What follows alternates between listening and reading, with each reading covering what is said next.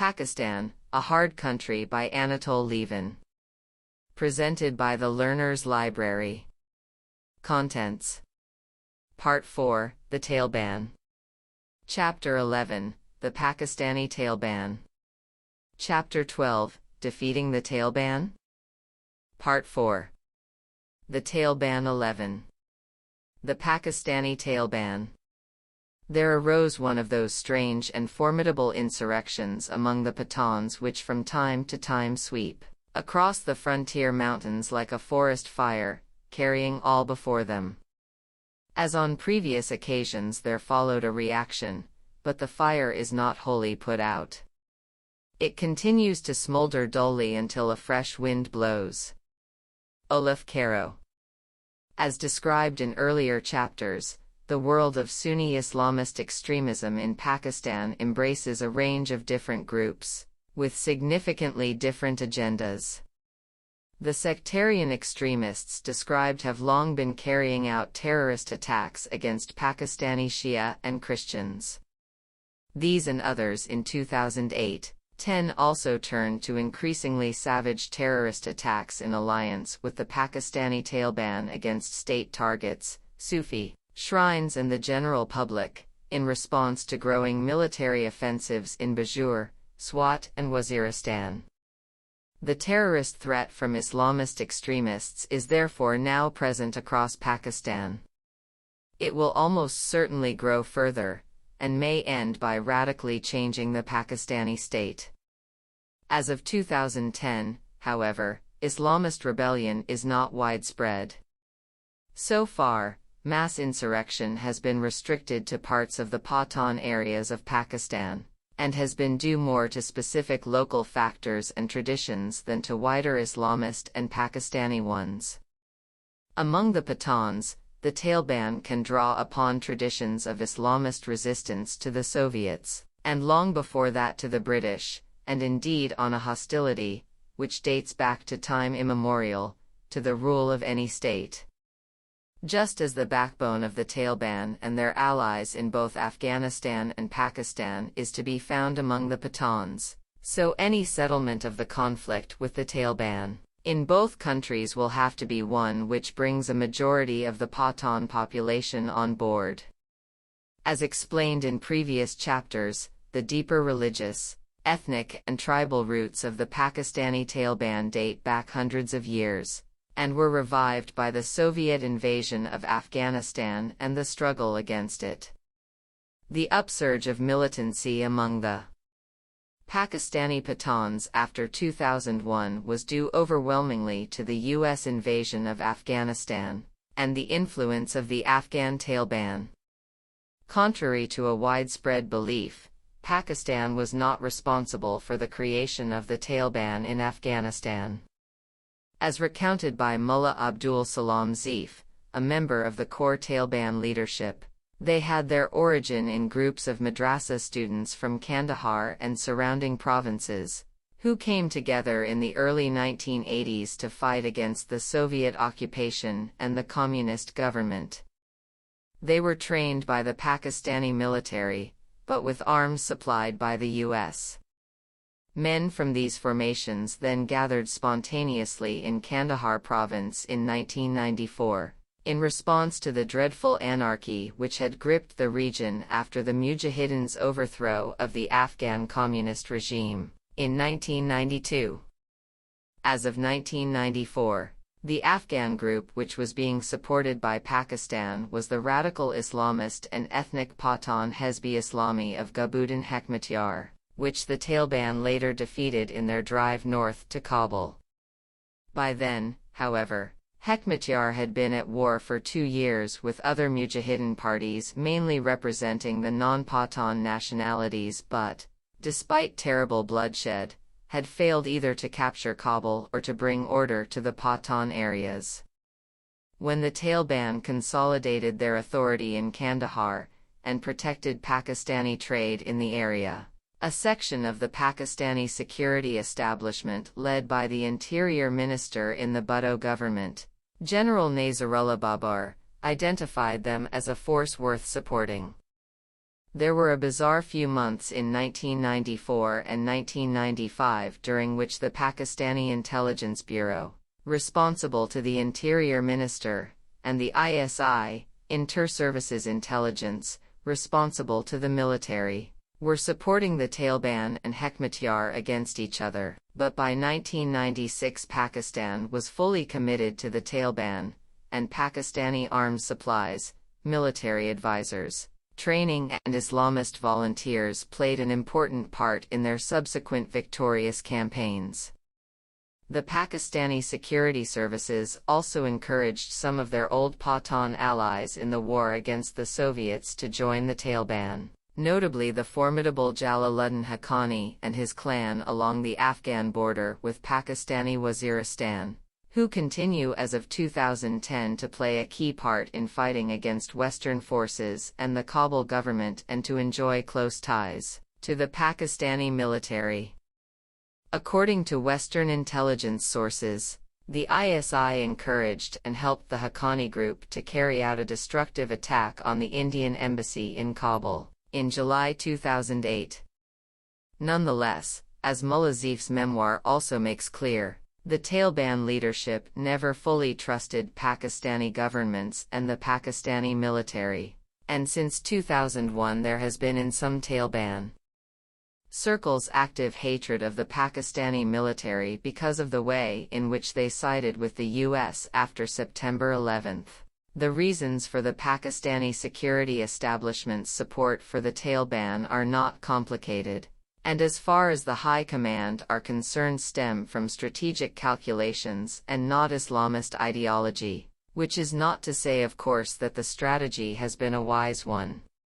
Lower-level operatives, however, engaged since the 1980s in helping the Afghan Islamist groups on the ground undoubtedly developed their own strong local allegiances. The strategic route of support for the Taliban is witnessed by the fact that the initiator of the strategy, General Babur, was a minister in Benazir Bhutto's PPP government, and that Pakistan's approach continued unchanged under governments with very different attitudes to Islamism.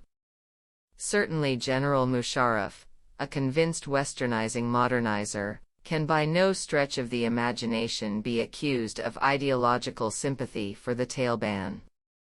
Musharraf, however, did for most of his career share in the basic reason for Pakistan's Afghan strategy, which is fear of encirclement by India, and of India using Afghanistan as a base to support ethnic revolt within Pakistan. This fear is exaggerated, but is held with absolute conviction by almost all the Pakistani soldiers with whom I have spoken, and indeed by most of the population in northern Pakistan. In the words of Major General Athar Abbas, head of military public relations in 2009, and one of the most intelligent senior officers in the army, "We are concerned by an Indian over-involvement in Afghanistan. We see it as an encirclement move. What happens tomorrow if the American trainers are replaced by Indian trainers? The leadership in Afghanistan is completely dominated by an India-friendly Northern Alliance. The Northern Alliance's affiliation with India makes us very uncomfortable because we see in it a future two-front war scenario. In consequence, Pakistani governments and military leaderships have believed that Pakistan must have a friendly government ruling in Kabul or, failing that, at least friendly forces controlling the Pathan areas of Afghanistan adjacent to the Pakistani border. This was necessary also because of the perceived threat that Kabul, backed by India, would return to the Afghan strategy of the 1950s, of supporting Pathan separatist revolt within Pakistan. This fear has been kept alive by the support of the Kabul government and India, albeit very limited, for Baloch rebels in Pakistan, and by the Karzai administration's refusal to recognize the Durand Line between Afghanistan and Pakistan.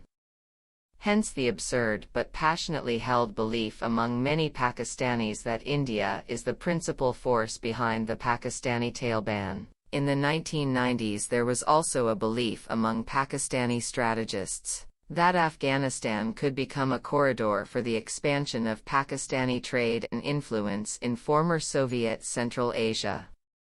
Today, however, this hope is held only by Pakistani Islamists. Despite the Taliban's striking military successes, it was obvious to more intelligent Pakistani officials as early as 1998 that its Afghan strategy was going badly wrong. This was above all because of the entry onto the scene of Osama bin Laden and al-Qaeda. Forced to leave their former refuge in Sudan, they had returned to Afghanistan, where they had fought against the Soviets and Communists and forged close links with local Pathan Islamists. Al-Qaeda ingratiated themselves with the Taliban partly through ideological affinity, and the prestige which Arab origins have long possessed in this part of the world, partly through money, and partly because they came to serve as shock troops for the Taliban in their campaigns in northern Afghanistan, where many of their Pathan troops were unwilling to fight. On August 7, 1998, al-Qaeda carried out bomb attacks against the U.S. embassies in Nairobi and Dar es Salaam, killing more than 200 people. In response, the Clinton administration ordered cruise missile attacks on al-Qaeda bases in Afghanistan, passing across Pakistani territory. In the following years, both the Nawaz Sharif and Musharraf governments asked the Taliban to expel al-Qaeda and seek better relations with the U.S. Pakistani officials whom I have interviewed have also claimed credit for the Taliban's drastic reduction of heroin production in Afghanistan in 2000-2001, aimed at persuading the West to recognize the Taliban's rule. These Pakistani moves, however, were not backed by real pressure, for example by withdrawing Pakistani military assistance or restricting Afghanistan's vital trade through Pakistan. The bankruptcy of Pakistan's policy, and the greater influence of al-Qaeda, were drastically revealed when in March 2001 the Taliban destroyed the great Buddhist statues at Bamiyan, despite a strong personal appeal by Musharraf. Nonetheless, the Musharraf administration could still see no alternative to Taliban rule in Afghanistan that would be favorable to Pakistan, and Pakistan was therefore still linked to the Taliban when, on September 11, 2001, as a Pakistani general said to me, "The roof fell in on us." Musharraf's statement that U.S. Deputy Secretary of State Richard Armitage threatened to bomb Pakistan back to the Stone Age if Pakistan failed to cooperate in the U.S. attack on Afghanistan seems to have been greatly exaggerated, but if the language was more diplomatic than that reported by Musharraf, the threat from the U.S. to Pakistan in the immediate wake of 9/11 was undeniable. Given the mood in America and in the Bush administration at that time, hesitation by Pakistan would indeed have been very dangerous for the country. With the agreement of the rest of the Pakistani High Command, Musharraf therefore agreed to help the U.S. by establishing 2 U.S. air bases in Pakistan, to support the campaign against the Taliban in Afghanistan, supplying U.S. forces in Afghanistan through Pakistan, arresting al-Qaeda members in Pakistan, and blocking Taliban forces from retreating from Afghanistan into Pakistan. The first 2 promises were substantially kept, but the third only to a very limited extent. Musharraf was apparently able to extract from Washington one major concession in Afghanistan: the evacuation by Pakistani aircraft of an unknown number of Pakistani military advisors and volunteers with the Taliban, trapped in the northern city of Kunduz by the advance of the Northern Alliance and in danger of being massacred. This made good sense, as such a development would have been hideously embarrassing to both Washington and Islamabad. Many of those Taliban fighters who surrendered to the Northern Alliance forces near Mazar-e-Sharif were indeed massacred, or herded into containers in the desert and baked to death. An unknown number of Taliban fighters were also evacuated by the Pakistanis from Kunduz. Along the border with Afghanistan, the Pakistani army fought with and arrested some Arab and other foreign fighters trying to escape Afghanistan, but seem often to have turned a blind eye to Afghan and Pakistani fighters. It is not known how exactly Osama bin Laden, Ayman al-Zawahiri and other al-Qaeda leaders were able to escape into Pakistan. If Pakistani troops were lax or complicit, so too were the Afghan troops which the West employed to capture al-Qaeda's stronghold of Tora Bora on the Pakistan border, in December 2001. In the end, there were simply not enough troops on either side of the Durand Line to control one of the most rugged frontiers in the world.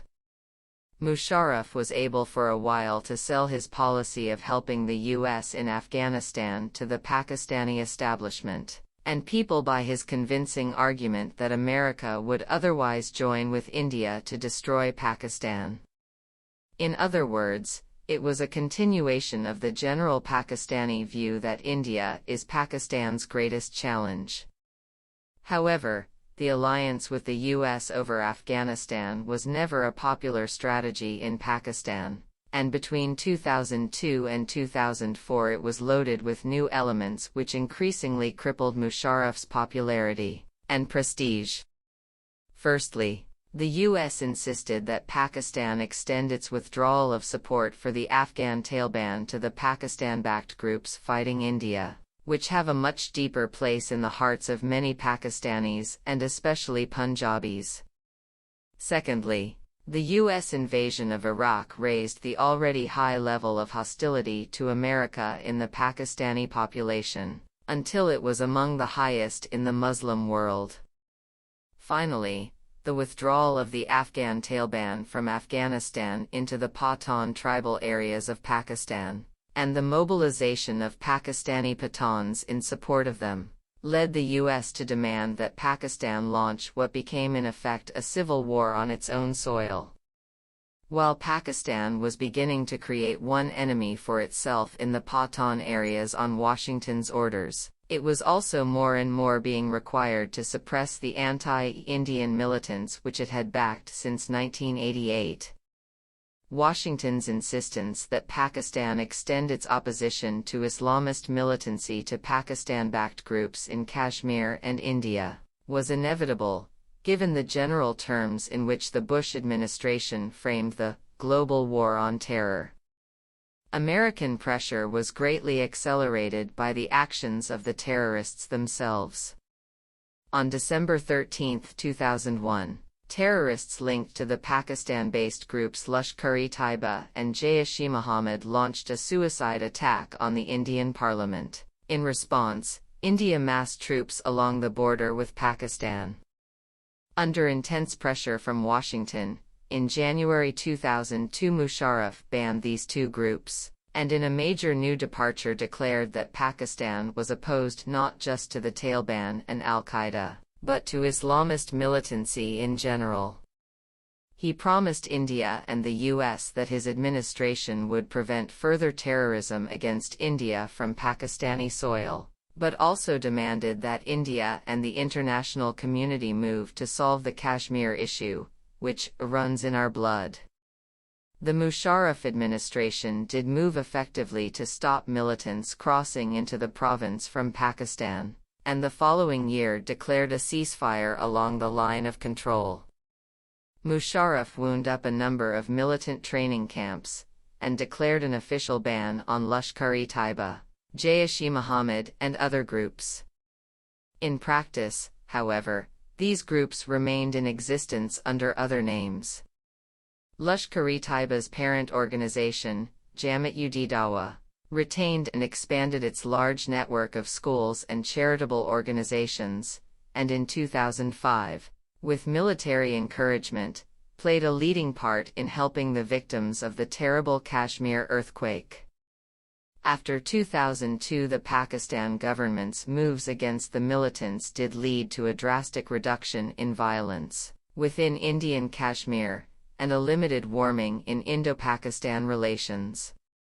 Musharraf himself stated his administration's approach as follows. Al-Qaeda has to be defeated militarily, period. They are foreigners who have no right to be in Pakistan. With the militant Taliban, it is more complicated. They are local people who are not so easily recognized, and they have local roots. So we have to deal with them militarily when necessary, but we also need to wean the population away from them by political means and through social and economic development, and negotiate so as to draw away more moderate elements. This is not an easy job. We may be double-crossed. We may fail. But we have no choice but to pursue this course because we cannot use military means against the whole population. After all, previously I was the only one saying about Afghanistan too that the West needed a political strategy there to wean away some parts of the Taliban from the terrorists. Now Western leaders also accept this. In the wake of 9/11, Musharraf's administration did therefore take strong action against al-Qaeda operatives in the heartland of Pakistan, arresting hundreds, including some of the group's leaders, together with Pakistani sympathizers. This was later to help destroy Musharraf's administration, when the Supreme Court demanded an account of what had happened to some of these disappeared people. The general assumption in Pakistan being that many had been illegally handed over to the U.S. and were being held at U.S. bases in Afghanistan. For almost 3 years the Musharraf government avoided taking strong action against al-Qaeda and the Taliban in Pakistan's tribal areas, along the Afghan border. One reason was the strategic calculation of the Pakistani security establishment concerning future Pakistani influence in Afghanistan. The view of important parts of the army and the political establishment is that a Taliban-ruled Afghanistan, though problematic in many ways, would still be vastly preferable to one dominated by Afghanistan's non-Pathan nationalities, in alliance with India. On the other hand, such an outcome is in the view of the Pakistani establishment clearly not worth risking the existence of Pakistan by provoking a U.S. attack on Pakistan. So while the leadership of the Afghan Taliban has enjoyed a measure of shelter in Pakistan, especially in northern Balochistan and the city of Quetta, where several of them are credibly reported to be based, Pakistan has not actually supported the Afghan Taliban in the way that Pakistan, the US, Britain, Saudi Arabia, and other countries supported the Afghan Mujahideen against the Soviets. This is obvious from the Taliban's lack of sophisticated weaponry and training. Indeed, even in June 2010, according to a briefing by the British military which I attended, they were still far behind the Iraqi insurgents even in the construction of improvised explosive devices, IEDs. This evidence strongly contradicts a report of Matt Waldman of June 2010 alleging close Pakistani military assistance, at the highest level to the Afghan Taliban, a report based on exclusively Afghan sources and containing some highly improbable anecdotes, including a personal meeting between President Zardari and Taliban leaders in which he pledged Pakistani support. It should also be a reminder of how much more the Pakistani military could do to help the Afghan Taliban and other anti-Western groups if the relationship between Pakistan and the U.S. were to collapse completely.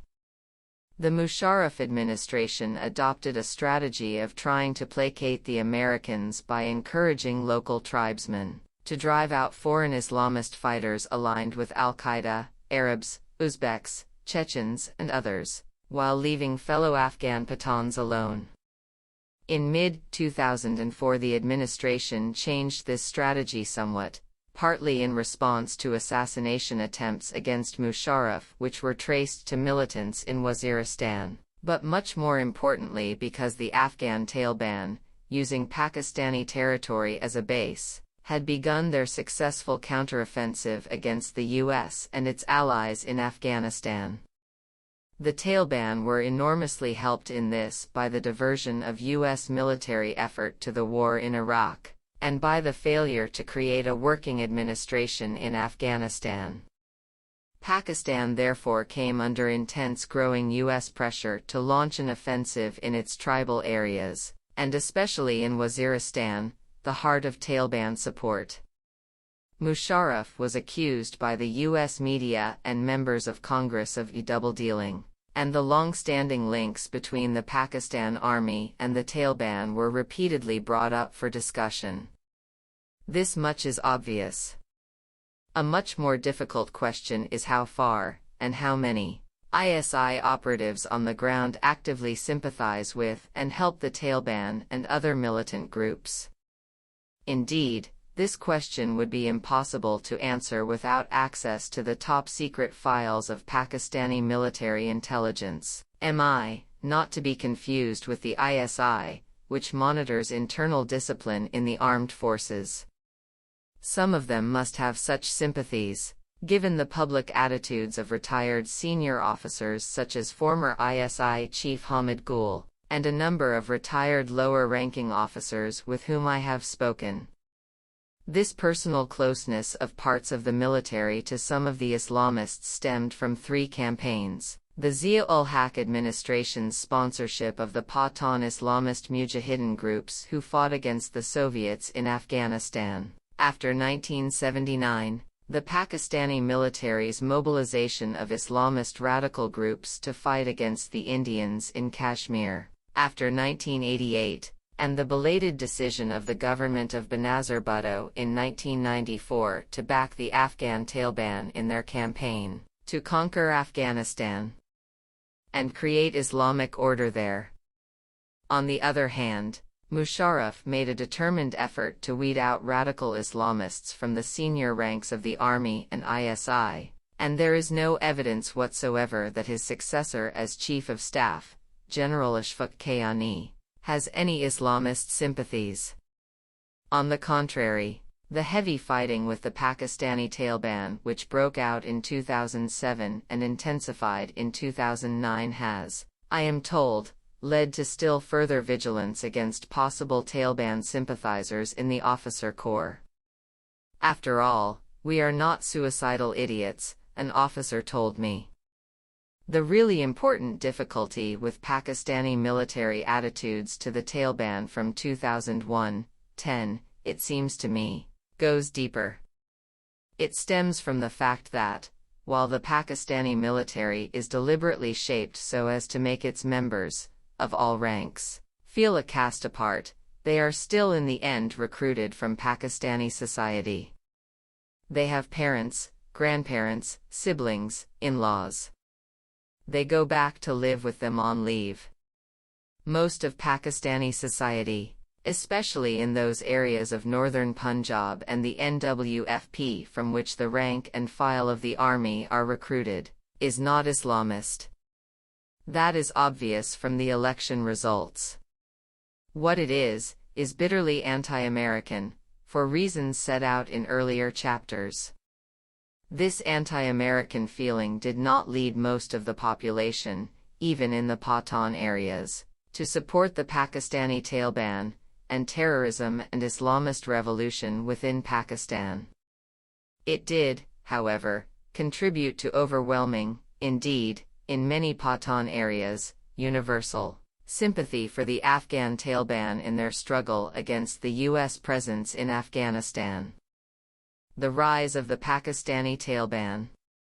An additional factor in delaying Pakistani military intervention in FATA was that, with very brief exceptions, neither the Pakistani military nor the full authority of the Pakistani government had ever been extended to the tribal areas. Pakistan had continued the indirect British form of rule there, but, remembering the repeated bloody campaigns that the British had had to launch in the region, in 1947 withdrew most regular Pakistani troops from FATA. The Pakistani military move into Waziristan in 2004 was therefore not exactly the restoration of Pakistani authority in the region, but in some ways represented something radically new. There was a widespread fear in the military that to invade Fata, which is what it amounted to, might be a military and political debacle, and one can believe this version, because a debacle was what it turned out to be. Remembering the repeated tribal revolts against the British military presence in the region, Pakistan had always kept a light military presence there, relying on the Pathan-recruited frontier corps rather than regular soldiers.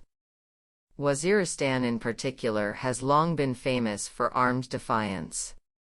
A British report of 1901 declared of the Waziris that, from the early days of our rule in the Punjab, few tribes on the frontier have given greater or more continuous trouble, and none have been more daring or more persistent in disturbing the peace of British territory. When in March 2004 the Pakistani army moved into South Waziristan to attack the Afghan Taliban and Pakistani militants, the result was a revolt of local tribesmen under the leadership of radical local mullahs. In fierce battles, several villages were destroyed and hundreds of local people killed, including women and children. The army too suffered hundreds of casualties, and, most worryingly of all, there were instances of units refusing to fight. Several officers were reportedly dismissed from the military as a result. Meanwhile, the army's assumption of political responsibility for an area of which it knew little helped destroy what was left of the delicate mechanism of indirect rule inherited from the British. Faced with a sharply deteriorating situation, the government made the first of several peace deals with the militants led by a local mullah, Nek Muhammad Wazir, guaranteeing the withdrawal of troops and an amnesty in return for a promise to exclude foreign militants and cease attacks into Afghanistan. These deals were always inherently fragile, however. The militants were ready enough not to attack Pakistan, but insisted on their right to go on helping the Taliban's jihad in Afghanistan. When the U.S. struck back against them with missile strikes, or persuaded Pakistan to attack them, they alleged treachery on the part of the Pakistani government, and abrogated the agreement. This happened for the first time when, 2 months after the April 2004 peace deal, Nek Muhammad was killed by a U.S. Hellfire missile. Heavy fighting in South Waziristan then continued intermittently until, in February 2005, the government signed a second deal along the same lines with Nek Muhammad's successor, Baitullah Masud. In September 2006, this truce was extended to North Waziristan. These agreements prevented major battles, but intermittent skirmishes continued, and the militants used the withdrawal of the army to extend their local power, execute or expel local enemies, and impose their version of Sharia law. They also, of course, continued to help the Afghan Taliban conduct their war against the U.S. and the Karzai administration in Afghanistan. In response, the U.S. continued to strike targets in the tribal areas with missiles. The tribal areas in these years presented a bewildering picture to Western eyes, of local truces with the militants in some places even as heavy fighting took place elsewhere.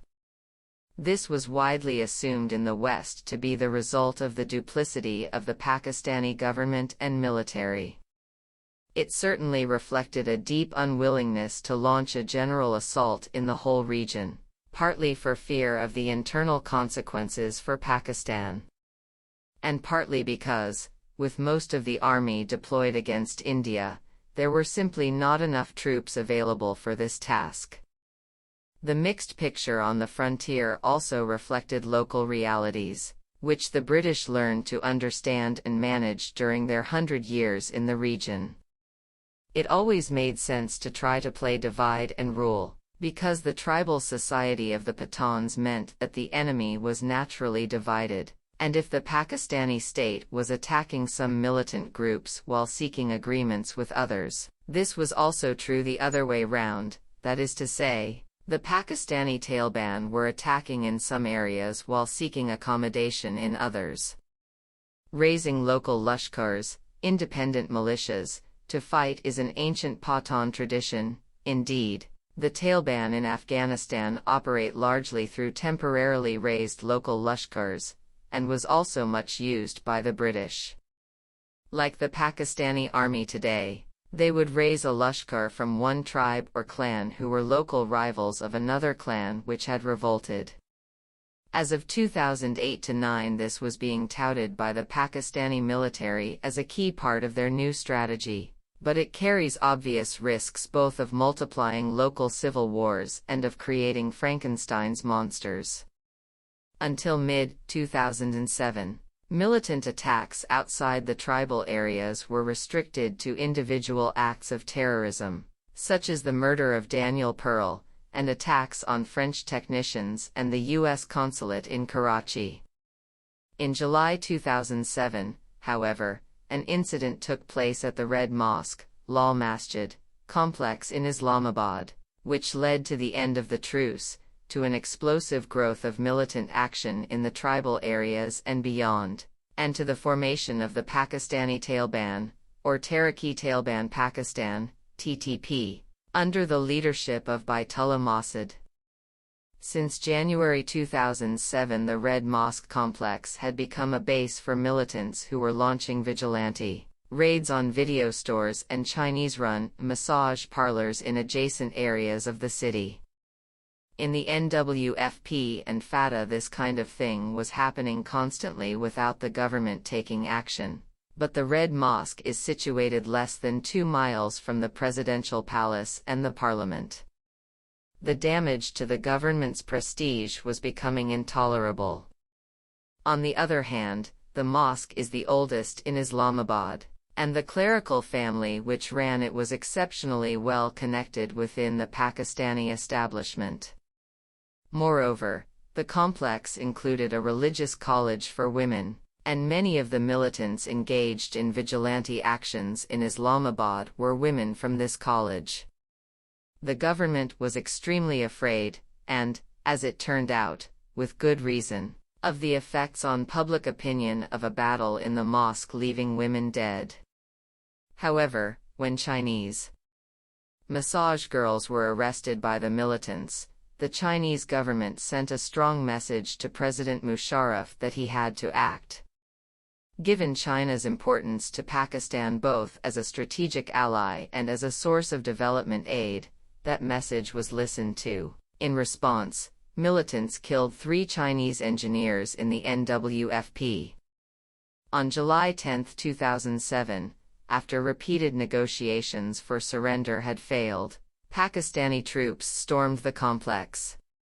According to official figures, a total of 154 people, including 19 soldiers and some of the women militants, were killed in the ensuing battle, during which militants retreated to the cellars of the building and fought to the death. The Red Mosque affair illustrates some of the appalling dilemmas faced by Pakistani governments in confronting Islamist militancy. In the months leading up to the military action, the Musharraf administration was constantly reproached by the Pakistani media for its failure to take action.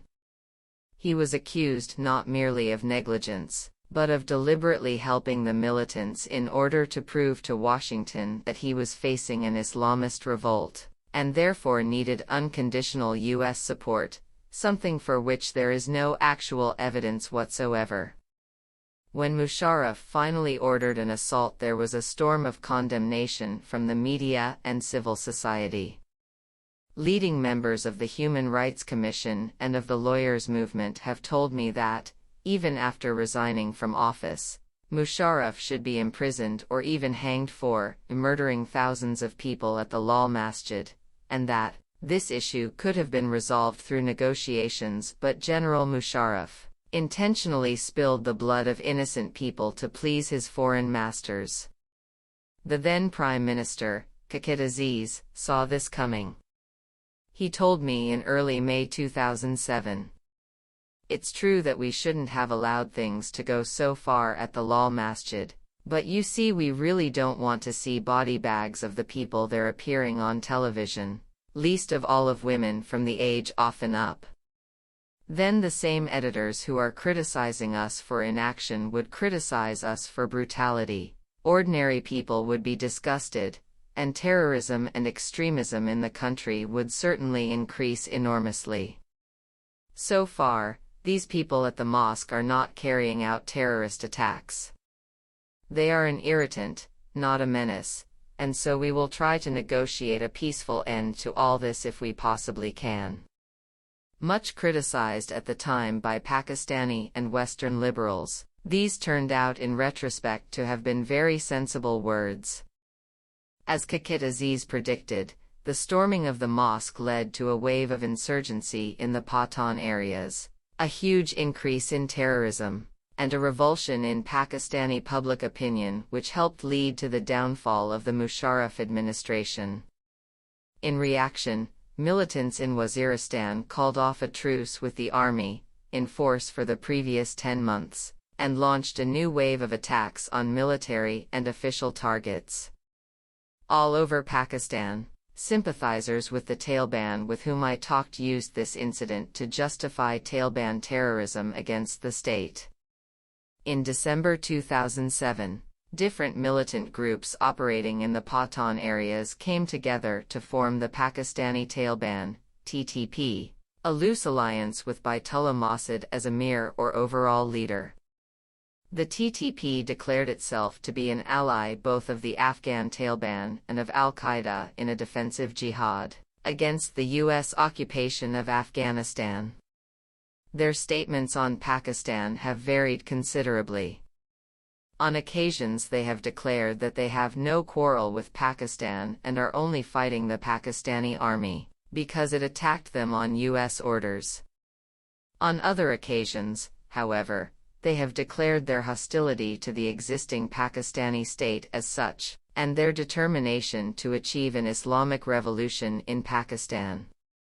As a senior Pakistani general said to me, we on our side should avoid calling these Pakistani militants Taliban. It's exactly what they want. It means that they are associated with religion, study of religion, and above all what our people see as the legitimate jihad against the foreign occupation of Afghanistan. And indeed, the view of the mass of the Pakistani population on Afghanistan was summed up pretty well by Maulana Sami-ul Haq, leader of one faction of the JUI. If a dog fell into your well, would you remove the dog or would you empty the well? Once a red dog fell into the Afghan well, and the international community helped to get the dog out. Now a white dog has fallen in, and what are they doing? Trying to empty the well, one bucket at a time. Haven't they learned anything from Afghan history? But our people, the Pakistanis, support those who are trying to remove the dog. In order to understand the growth of militancy in the tribal areas of Pakistan, it is essential to understand the weak nature of the border dividing the Pathan tribes of Afghanistan and Pakistan, weak in terms of physical control by the two states, but even more importantly in the minds of the tribesmen themselves. As noted, the anti-Soviet war of the 1980s weakened this border still further, with Pakistani Pathans encouraged by both Pakistan and the West to see Afghan refugees and the Afghan Mujahideen as their brothers, and to fight alongside them.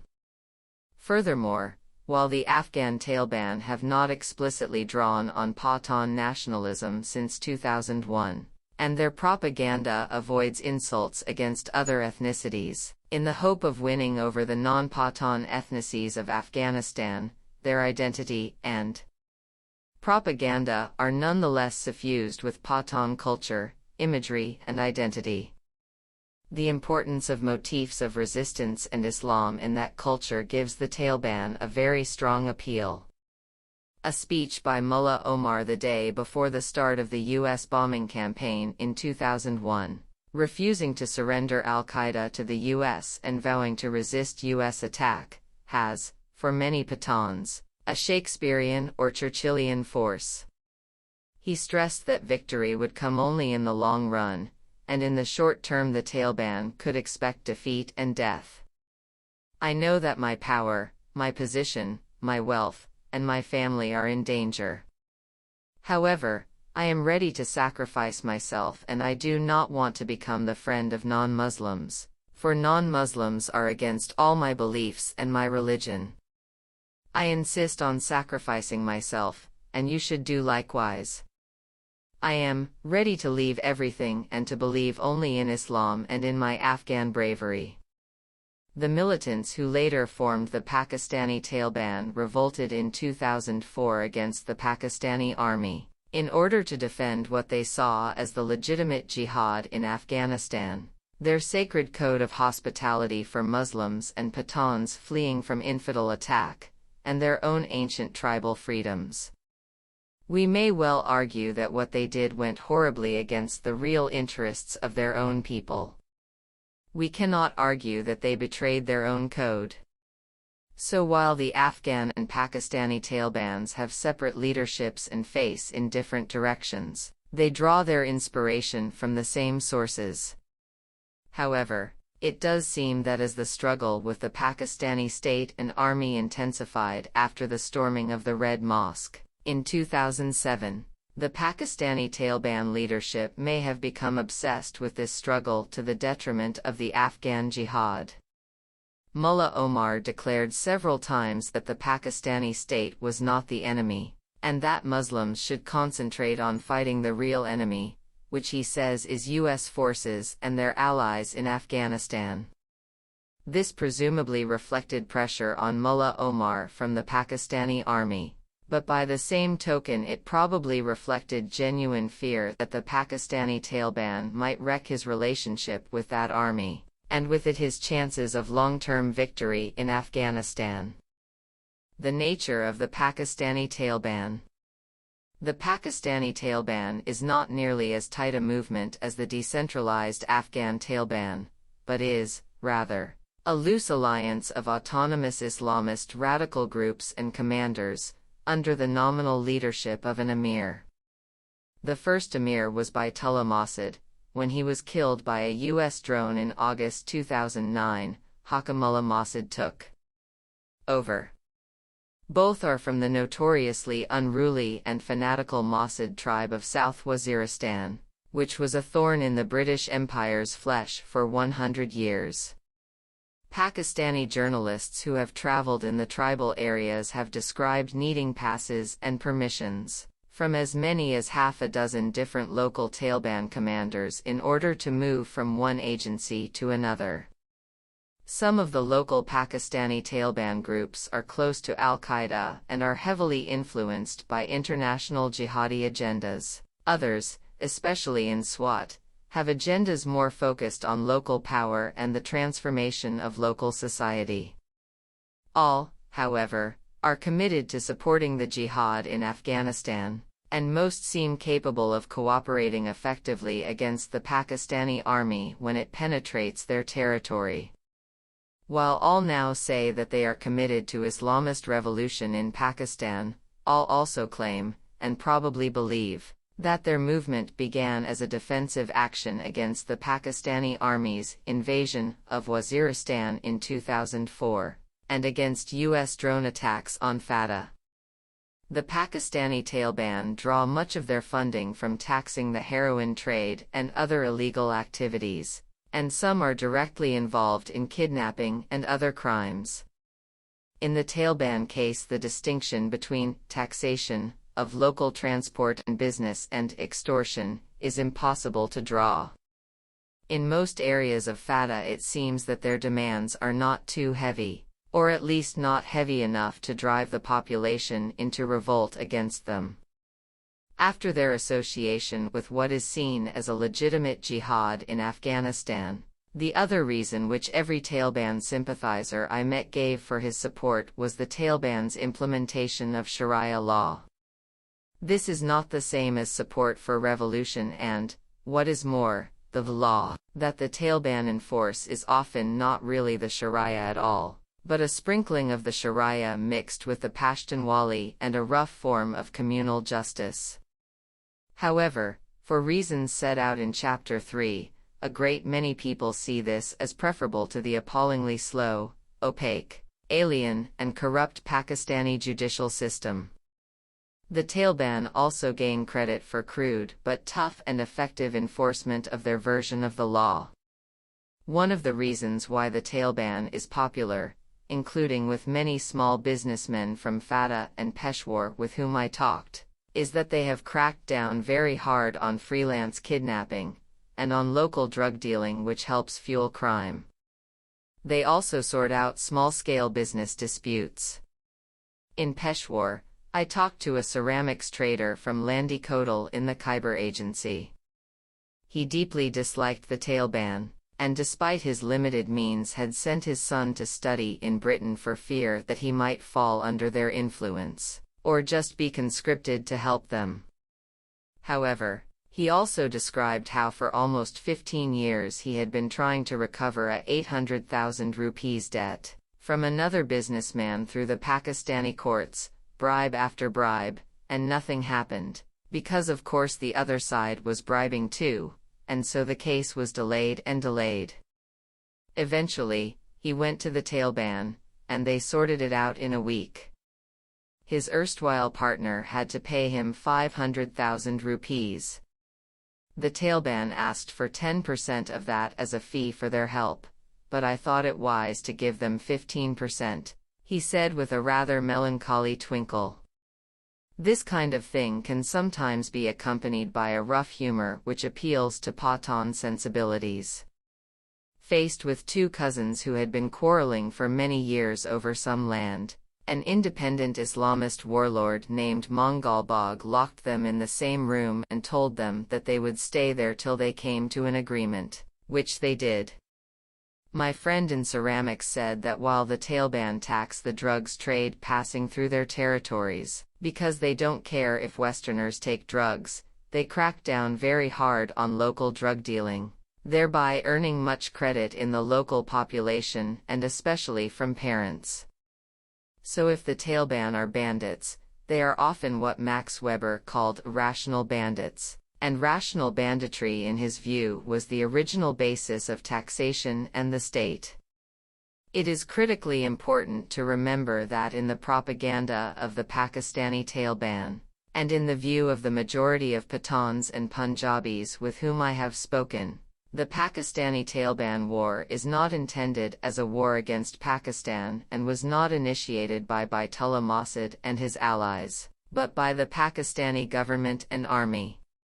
These Pakistanis portray this struggle as a defensive action to protect the legitimate Afghan jihad from a treacherous stab in the back by the Pakistani servants of America, who also massacred innocent Muslims at the Red Mosque. This is not to say that a majority of the people with whom I spoke in Peshawar, Abbottabad, and the towns of the Peshawar Valley actively support the Pakistani Taliban. If that were so, then the situation in the region would be much worse than it is. The overwhelming level of sympathy for the Afghan Taliban does not result in similar levels of support for the Pakistani Taliban. Outside the tribal areas, a large majority of the people I met denounced both the harshness of the Taliban's implementation of the Sharia, and their terrorism and attacks on the Pakistani army and police, even if, as stated, they often qualified this by saying that such attacks are really the work of Indians or Americans, since Muslims would not do this. Rather, the notion of a defensive jihad helps create a sense of moral equivalence between the Pakistani Taliban and the Pakistani army, in which people criticize both sides, and mass support for tough military action against the Pakistani Taliban is undermined to the point where fewer than 20% of the people I surveyed in the NWFP in the summer of 2008 were prepared to support it, with the rest demanding peace talks. From one point of view, the idea that the Pakistani Taliban is acting from purely defensive motives is nonsense, since plots to assassinate Musharraf by militants based in Waziristan predated the army offensive in the region and were partly responsible for that offensive. Moreover, the propaganda of the Pakistani Taliban also speaks of their goal of creating an Islamist revolution in Pakistan. However, a very large number of ordinary Pakistanis believe that the struggle of the Pakistani Taleban is defensive, and this has a powerful effect in wrecking their support for military action against them. Again and again, on the streets of Peshawar, Rawalpindi, Lahore, Faisalabad and Multan, people told me that, in the words of one Lahori shopkeeper, the Taleban are doing some bad things, but you have to remember that they are only doing them in self-defense, because the army took American money to attack them. The revolt of the Pakistani Taleban therefore stems in the first instance from the Western presence in Afghanistan, and the struggle of the Afghan Taleban against that presence and the Afghan forces it supports. The movement, however, has much deeper and older roots. These lie in ancient Pathan traditions of religiously justified resistance to outside rule, in the Soviet occupation of the 1980s and the Afghan resistance against that occupation, in the nature of the support given by Pakistan and parts of the Arab world to that resistance, and in social change on the frontier, which has undermined the old British, Pakistani system for managing the tribes. The lineage of the Pakistani Taleban. The marriage of tribal revolt and religious revival is not specific to the Pathans, but is one of the oldest traditions of the Muslim world, including the Maghreb, West Africa, and the Arabian Peninsula itself.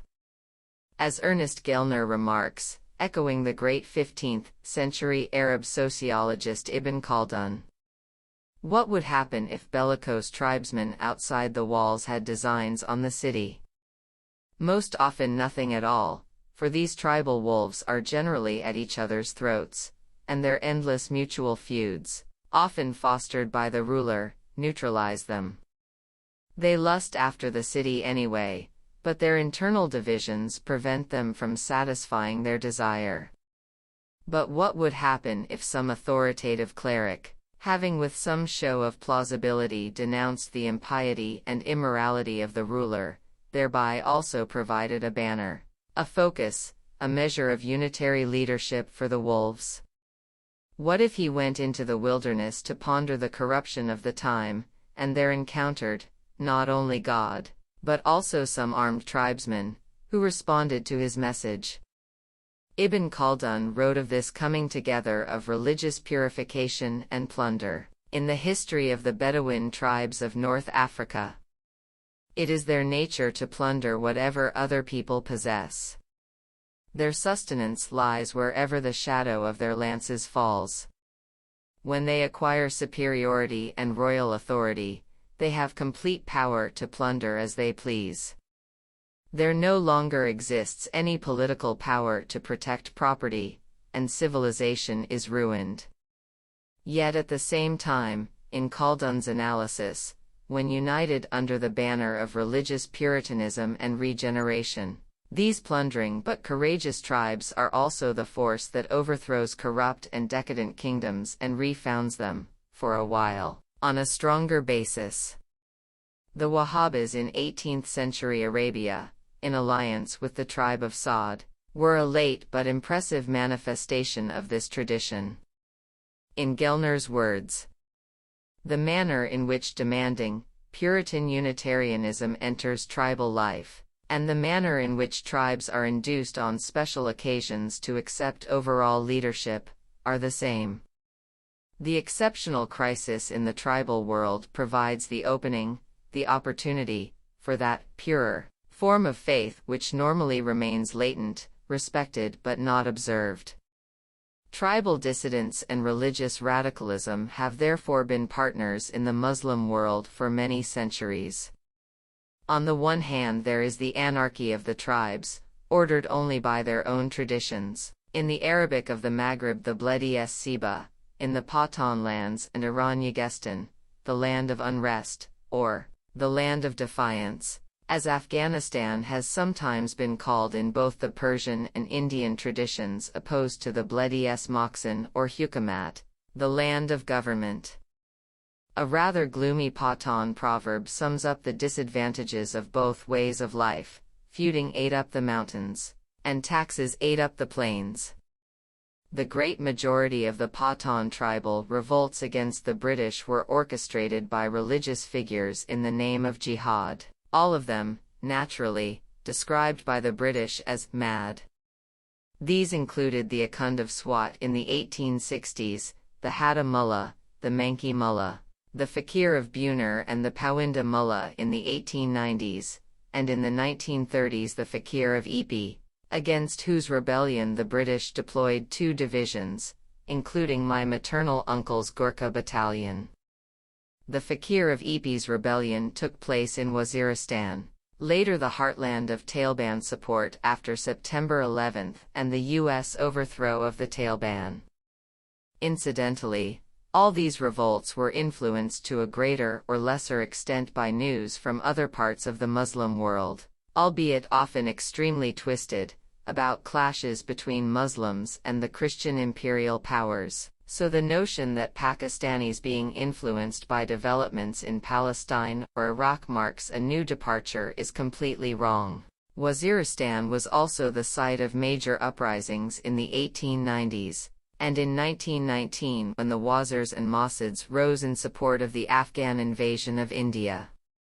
It may be noted incidentally that just as at the time of writing the US and Pakistani forces have not yet killed or captured much of the top leadership of al-Qaeda or the Taliban, so, despite deploying some 40,000 troops in Waziristan, the British never caught the Fakir of Ipi, who died in his bed in 1960, by that stage, interestingly enough, preaching Pathan nationalism and an independent Pashtunistan. Almost 40 years before the emergence of the Afghan Taliban, the great anthropologist of the Pathans, Frederick Barth, wrote the following about the orchestration of revolt in the name of Islam. A more temporary organization than the regular relationship between a local saint and his followers may be built around persons of less established sanctity, based on the Islamic dogma of the holy war and the blessings awaiting the soldier, Ghazi, who figures in 1.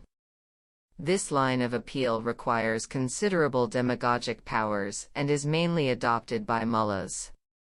Essentially, it depends for its success on the presence of a fundamental conflict in the area, and the ability to play on ideals of manliness and fearlessness so as to whip up confidence among the warriors of the community. The Taliban, however, are a new variation of this old pattern. They are an alliance of newly risen younger mullahs, rather than single, authoritative clerics possessing individual baraka. Their chief leaders, like Baitullah Masid and Fazlullah, emerged to prominence when they were in their late 20s or early 30s. This is not quite such a shift as the Pakistani elites make out.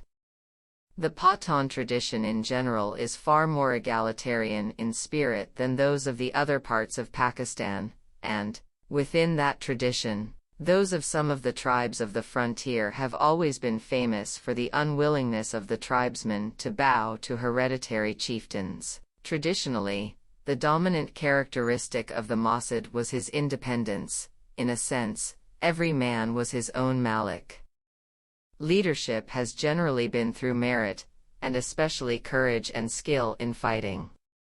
Though of course the leaders of the Pakistani Taliban are very pious Muslims, unlike previous leaders of revolt against the British such as the Mullah of Hatta, they are not regarded as saints by their followers, but only as especially able and tough military commanders. The Taliban are much more effective than previous religiously led revolts, above all because they have far more organization, discipline, and therefore stamina. The revolts against the British arose suddenly and spread rapidly, but were also mostly rather brief. A few bloody defeats and the tribesmen melted back to their villages. The Taliban by contrast have gone on absorbing very heavy casualties for many years. As I was told when traveling with the Afghan Mujahideen in the 1980s, Pashtuns are brave, but not deliberately suicidal. That has obviously changed, as far as some of the Taliban fighters are concerned. Relative Taliban discipline and endurance probably owe a great deal to the unprecedented network of local cadres, provided by young local mullahs. This in turn has been part of a social upheaval in Fatah whereby, through the Taliban, members of this previously powerless and even despised class have seized local power from the landowning Maliks. I am reminded of something said by Imam Shamil, the great 19th-century Islamist resistance leader in the North Caucasus, after he finally had to surrender to Russia, that the Russians should really be grateful to him for making their rule possible, because by rigorous implementation of the Sharia he had accustomed the Chechen tribes to government, where previously none had existed. Shamil's Islamic State in Chechnya and Dagestan lasted for almost 25 years, in a much smaller territory than the Pathan tribal areas, and against far larger numbers of Russian troops than the British ever had to deploy against their rebels, who, like Shamil's Chechens, were fighting largely to prevent any kind of state being imposed on them. Unlike many previous leaders, the Taliban leaders also do not derive their prestige from deep Islamic learning, but only from rigorous practice. Rather than simply leading a movement of tribal chieftains, they have replaced those chieftains with their own rule. Inspired in part by the Wahhabis, their rule has been far more consistently dogmatic in their insistence on their version of the Sharia than any previous movement. Among the Pathans, previously, while religious figures led tribal revolts in the name of Islam, the struggle was also very much in defense of the tribal customs summed up in the Pashtunwali, many of them pre-Islamic. They were certainly not encouraged to try to change those customs in accordance with strict Quranic Islam. The few who tried generally came to a bad end, as with Syed Ahmed Barelvi, abandoned by his followers after he interfered with their marriage customs, though in his case, the fact of being a non-Pathan from India doubtless also played a part. In fact, there is a Pathan saying that Pathans are always ready to die for Islam, but find it very difficult to live by Islam. All the same, the Taliban are close enough to Khaldun's and Gellner's picture to make clear that what we are facing among the Pathans is not simply a product of the last 30 or for that matter the past 150 years of Pathan history, but has roots which go back to the very origins of Islam, and have never failed yet to put out new shoots in each new era. In the frontier territories, this has run together throughout modern history with a determination to maintain tribal independence from outside control. As Sana Harun writes, this hinterland of successive, contradictory jihads in support of Pakhtun ethnicism, anti-colonial nationalism, Pakistani territorialism, religious revivalism and anti-American imperialism generated, in turn, fluid and fluctuating political allegiances within the tribal areas. Only the claim to autonomy persisted unchanged and uncompromised, and within that claim the functional role of religious leaders as social moderators and ideological guides was preserved. From outside, patrons recognized and supported that claim, reliant in their own ways on the possibilities that the autonomous tribal areas and its mullahs afforded. These possibilities were quickly recognized by the U.S., Pakistani and Arab backers of the Afghan jihad against the Soviets after 1979. The tribal areas of Pakistan, and to some extent the Pathan areas in general, became the safe havens of the Afghan Mujahideen, just as they are the safe havens of the Taliban today. The distinction between the Pathans on different sides of the Afghan-Pakistan border, never very strong, was blurred as more than 3 million, mainly Pathan, refugees from Afghanistan fled into Pakistan. In these areas the Mujahideen were housed, armed and trained by the Pakistanis, Saudis and Americans. The training was both military and ideological, as thousands of young Afghans studied alongside Pakistanis and Arabs in Deobandi madrasas in the Pathan areas of Pakistan, funded by Arab money and, in consequence, increasingly influenced by Wahhabi thought and culture.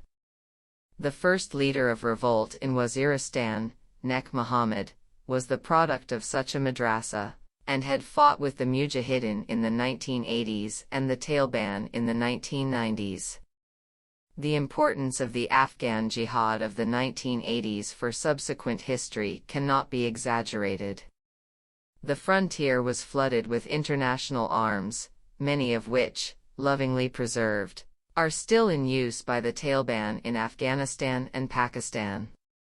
After decades in which the Pakistani state had tried to build up a Pakistani Pathan identity separate from Afghanistan, young Pakistani Pathans were now told that Afghanistan's war was their war, and that it was their religious and ethnic duty to fight alongside their Afghan brothers. Today, many Pakistani Taliban fighters did not originally intend to fight in Pakistan, but volunteered to fight with the Taliban in Afghanistan, with the full support of their communities, and the tacit acquiescence of the Pakistani authorities. But, of course, they came home radicalized, and deeply bitter at the Pakistani government for, as they see it, stabbing the Taliban and their jihad in the back. Because of the prestige they earned as Mujahideen, they are now used by the Pakistani Taliban as the first-line cadres when it comes to spreading propaganda and influence in their home areas of the frontier. From the propaganda point of view, the dead are just as important as the living. In the years after 2001, the funerals of martyrs, shaheeds, killed in Afghanistan became important and well-attended events in FATA and the NWFP, and in some cases their tombs have become places of pilgrimage. This is a tradition which goes back through the war with India in Kashmir in 1947-8 and to revolts against the British, but which also received a tremendous boost from the Pakistanis who fought and died in the war against the Soviets, when of course their public funerals received full state support and approval. Finally, the local mullahs of the region not only were radicalized by their exposure to Wahhabi influences and Arab Wahhabi volunteers, such as Osama bin Laden and his comrades, but saw their social prestige, hitherto usually very low, greatly increased by their association with the jihad in Afghanistan. Many younger ones actually fought with the radical Mujahideen in Afghanistan, alongside the Arabs. This change coincided with wider social changes in FATA as traditional tribal structures of authority were undermined by the influx of new money both from the Afghan jihad and the drugs trade. One aspect of the Pathan tradition on which the Taliban have built with great success is the role of religious figures in resolving or limiting disputes and, on occasions, uniting the tribes in jihad. The absence of any other authority over the tribes meant that it was almost impossible for opposing factions to approach each other through any other means than mullahd arbitration. The British administrator W. R. H. Merck wrote, "Mians and mullahs fulfill much the same secular purposes as the monks of Europe did in the Middle Ages. They act as trustees and custodians of property, as the protectors of women and children committed to their charge, and are the mediators of messengers in family or tribal strife. Their intimate cohesion and the ramifications of their class through the tribes makes them an admirable instrument for organizing a popular movement."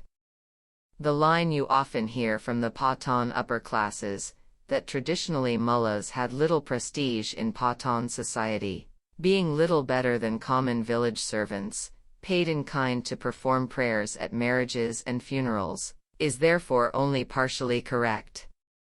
Or rather, it is correct enough as far as the lowly village mullah is concerned. As with your average Catholic parish priest in the Mediterranean in the past, semi-literate, venal and living in sin with his housekeeper, the population needs their sacred services, but not their advice. They are in fact regarded rather like a service caste, one step above the potters and plumbers, or how plumbers would be regarded if there were any plumbing. This is especially true because, as in the villages of traditional Catholic Europe, the population knows very well not only all the mullah's personal failings, but also how much he is under the thumb of the local landlords. "You wife of a mullah" is a common Pathan insult.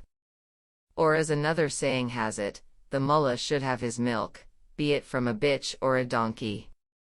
As with medieval Catholic Europe, however, this ironical attitude to the local priest in no way implies mockery of the sacred as such, or blocks admiration for figures who seem to have a direct relationship with the sacred. In the Pathan lands, as elsewhere, this is associated originally with a successful claim to be a Sayyid, or descendant of the Prophet. Such figures never become village mullahs, or imams of local mosques. This is far beneath them. Sayyids have always played an immensely important and prestigious role in local society. According to Barth, the status of saints makes them particularly suited to the role of mediator or arbitrator. In making political use of their role as peacemakers, saints must take numerous variables into account and in fact be rather clever. In the words of one prominent saint, "I look like a simple man, I live simply, but oh, the things I do." The settlements which a saint proposes must be justified by reference to some rule or ideal. They must also take cognizance of de facto situations, and the saint must be skilled in inventing compromises and face-saving devices. But without some force to back them, such manipulations sooner or later fall to the ground. The necessary force derives from several sources, but if the saint himself disposes of some military power, however little, this greatly enlarges his field of maneuver. One last element must be mentioned in the historical genealogy of jihad on the frontier. This is the role of non-Pathan Islamists from elsewhere, who move to the region partly to find safe havens, and partly to mobilize the warlike Pathans to join in wider international struggles and agendas. From the early 19th century, radical Islamists in India intermittently moved to the tribal areas, as the only unconquered areas of the Indian subcontinent, and home to famously warlike people who might be inspired to join in jihad, first against the Sikhs, then against the British. A century later, in the wake of the First World War, another Islamist, Maulana Hussain Ahmad Madni, wrote of his group's anti-British strategy. Without violence, evicting the Angrez from Hindustan was impossible. For this, a center, weapons and mujahideen were necessary.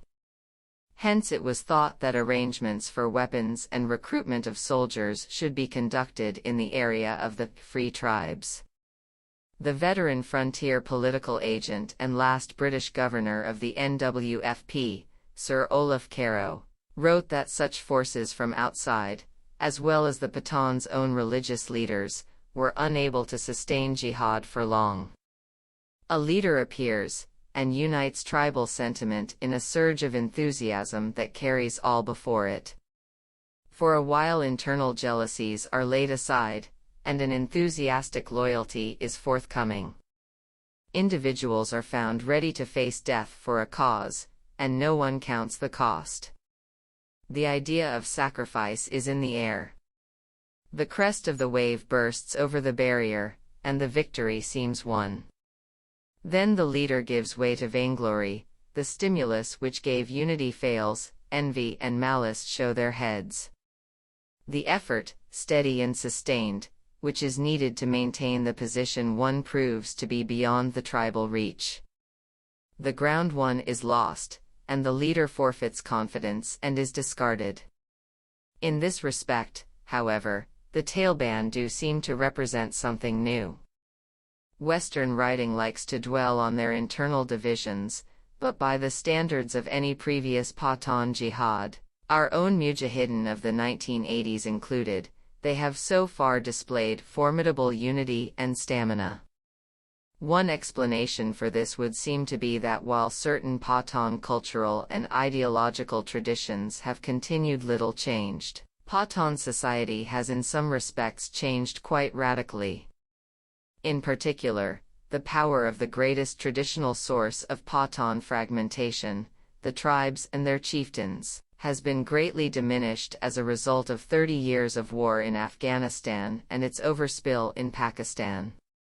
With the power of the Maliks greatly reduced, the local mullah is really the only available semi-educated leader of local society, unless you count the drugs lords, of course.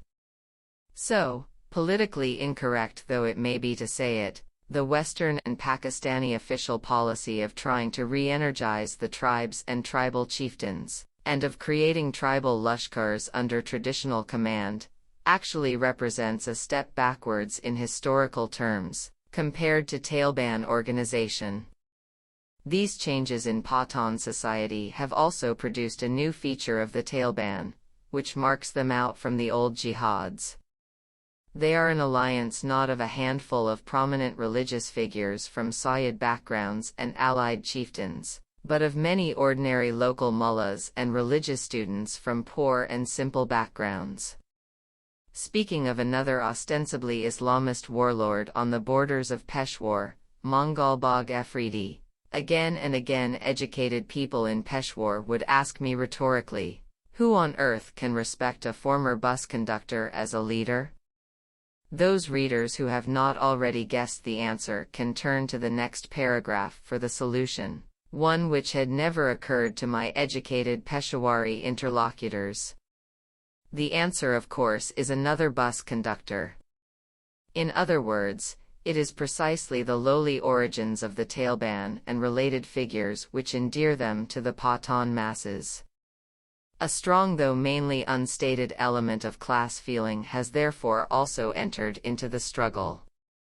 By contrast, all the non-Islamist parties in the frontier, the ANP, the different branches of the PPP and Muslim League, and Imran Khan's followers, are overwhelmingly dominated by Khans and Maliks, and the JUI is linked to this class in many ways. Because so many of the Pakistani elites, even in the frontier, are so obviously westernized, as well as being deeply corrupt, a certain feeling exists in the population, as in Iran in the 1970s, that it is the poor who are Muslims. The Momend Agency. At least in Peshawar, a large majority of the ordinary people with whom I spoke on the street and in the bazaars denounced terrorism, and said that although they supported the rule of the Sharia in principle, they opposed Taliban attempts to impose it by force. It was very different in the part of FATA that I visited. On what seemed to me to be reasonable grounds of self-preservation, I did not go to those tribal agencies like Waziristan, where the Pakistani Taliban have been in effective control for several years. A visit to a relatively peaceful part of the Momend Agency in September 2008 was quite alarming enough, in terms not of any visibly direct threat to me, though, on this one occasion, I did have a sense that such a threat would have appeared if I had stayed for a few days, but of the opinions of the people.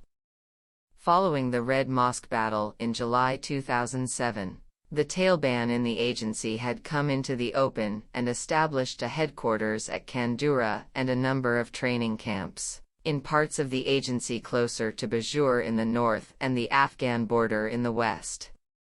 These areas had seen repeated clashes with the army and the frontier corps, in which sometimes one side and sometimes the other had got the upper hand, but the areas closer to the Peshawar Valley were still supposedly under fairly firm government control.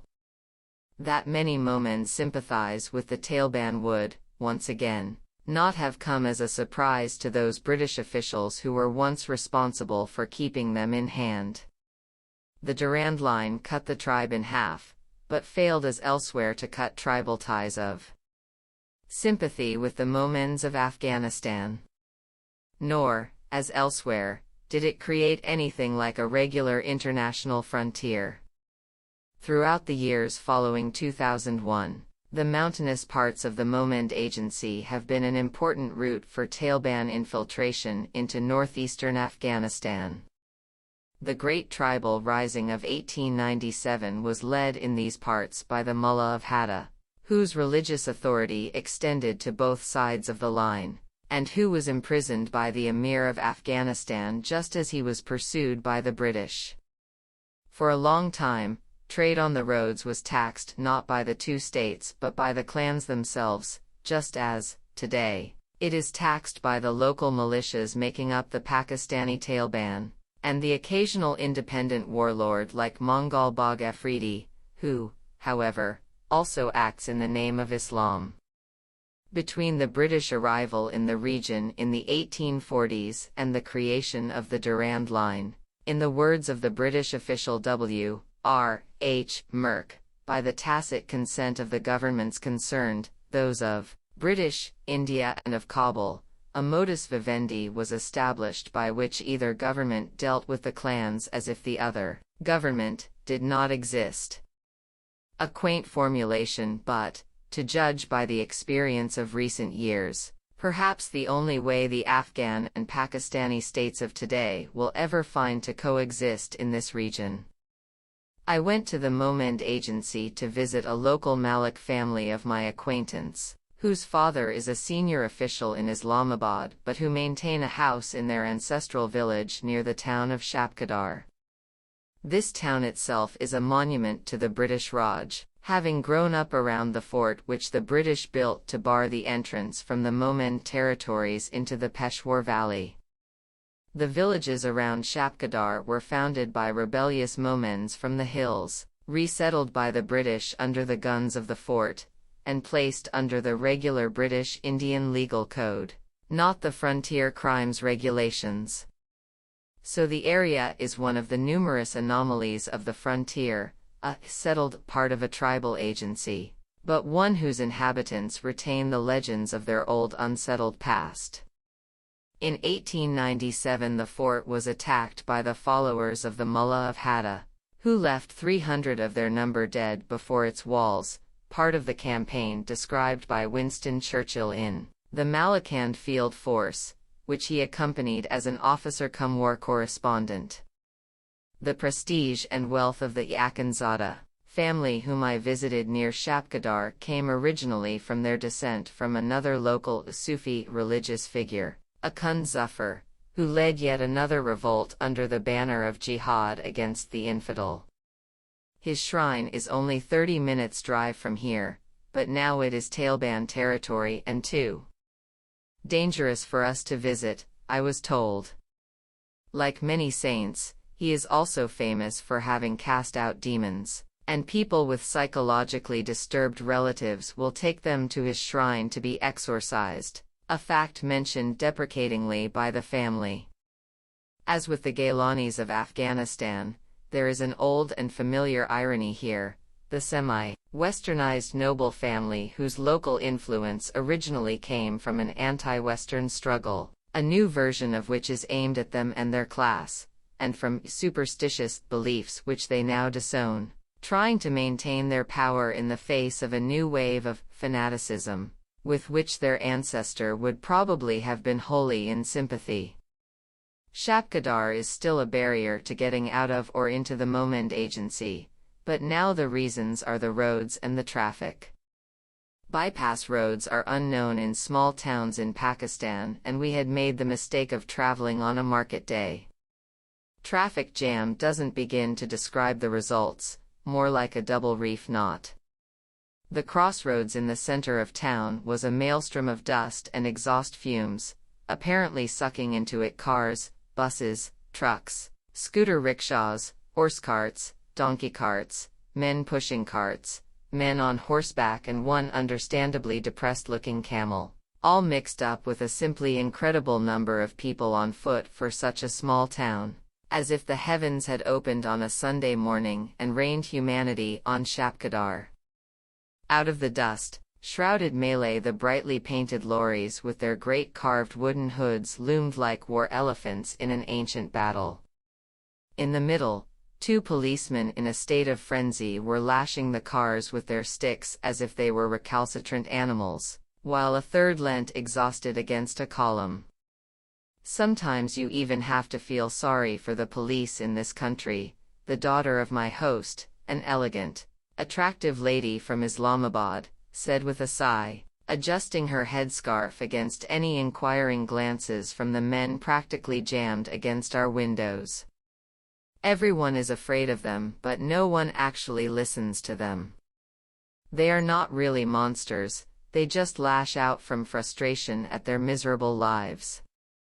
As to Shapkadar, you could come back here 20 years from now and nothing will have changed except that the traffic will have got even worse. After all, nothing has changed in the past 20. It took us almost an hour and a half to get through this insignificant place, a long study of the grim, drab concrete ugliness of most Pakistani urban life. So universally gray and dust-coated were the buildings that I could not immediately tell a local landmark from the houses on either side, for blackened music and video shops torched by the Taleban a few months before as part of their campaign against vice. This is a common step in the Taleban campaign to take over a given area, once they feel they have enough local support. Because the video shops often do show pornographic films in their back rooms, even those men who frequent them may be ashamed of the fact and feel obliged to denounce them in public, and, for the same reason, they are also very unpopular with local wives and mothers, who of course never set foot in them but deeply fear the effects on their men folk.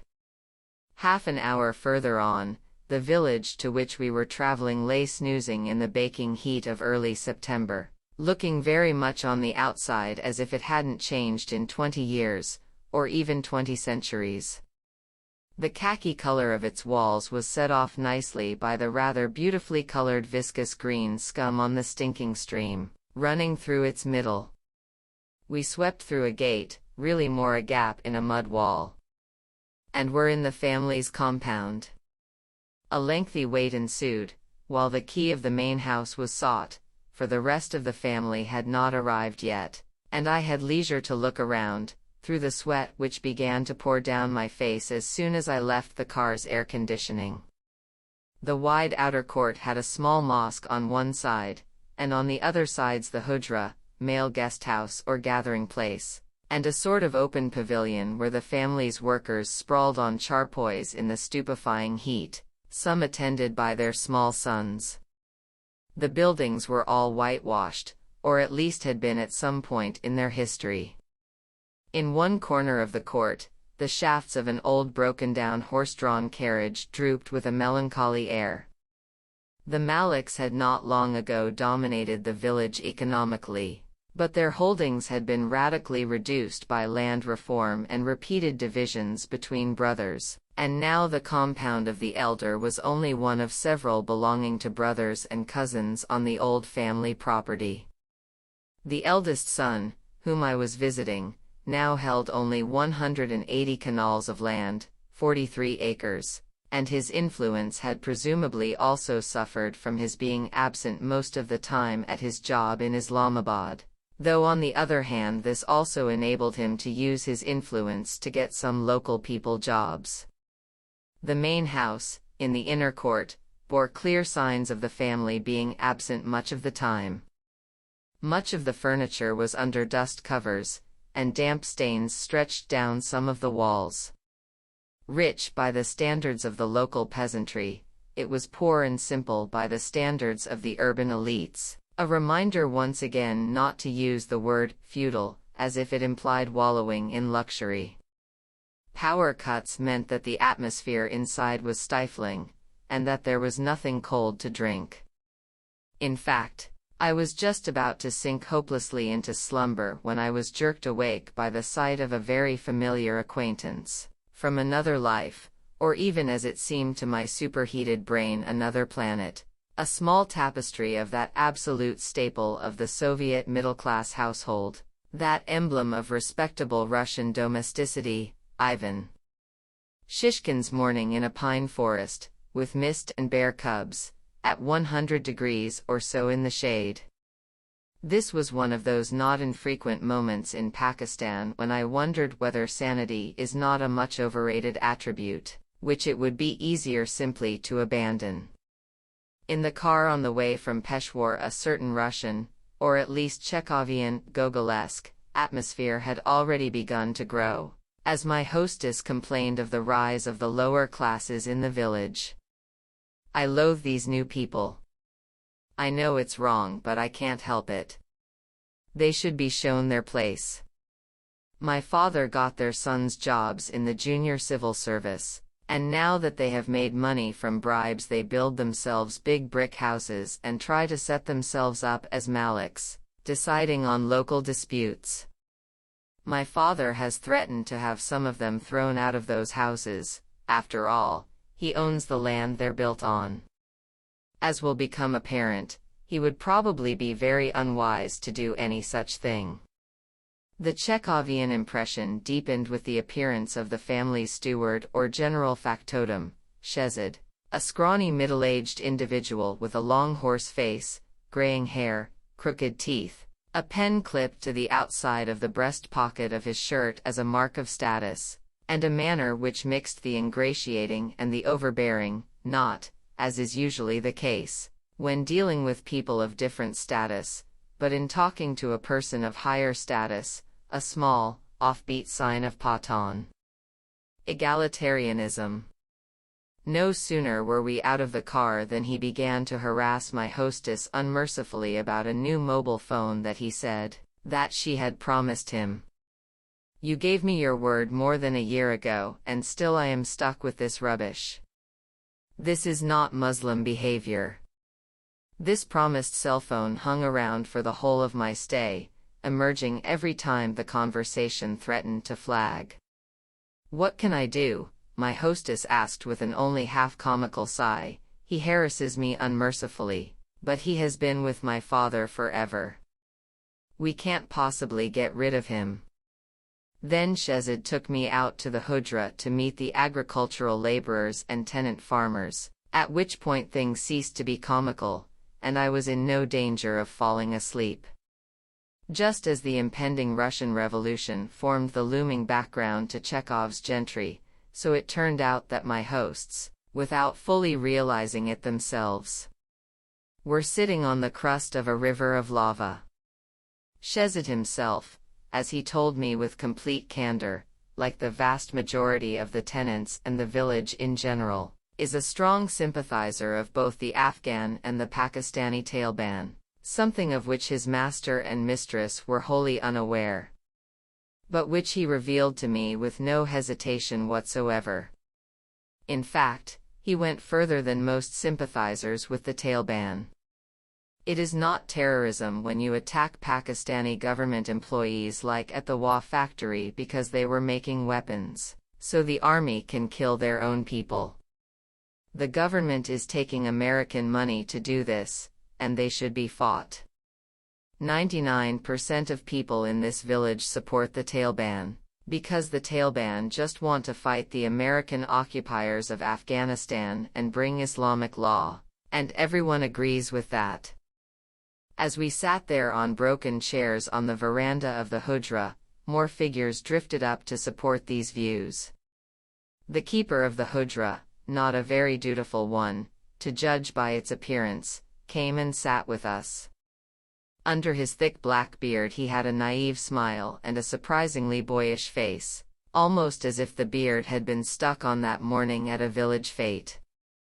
He told me that his brother was fighting with the Taliban, maybe in Bajur against the Pakistani army, maybe in Afghanistan against the Americans.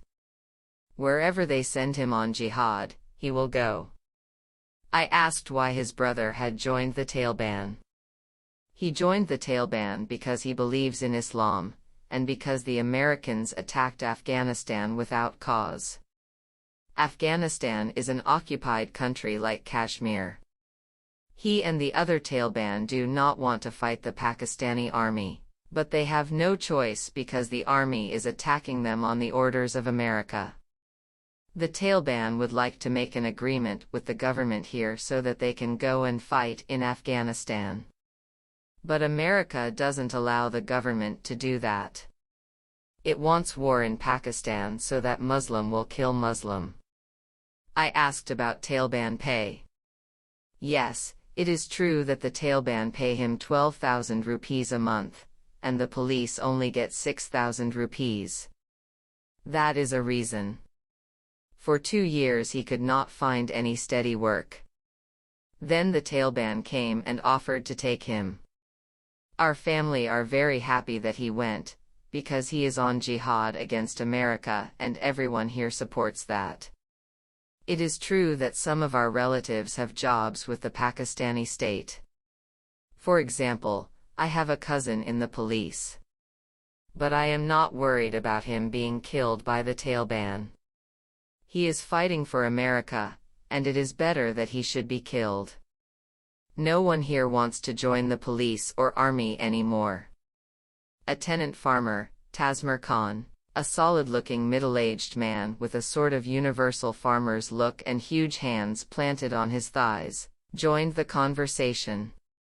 He farms 30 canals, 3.75 acres, for canals of which he rents from the Malik, to his unhappiness. I work, and then I have to pay here.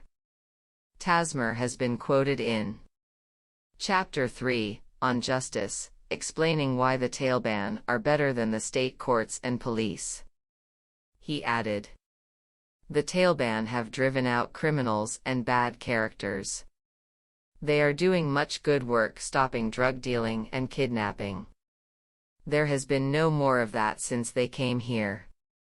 We can travel in the middle of the night without problems. Before, everyone was home by 10 o'clock p.m. for fear of dacoits. And mothers want their sons to join the Taliban. Yes, it is dangerous, but it is honorable and for Islam, and it is better than joining some gang and getting into God knows what dirty business. In Bajur, Musharraf and the government have killed too many people. The Taliban are just killing Pakistani soldiers in response. The Taliban are good. If the government targets them, only then they will fight back.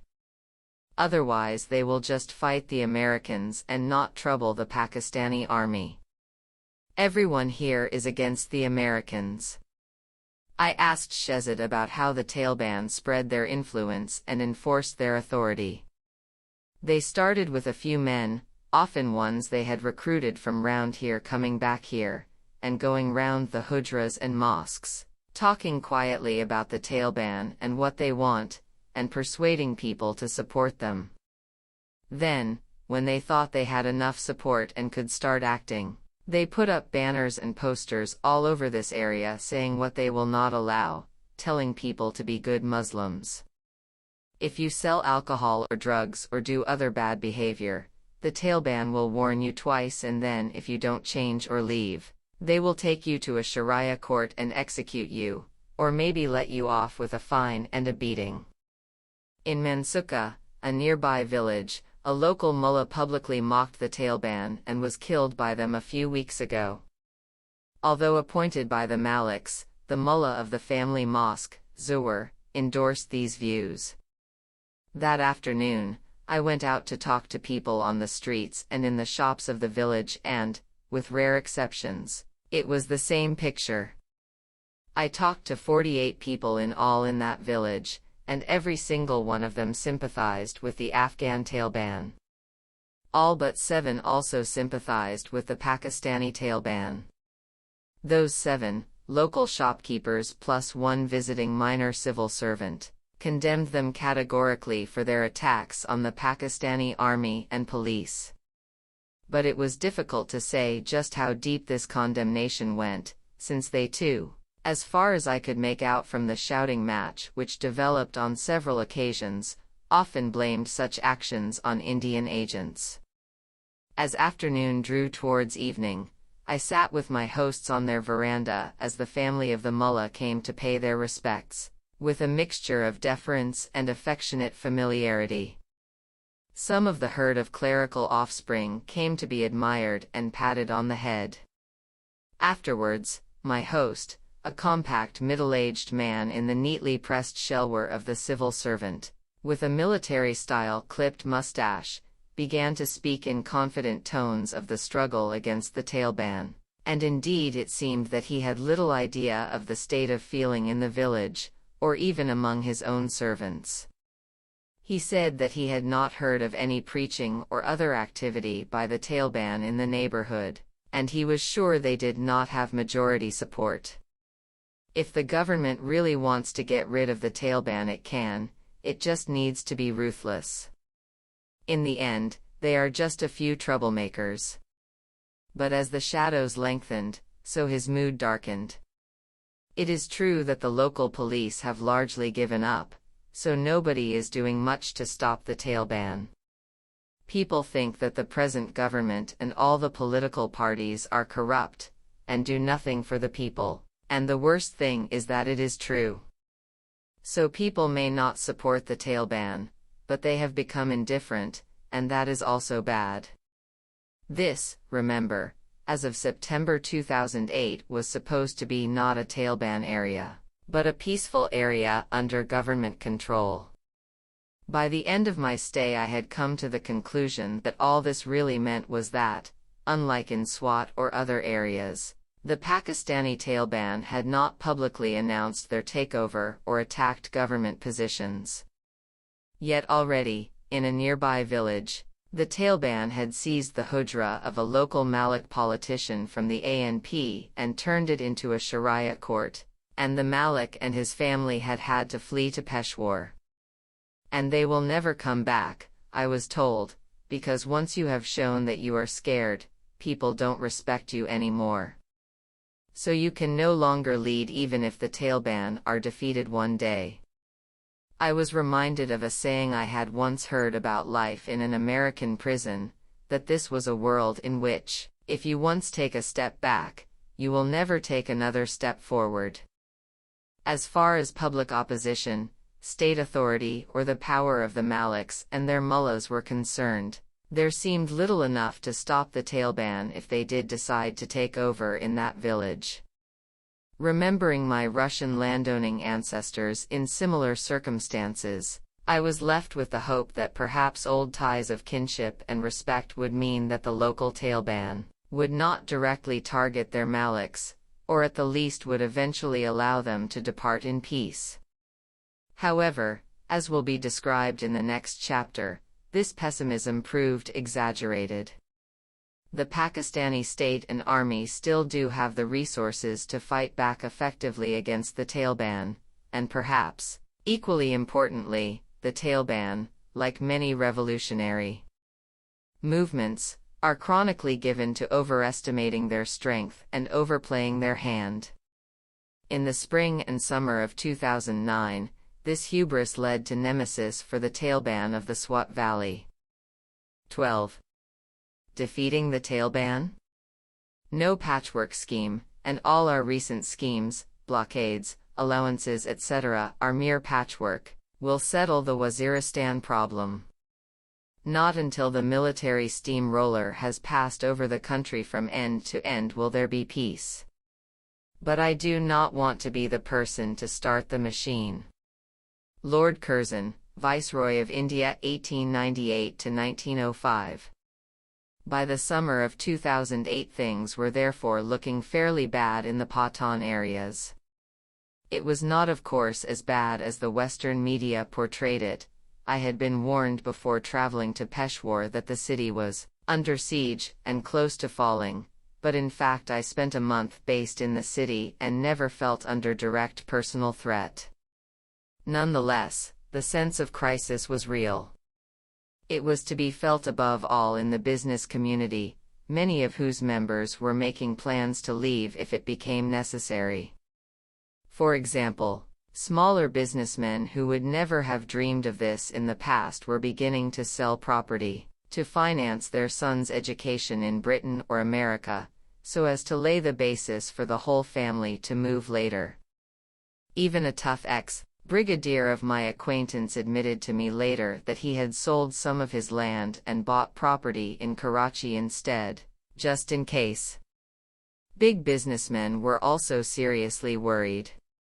When I visited Noman Wazir, CEO of Frontier Foundries, the biggest steel mill in the NWFP, he broke off in the middle of our interview to give orders to his chief of staff, a retired military officer, about buying Kalashnikovs. "We have to get arms. Talk to the SSP, Senior Superintendent of Police. Use any kind of political pressure to get the licenses. You know what to do." Mr. Wazir's factory is situated on the Jamrud Industrial Estate in Hyderabad, the western suburb of Peshawar on the very edge of the Khyber Tribal Agency. Naturally, therefore, of all the areas of Peshawar, Hyderabad is the most lawless and the most penetrated by the Taleban. Beside the main road I saw a sign, a common one in Peshawar these days: "My husband Shahir Ishaq has been kidnapped for 3 months and the government has done nothing." I asked Mr. Wazir if he had given up completely on the police. "No, not completely," he replied. "But they desperately need help. Look, there are about 22,000 police in the NWFP, with about 8,000 modern weapons for all of them, very few vehicles, very poor communications and terrible pay. So it's hardly surprising they are not doing well. Even if the government had much more money, it would take years to improve them. So the private sector has to look after itself." When I returned to Peshawar almost a year later, in July 2009, the mood had improved considerably. This was odd in a way, because terrorism in the city had actually got much worse. The Pearl Continental Hotel had been wrecked by a car bomb despite its heavy security. Suicide bombings were growing in scale and becoming more indiscriminate, and the number of kidnappings and murders had risen to the point where I was told, even by more resilient friends, that to stay in my usual guest house would be extremely dangerous, so I stayed most gratefully at the Frontier Constabulary Mess instead. Since then, bombs on an unprecedented scale have caused hundreds of casualties. The terrorists have also become far more indiscriminate, planting bombs in bazaars and outside hospitals, rather than, as before, concentrating on state and military targets. The difference was not the level of violence, but the end of the sense of helpless drift that had gripped the city during my visit in 2008. The feeling that the army and the government, state and provincial, were more and more losing the initiative to the Taleban, and had no plan at all for getting it back.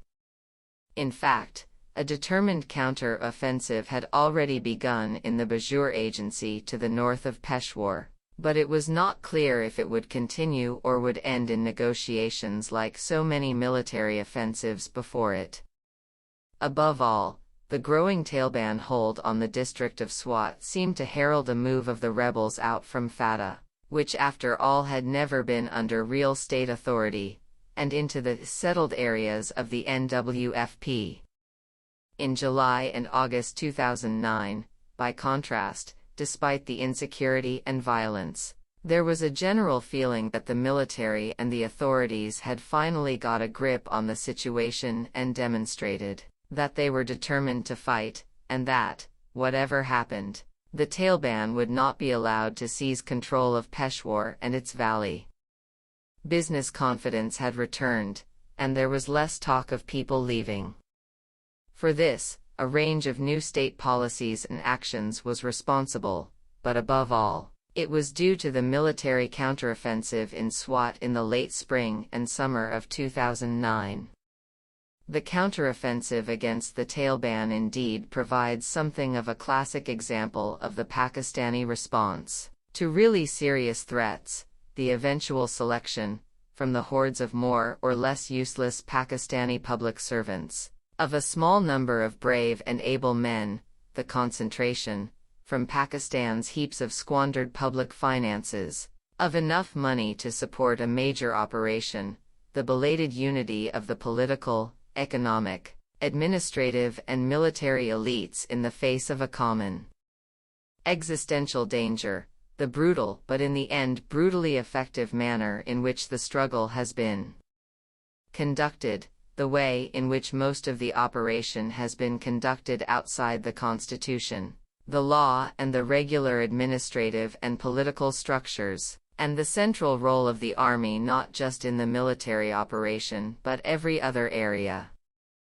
Unity among the elites was essential, because the near paralysis of the summer of 2008 in the Pathan areas affected every area of the state, and was largely due to the bitter divisions between the political parties, the military and the civil service.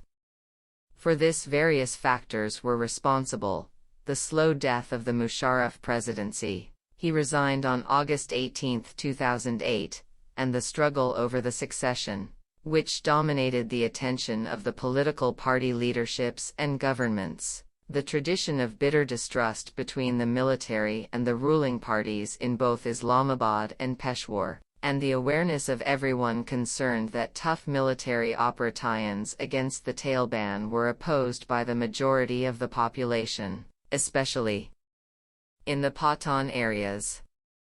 Public opinion and the Taliban. The following fact has been widely ignored in the West, probably because it raises a very uncomfortable issue, namely, that Western governments and the Western media believe that they want to promote democracy in Pakistan, but that they have pressed upon Pakistani governments a cooperation with the West in the war on terror, which most Pakistani voters detest. Pakistani politicians, however, who need those voters' votes, obviously could not be indifferent to this dilemma, or, at least, not until the threat from the Taliban to themselves became so grave and so obvious that they felt that they had no choice but to fight back. For a long time, therefore, all the main actors on the Pakistani political stage, including Musharraf, the military, the intelligence agencies and the political parties, tried to avoid tough action against the Pakistani Taliban, while at the same time not breaking with the United States. Each at the same time tried to put the blame on the others for the failure to confront the Taliban. For reasons that have already been explained, these feelings were especially strong among the Pathans, and are closely related to their opinions of the Afghan Taliban struggle. I thought that I might find some more hopeful signs at Peshawar University, which is both a center of ANP and PPP support, and the site of whatever progressive feeling exists among Pathan youth in the province. In any case, it is always nice to visit Peshawar University. Its green and beautiful grounds are like a drop of perfume squeezed out as if by God's hand from the hard and gritty fabric of Peshawar. They remind one why, for all the great monotheistic religions that emerged from the arid Middle East, paradise is a garden. Next door is the Islamia College, from which the university originally grew, a magnificent complex of British buildings in neo-Mughal style, set in even more beautiful gardens under the shade of giant chennas, oriental plane trees. The whole represents a successful attempt by the British to blend Oxford or Cambridge with the lost glories of Peshawar before the Sikh conquest, glories still lamented by Peshawaris. A successful attempt architecturally, that is, not, alas, intellectually. I visited the university and Islamia College twice, in May 2007 and August 2008. And if things did not seem to have got much worse between those two dates as far as student and faculty opinion was concerned, that was only because they were so bad already. In May of 2007, thanks to the kind invitation of Professor Taki Bangash, I spoke with 31 history students at the university. Just over half were girls. 8 of them wore the niqab, which half veils the face up to the nose, a bit like a bandit's mask, 3 were in full burqas, and 4 wore headscarves but with faces uncovered. Only one went wholly unveiled, in sharp contrast to old photographs from the 1960s and 1970s I saw in the department, where many of the girls were unveiled. Despite repeated invitations from me, the women on this occasion played very little part in the conversation. One exquisitely beautiful girl with perfectly chiseled features in a bright pink shelware camise and headscarf sat throughout in perfect stillness and silence, so like a rose in every way that I was sorely tempted to giggle. The only voluble and intelligent exception was a visiting student from Iran, another small sign that as far as women's rights and participation are concerned, the West has not understood the nature of the balance between Iran and the pro-Western states of the region. There were considerable differences among the students concerning the level of their sympathy for the Afghan Taliban and their Pakistani allies, but on two things there was unanimity. I asked them the following: if there are free and fair elections and a democratic government is elected, and if this government agrees with Washington to launch a military operation against the Taliban in Fatah, would you support or oppose this? The response was, by a show of hands, oppose, 29, support, 0. By the same token, all of them supported peace deals between the Pakistani government and the militants, and all said that if the U.S. sent troops into Fatah, the Pakistani army should fight them. This group of students included Jamaat and JUI supporters, but also PPP and ANP activists. There was unanimity too in the loud burst of applause which greeted the words of one of the Islamist students, Gul Ahmed Gul, a handsome young man with a neatly clipped beard, more like an old-school left-wing student activist. When you go back to Washington, please tell the Americans to leave Afghanistan and let us sort out our own problems, because, as long as they are there, people will fight against them. The Americans must pay more attention to what local people want. We do not want more Americans to die, but we also do not agree to Americans coming to this part of the world to kill our fellow Muslims, whatever American reasons for this may be. With the obvious exception of the Iranian girl, all of the students agreed that we and the Afghans are one people. Perhaps because the students spent most of the time asking me questions rather than giving their own views, the conversation on that occasion proceeded along more or less rational lines. In August 2008, I revisited the university and the Islamia College to meet with both students and staff, and I'm afraid that my notebook contains a suggestion of mine for their joint motto, Unity in Idiocy. This was despite the fact that the Islamia College, as its name suggests, is a hotbed of Jamaat and JUI support, while the Area Studies Center of the university, where I spoke in the morning, is a leading intellectual center of the ANP. The previous day, an acquaintance of mine, the chief political officer at the U.S. consulate in Peshawar, had been ambushed by Taliban gunmen on the same street as my guest house in University Town, and saved by her armored limousine. I can't say that my patience during the discussions at the center was improved by hearing in the opening remarks by the center's head, Professor Azmath Hayat Khan, that, of course, the Americans carried out that attack themselves so as to give themselves an excuse to invade Pakistan. To approving murmurs from his colleagues, he added, 4,000 American mercenaries are operating in Fatah. They are the ones carrying out the ruthless killings there, not the Taliban. We have proof of this. 4 days ago, 18 bodies of Americans were brought to the morgue in Peshawar. We know that they are not Taliban or Muslim because they are not circumcised. Russians, Chinese, Iranians are all supporting the Taliban against us, for their own reasons. As for Britain and the US, Professor Lawrence Friedman predicted that it is their policy to cause anarchy in Pakistan so as to achieve their goals. It was easy to check on this, since Sir Lawrence happens to be the vice principal of my college in London. There was of course no truth in it, but then, there was no truth in the morgue story either. As to the American mercenaries, if Peshawari opinion is to be believed, FATA must be getting pretty crowded, since people there think that thousands of Indian Sikhs and Israeli agents are also there pretending to be Taliban, alongside the Russians, Chinese, and Iranians. I also heard stories to the effect that the entire battle between the Pakistani military and the Taliban was faked, and that all terrorist attacks were in fact being carried out by the ISI, and the people who told me this included not just uneducated people on the street but a lawyer and member of Pakistan's Human Rights Commission. In fact, to my considerable chagrin as a British subject, the only major country not accused in my presence of sending its troops to pretend to be Taliban was Britain. I'd hoped that this was the result of Pathan hospitality and unwillingness to offend a guest, but I'm sorry to say that when I asked a Pathan friend about this, he replied that, "I'm afraid that it's really that people here now see America and Britain as the same thing."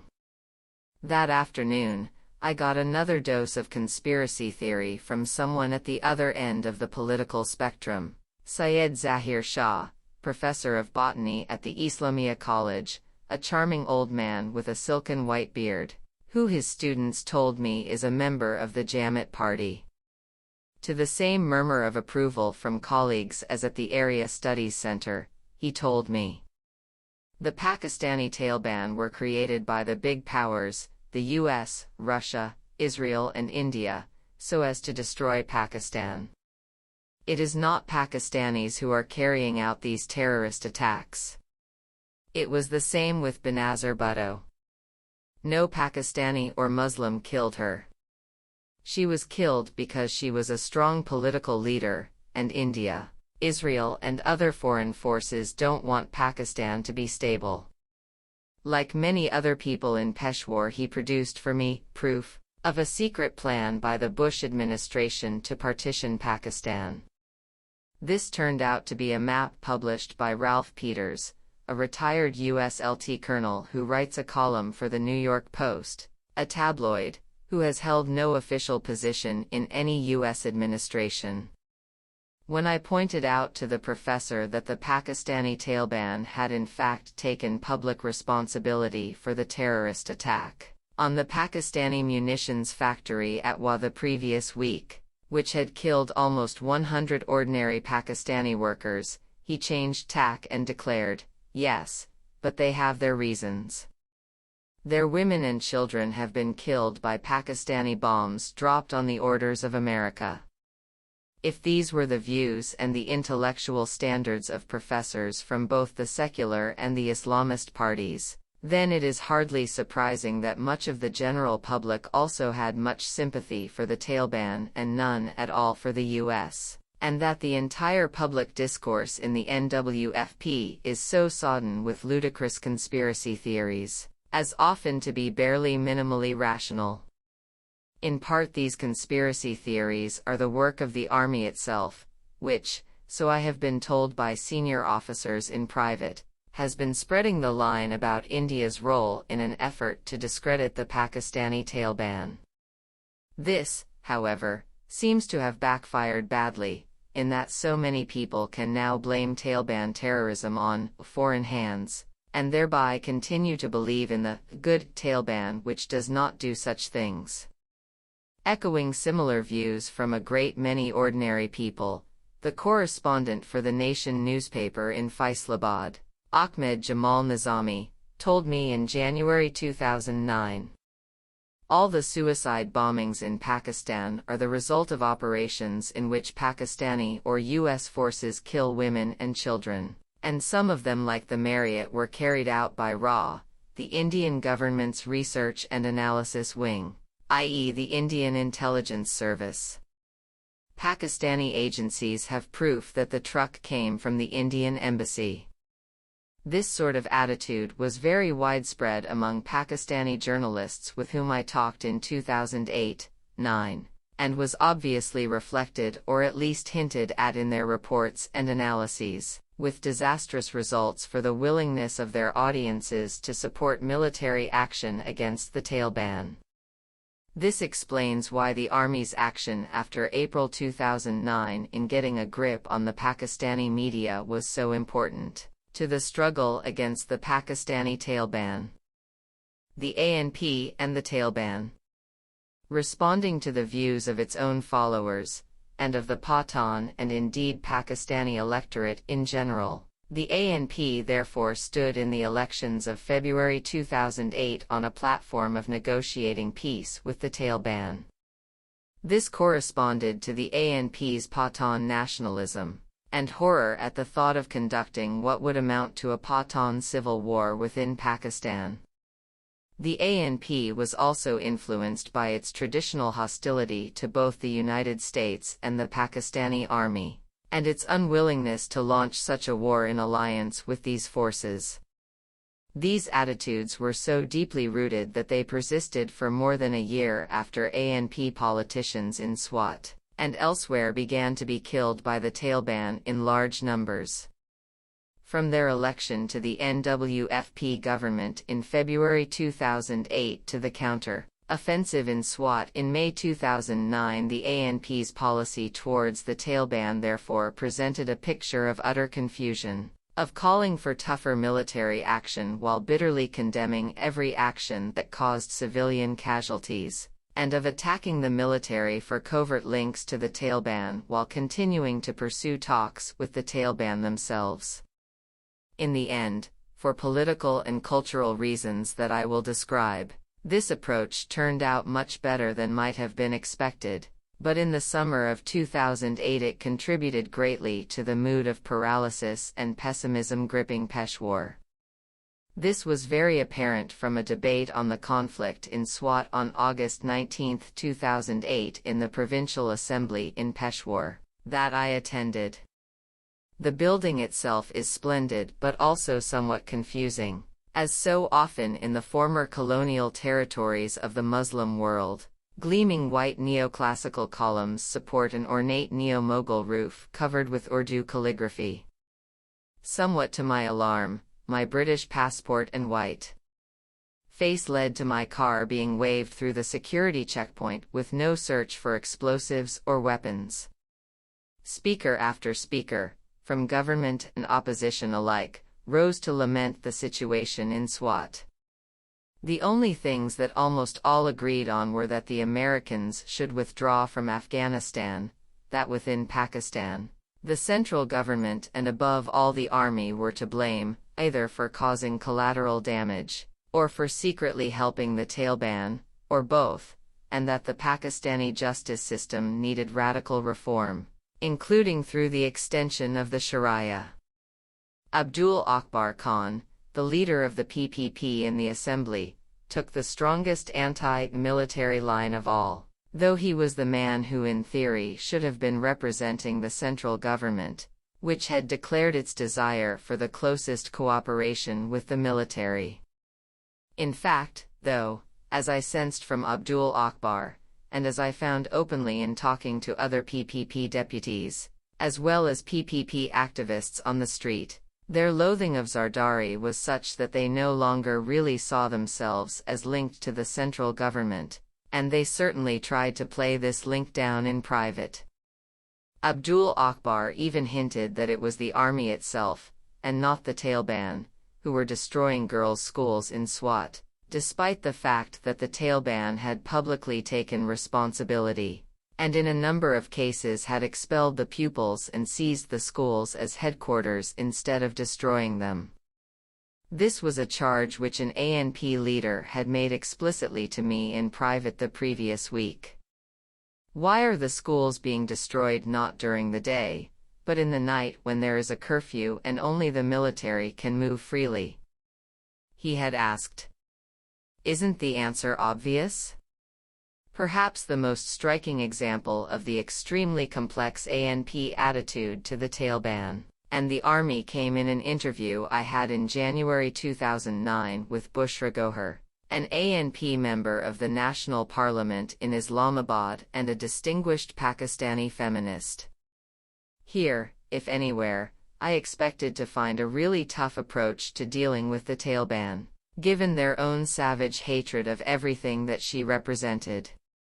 Ms. Gohar is indeed a striking individual, with an intelligent, humorous face, short iron, gray hair and a general style that reminded me somewhat of my younger sister, a barrister in London. Burbles and hoots from a small relative in the background were a cheerful descant to our rather grim discussion. For the first half hour we spoke about women's issues, and she displayed a most impressive mixture of intelligence, commitment and pragmatism. Then we got on to the Taleban, and for me at least the rationality of her views disintegrated. She declared that we can't talk to the Taleban unless they lay down their arms, but on the question of how to make them do that, it seemed that the Pakistani army should do everything and nothing. She blamed the military for not attacking the Taleban, but also for using too much violence and killing civilians. She declared that the Pakistani army should act to shut the Afghan Taliban training camps in Waziristan, but also that she was firmly opposed to military operations in Waziristan. When I asked her how then the camps could be shut, she replied that everyone knows that they are run by the ISI. The ISI has only to give the order, and the camps will be shut. The police and the army. Given attitudes like these in the NWFP government, it was not surprising that morale in the NWFP police in the summer of 2008 had reached dangerously low levels, as one of the force's commanders admitted. We have largely lost the institutional memory that we used to have, and we have very little good intelligence coming in. Real policing, going out and finding out what is happening, has become virtually non-existent. We are policing by the seat of our pants, not going about it in an organized and professional manner, but just reacting to what happens. I interviewed some of the same junior police officers in both August 2008 and July 2009. And the change in their mood was a useful indicator of how things in general had changed in the city over the intervening year. In August 2008 I spoke to two assistant sub-inspectors of police, ASIs, from Hyderabad, the western suburb of Peshawar, about the situation in what the London police would call their manor. Both men were in their early 20s, Asif with a round, bearded face like a cheerful pirate, Mushtaq clean-shaven, darker and more formidable looking. Security here is getting worse day by day, Mushtaq said. The Taliban drive by our police station in pickup trucks, showing off their Kalashnikovs and rocket-propelled grenades, and we are not allowed to do anything about it. Our orders are not to arrest them, to shoot only if they shoot at us first. It's terrible for our prestige. To which Asif replied urgently, yes, but, Mushtaq, they are so much better armed than we are. If we attacked them, you know what would happen. Even if we won that fight, they would come back at night and destroy our station. Much better to ignore them. Humiliating, no doubt, but also without doubt entirely correct. As a righteous Westerner I should have supported Mushtaq. Actually my human sympathies were all with Asif. But when I met Asif again in July 2009, his mood had improved considerably. A year ago, things were getting worse day by day, but now they are a bit better. For example, we have orders to open fire on the Taliban on site. This order came after the military operation started in Swat. There was a wave of shootings and bombings in response, but still it is better that we began to fight. The public mood has also changed. In the past, when we asked people for information about the Taliban they would shut their doors. Now, when the Taliban come to an area we are quickly informed about them. Our pay has also increased, though not nearly enough. With bonuses, an ASI now gets 14,000 rupees a month and a constable 9,000 rupees, compared to a mere 6,000 rupees in 2008. It is not nearly enough for the risks we run, but better than it was. Though it is still not as much as the Taliban pay their fighters, they get 12,000 rupees, 15,000. What Asif told me reflected what a top police officer in Peshawar had told me 11 months earlier about what the police needed to do. We have to reoccupy the land, start policing places on the ground and delivering security to the people. The US has given us 2 computers, but that doesn't help much, and nor do Western police advisors. What the hell do they know about the realities of this society? Whenever you give us something, we just come up with highfalutin phrases which satisfy you, and you have no idea whether anything has really changed. This isn't what is necessary. What's necessary is that the IG, Inspector General, head of the provincial police, and other senior officers should pick up guns and go out themselves on operations. A constable on 7,000 rupees a month won't risk his life if his officers are not there with him. I mentioned the plaques to fallen British police officers in the cathedral. Exactly, he replied. As so often when meeting with senior policemen in Pakistan and India, a slightly uneasy, even uncanny feeling came over me at the contrast between this highly intelligent, courteous and candid figure and the reputation of the force to which he belongs. In this case, the uncanny feeling was increased by the fact that the officer with whom I was speaking bore a quite remarkable resemblance to the late David Niven in middle age, aquiline, humorous features, balding head, clipped mustache and equally clipped accent. In fact, being rather lightheaded from running around in the heat of a Peshawar August, there were moments during the interview when I imagined that I actually was watching David Niven, playing a police officer of the British Raj, and, for that matter, if such an officer had been suddenly reincarnated and joined in our conversation, I do not suppose that he and his Pakistani successor would have found much to disagree about. This officer was a leading proponent of the creation of special police brigades to hold territory against the Taliban, after the army has cleared it.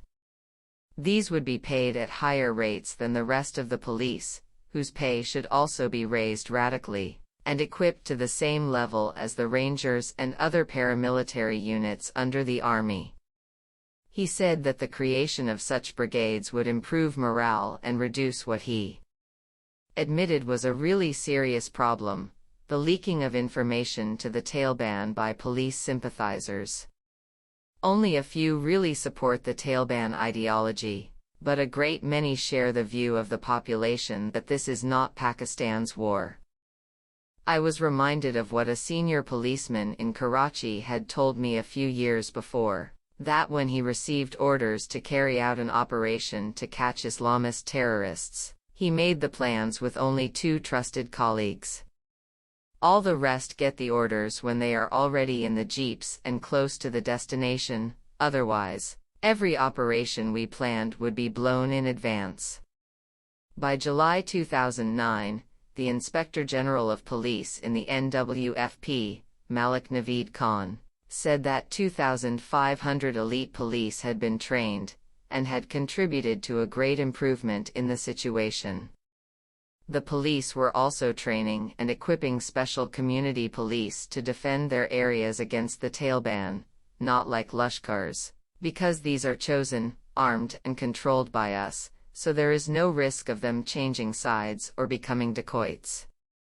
He said that, thanks to all this, the increase in pay and the sense of new determination from the top, police morale had improved enormously over the previous few months. Above all, though, he said, the change in mood was due to the SWAT operation, and the transformation of civil-military relations which it reflected. As of the summer of 2008, these had been as bad as could well be imagined. The politicians' views of the army have already been described. A retired colonel of my acquaintance exploded in response. "Those bastards. If we are supporting the militants in secret, how come more than 1,500 of us have been killed fighting them? It is the politicians who are running scared and doing deals with the militants. They just don't know who they are more scared of, Washington or the Taliban. So they run to Washington and whine and grovel, and then they come back and order us to fight harder. Then when we do and people are killed, they get scared of their voters and put all the blame on us. They declare a truce and start peace negotiations again with the Taliban, and all the gains we have made at God knows what cost in lives go up in smoke. For months now, Kayani, General Ashfaq Kayani, Chief of the Army Staff in succession to Musharraf, has been asking for clear political support for military operations and from all the ANP, and most of the PPP has got nothing but shuffling excuses. Are you surprised we have military coups in this country? A senior serving officer speaking in Peshawar in August 2008 was more measured. "We have never received clear political backing for military operations against the Taliban, because no one is willing to take responsibility for civilian deaths and displacement. After all, it is not easy for any government to take responsibility for creating hundreds of thousands of refugees among its own people, but I must say that this was also true of Musharraf, not just of the civilian politicians who have taken over. That is also why we need special anti-terrorism forces which don't cause so much collateral damage as the army, because we are trained for full-scale war and don't really know how to do things any other way, though of course we try to keep civilian casualties as low as possible." Another problem to which the general drew attention was the unreliability of the Frontier Corps, the locally recruited paramilitary police, or Qasidars, and the Frontier Constabulary, who are supposed to patrol the line between FATA and the NWFP. The Frontier Corps men are linked to local tribal society. That is why they are essential, because they know what is happening, so provide vital intelligence. Also, using non-Pashtun troops is very unpopular, as we found in 2004. But the problem is that they hate killing their own people, above all when many people say that this is for the sake of America. If enough of them are killed by the militants, they will often fight back, but they have been fighting for 5 years now and are very tired and becoming demoralized. As for the Qasidars and the Constabulary, they are now useless. They just sit in their posts and do nothing. This tension between local knowledge and local loyalty is an old one. The British, who created the units out of which the Frontier Corps was formed, fully recognized the desirability of using local troops whenever possible, and most of the troops stationed in the region were in fact locally recruited.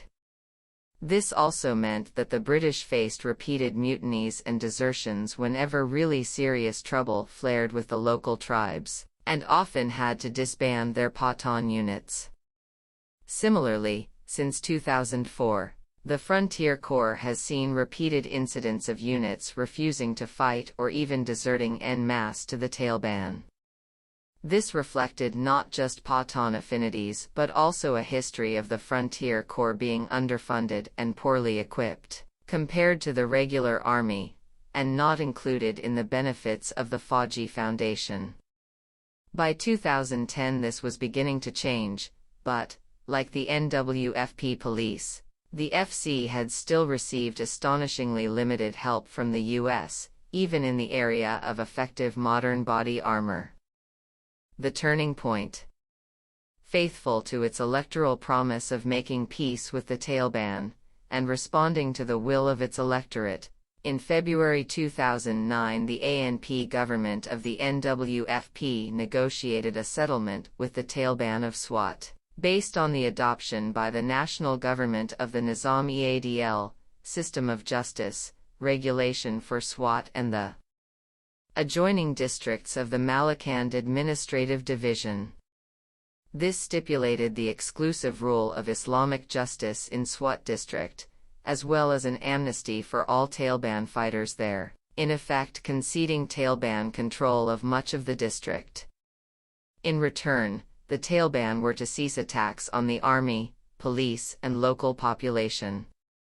According to the agreement, they were also supposed to lay down their arms, though no one seriously expected this to happen.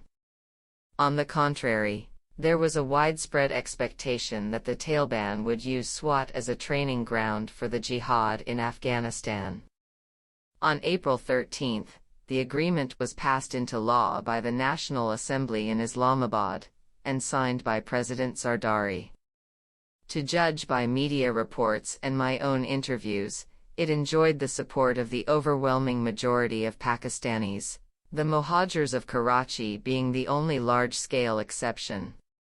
As will be seen, on paper at least the Nizam-e-Adl agreement was much less unprecedented, radical and extensive than appeared at first sight. The local Taliban certainly saw it that way, pointing out that it only covered justice, whereas a true Islamic system covers all aspects of life, including government, politics, and economics. Responding to the will of the electorate, all the parties in the National Assembly except for the MQM voted for the agreement. However, it elicited immense criticism in the Western media and among Pakistani liberals, who saw it as a catastrophic defeat for the Pakistani state, as the de facto surrender of control over Swat to the Taliban, and even as part of an inexorable march of the Taliban that could take them to power in Islamabad, just as the Taliban in Afghanistan had swept from province to province in the 1990s. In fact, however, the Nizam-e-Adl agreement proved to be the start of what appears to be an important turning point in the Pakistani state's struggle with the Taliban, not the beginning of the end, but at least the end of the beginning, as Churchill said.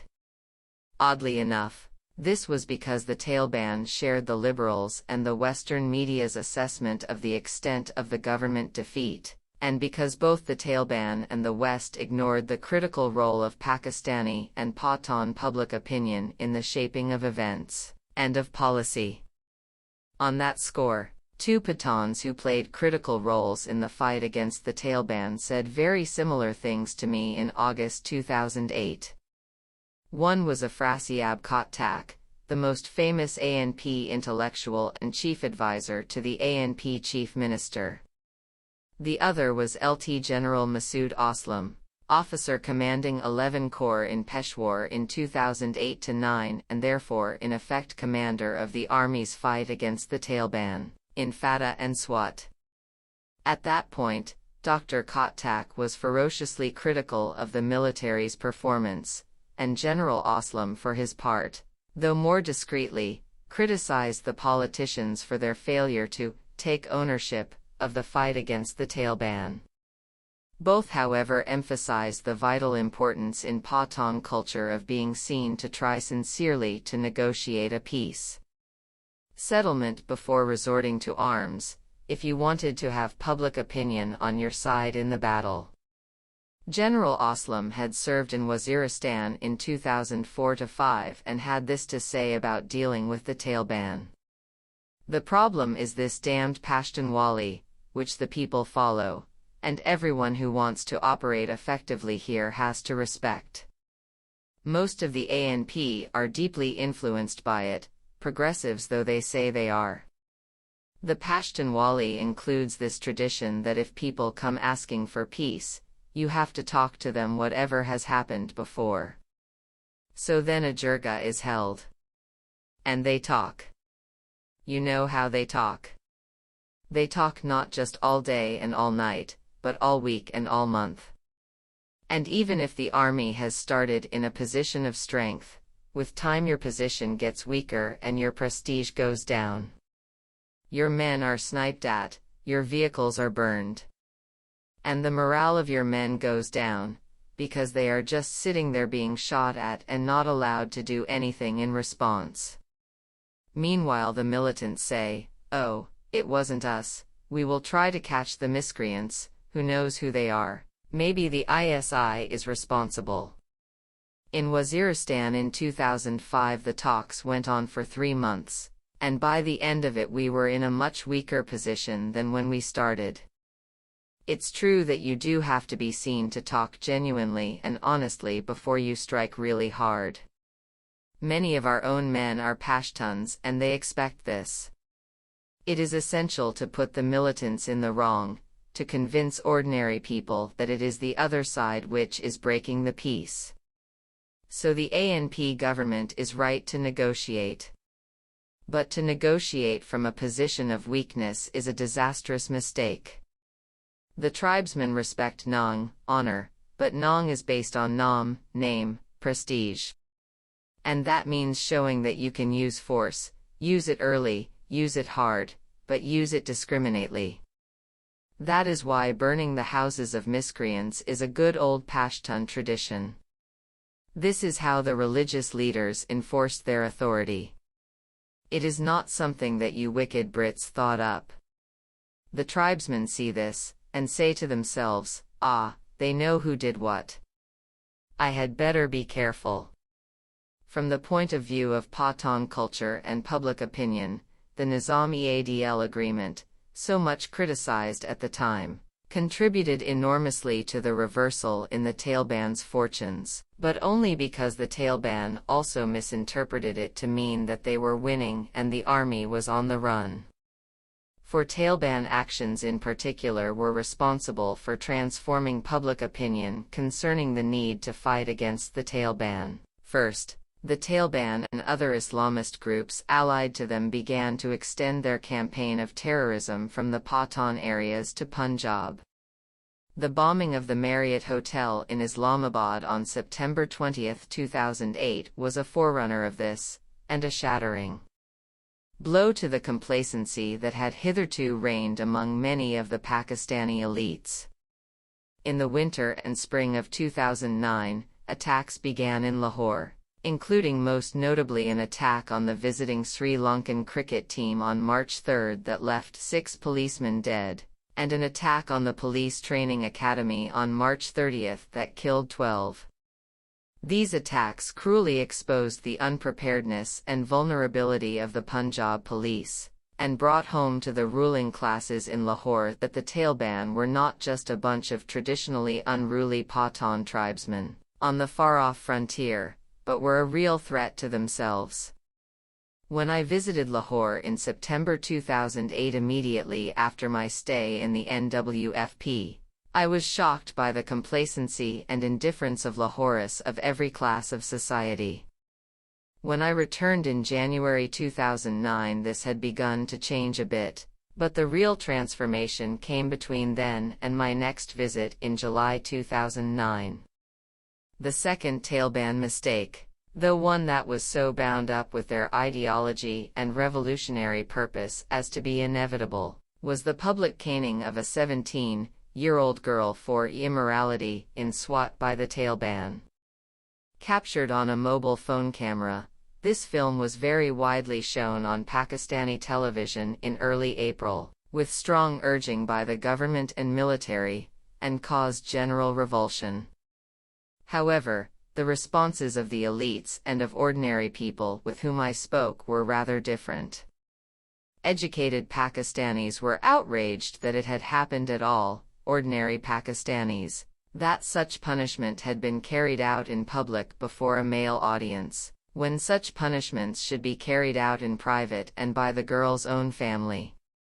On April 19, Sufi Muhammad Hassan, an Islamist leader whom the government had released from jail in return for a promise to negotiate a settlement with his son-in-law, Swati Taliban leader Maulana Fazlullah, made a speech in Swat in which he declared that we hate democracy.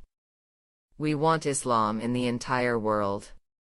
Islam does not permit democracy or election.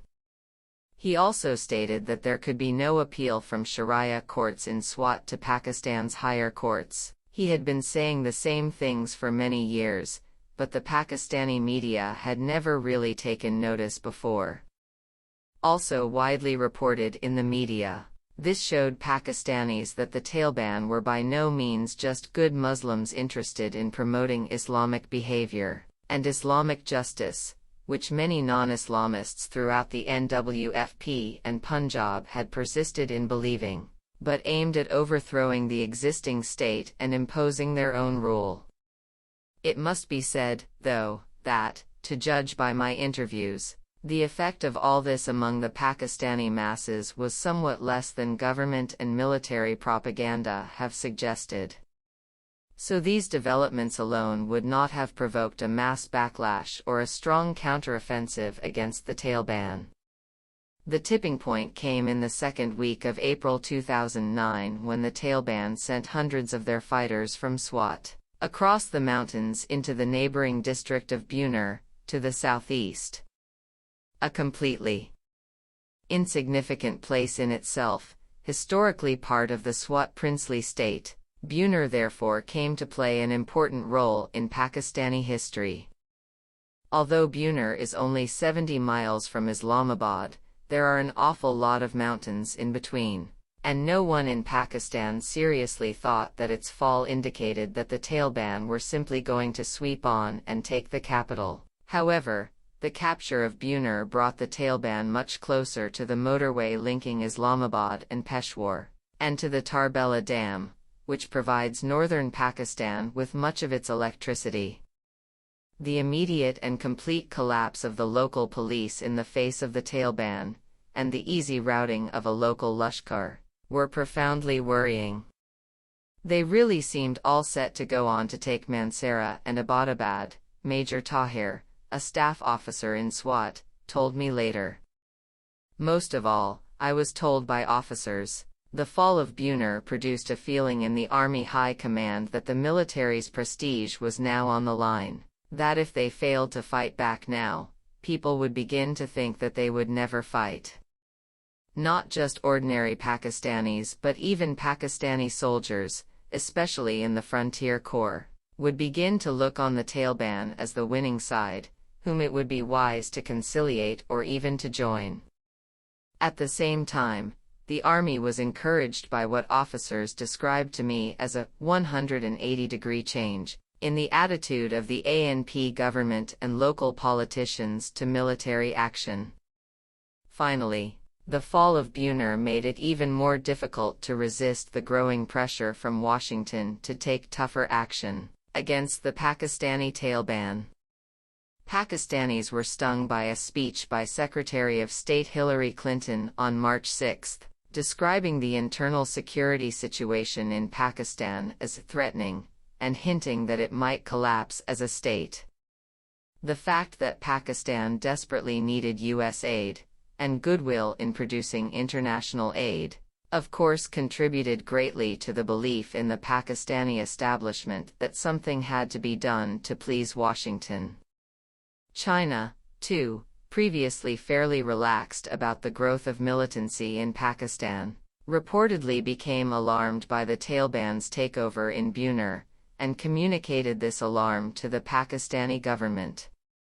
However, this outside pressure would not in itself have brought about a change in Pakistani behavior, if the actions of the Taliban themselves had not produced a new sense of will in the political and military establishments, backed by a significant shift in public opinion. It is difficult to say whether it was the army, the federal government under the PPP and President Zardari, or the NWFP government of the ANP who took the initiative in pressing for a counteroffensive, because, when it turned out to be a success, all tried to claim the chief responsibility. In fact, what seems to have happened is that all of these groups contained leading figures who for the past year had been pressing for a counter-attack, and the Taliban seizure of Buner empowered them to push this through against the resistance of hesitant colleagues. The result was not just a counteroffensive in Buner and Swat, and then in South Waziristan, the Mohmand Agency and elsewhere, but a general tightening of policy and behavior across the board. The army rigorously excluded journalists from the fighting zones, ensuring that they could not report Taliban views. Moreover, so I have been told by journalists, they used commentators and television anchors with military links to persuade or pressure them into supporting the military operations, making the same approach to media owners, who by this stage were themselves becoming alarmed by the Taliban's rise and the possible effects on their own fortunes. A senior journalist in Peshawar described to me how on April 27 General Kayani invited him and 11 other Pathan journalists to see him and asked them for their backing in the coming military operation in Swat. Above all, he asked them in their reporting to play down the issue of collateral damage and civilian casualties, which had made previous operations so unpopular, and this they promised to do. The change in media coverage was crucial to the change in Pakistani public opinion. Prior to this, the media had given extensive coverage to Taliban statements, and indeed had often given them equal time with official statements by the government and military. Contrary to allegations by Pakistani liberal publications like the Friday Times, this was not in general because of outright ideological support for the Taliban, but rather a reflection of Pakistani public opinion in general, which was prepared to see certain good sides in the Taliban and which tended to blame the Taliban and the government equally for violence. The media, of course, also love a good scoop, which interviews with the Taliban often gave them. Finally, the media are just as addicted to conspiracy theories as the rest of Pakistani society and, like that society, for years had tended to accompany reports of Taliban terrorism with heavy hints about foreign hands and conspiracies by the Pakistani intelligence services, which is only to say that before April 2009 the Pakistani media in their coverage of the Taliban were neither better nor worse than the society from which they came. All of this changed considerably when the army and state finally put their feet down. The ANP also belatedly began to exercise real leadership as far as its own supporters and activists were concerned, ordering them to support the military operation and to stop criticizing the military for civilian casualties or alleged ties to the Taliban. Instead, ANP propaganda began stressing the number of ANP politicians who had been killed by the Taliban, and the Taliban's threat to democracy in the NWFP. The change in the language of my ANP acquaintances concerning the army between August 2008 and July 2009 was truly astonishing. An additional reason, in the view of Major General Ishfaq Ahmed, commanding the army in the Malakand division, was that the new Chief of Army Staff, i.e. General Kayani, played a big part in this, because he made clear that he is not interested in a political role, so the politicians are no longer scared of us. The background to revolt in Swat. The Islamist militants' takeover in Swat in 2007-9 was widely seen as a sign that they could extend their control from the tribal areas into the settled areas of the NWFP, and further towards Islamabad. Much was made of the fact that Swat had previously been a tourist destination. I was told in August 2009 that I was the first Western tourist to visit the bazaar in Mingora for more than 2 years, and even, in the 1960s and 1970s, a stop on the hippie trail. All of this was rather misleading. Swat has a very specific history, different alike from the tribal areas and from the rest of the NWFP. The Islamists' takeover was not a question of the Taliban moving into Swat from outside, but of an overwhelmingly local movement which, while it placed itself under the name and banner of the Pakistani Taleban, remained completely autonomous. Key to understanding the militants' temporary success in Swat are 3 factors: a tradition of Islamist militancy in the region stretching back to the mid-19th century, The nature of the princely state of Swat, which retained a semi-independence until 1969, and the way in which Swat was incorporated into Pakistan. Despite social change in recent decades, Swat remains to a considerable extent a tribal society in which the Yusufzai Pathans dominate. As elsewhere in the Pathan lands, religious figures have wielded great authority. The Akhund of Swat, 1794 to 1877, in the mid-19th century was followed by the remarkable religious dynasty of the Mayangals, who for the first time created stable monarchical rule over the Swat Valley. The British accepted and backed the Mayangals as rulers, partly because they were effective in crushing or expelling Islamist extremists, the Hindustan fanatics or Mujahideen, who wished to use Swat as a base to carry out jihad against the British. Pakistan inherited the British protectorate, but in 1969, 20 years after India had abolished its princely states, princely rule was ended and Swat was incorporated into Pakistan. The law the princes exercised was based on a mixture of local tribal custom and the Sharia called rivage, but, especially under the last prince, or wali, Jahanzeb, they also created an autocratic but enlightened government which did a great deal to bring education and economic development to Swat. The small size of the population meant that the walis could hand out judicial and administrative decisions directly to much of the population. Justice was bi dalila, bi wakila o bi appella, without argument, without advocate, and without appeal, but was quick, cheap, transparent, generally fair, and above all in accordance with the local people's own conceptions of justice. In a telling comment, Barouz Khan, a native of Swat and correspondent for GeoTV in Peshawar, described the last wali as basically a kind of aristocratic Mongol Bog, in a reference to the Islamist warlord mentioned in the last chapter, dealing out autocratic, ruthless but popular justice leavened with humor.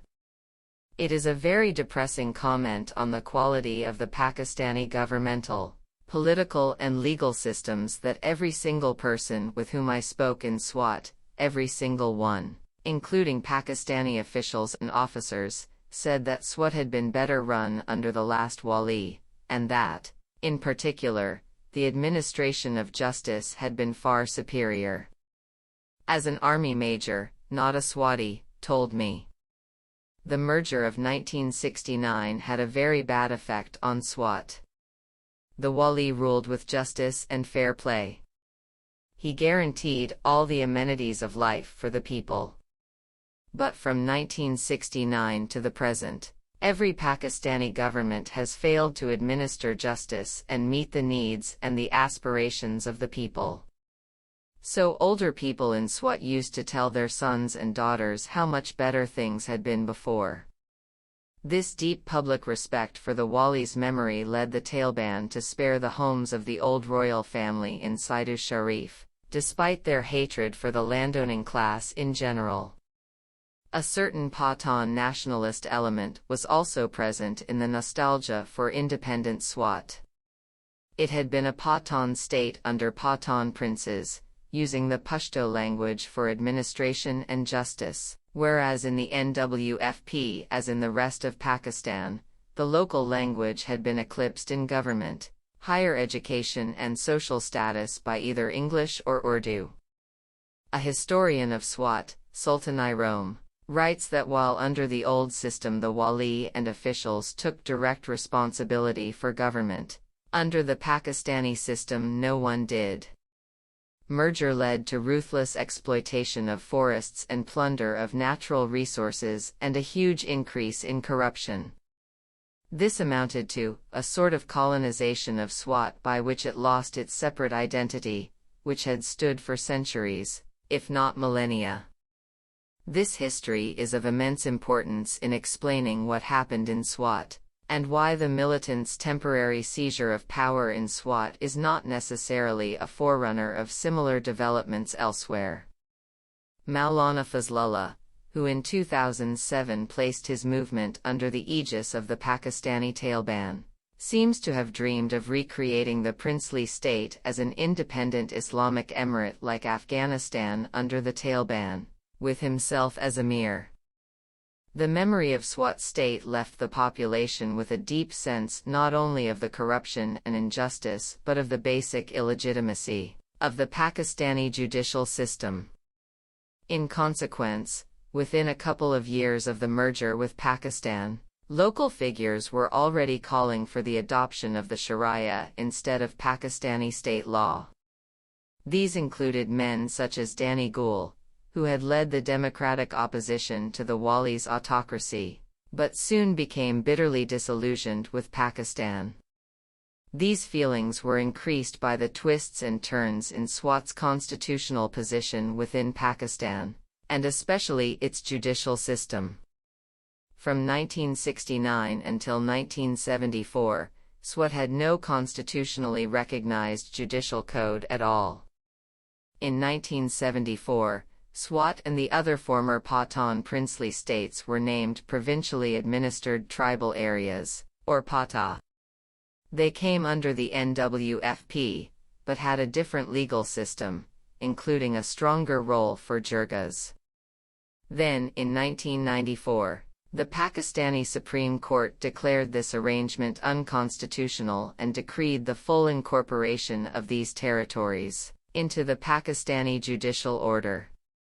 In response, in 1995, a local Islamist group, the Tehreek-e Shariat-e Mohammadi, TNSM, or Movement for the Enforcement of Islamic Law, launched mass protests in Swat and other areas of the Malakand division in support of their demand for Sharia law.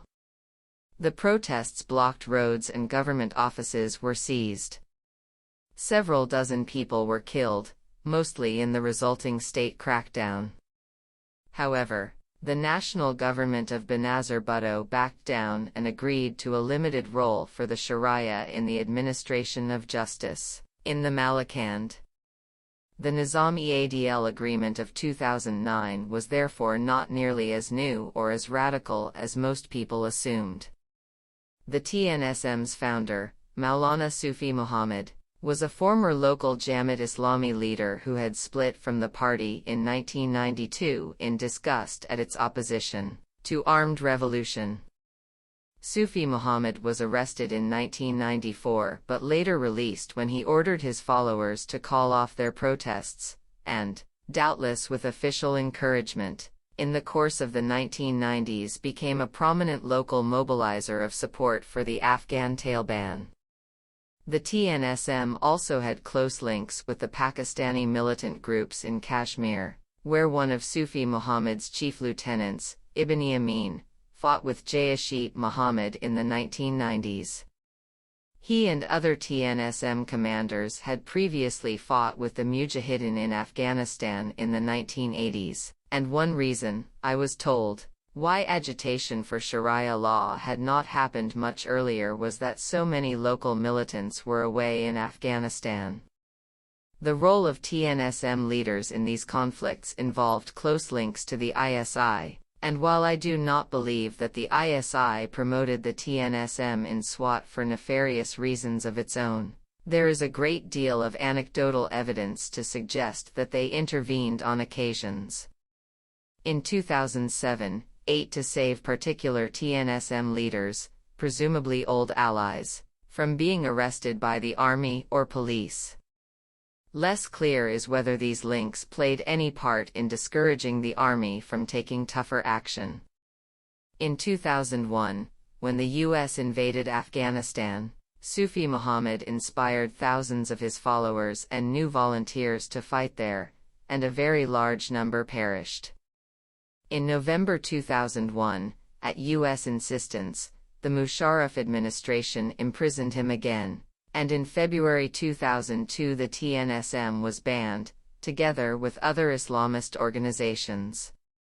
However, the ban was not strictly enforced, and Maulana Fazlullah, Sufi Muhammad's son-in-law, took over as the TNSM's leader. He forged links with the emerging revolt in Fatah, and gradually strengthened and armed the movement in Swat. Fazlullah and the TNSM made effective use of the Kashmir earthquake in 2005, partly by effective relief work, but also by portraying it as God's punishment for Pathan sins. He spread the TNSM's message partly through effective broadcasts on his local secret radio station, which gained him the nickname Mullah FM. The expansion of TNSM power was made possible in part by the presence of the MMA Islamist government in Peshawar, which strongly discouraged tough action against them, and in particular by the May-appointed commissioner of the Malakand division, Syed Muhammad Javed, who is widely accused of having been a Taliban sympathizer. He was arrested in May 2009 for abetting the rebellion, though some officials have told me that he had been made an innocent scapegoat and that he was simply implementing government policy, and was released again in October 2009. In July 2007, infuriated by the government's attack on the Red Mosque in Islamabad, Fazlullah led the TNSM in open revolt, gained control of much of Swat and instituted Sharia courts under TNSM control. He had first declared war on the government in Swat in January 2006, when his brother, who was fighting with the Taliban on the frontier, was killed in the U.S. drone attack on a suspected al-Qaeda headquarters at Damadola in Bajur. Fazlullah blamed the Pakistan government for helping the U.S., and vowed to take revenge.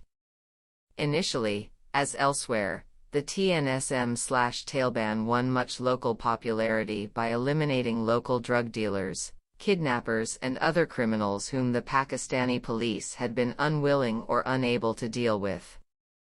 However, the Taliban then began attacks on local officials, policemen, military personnel and politicians.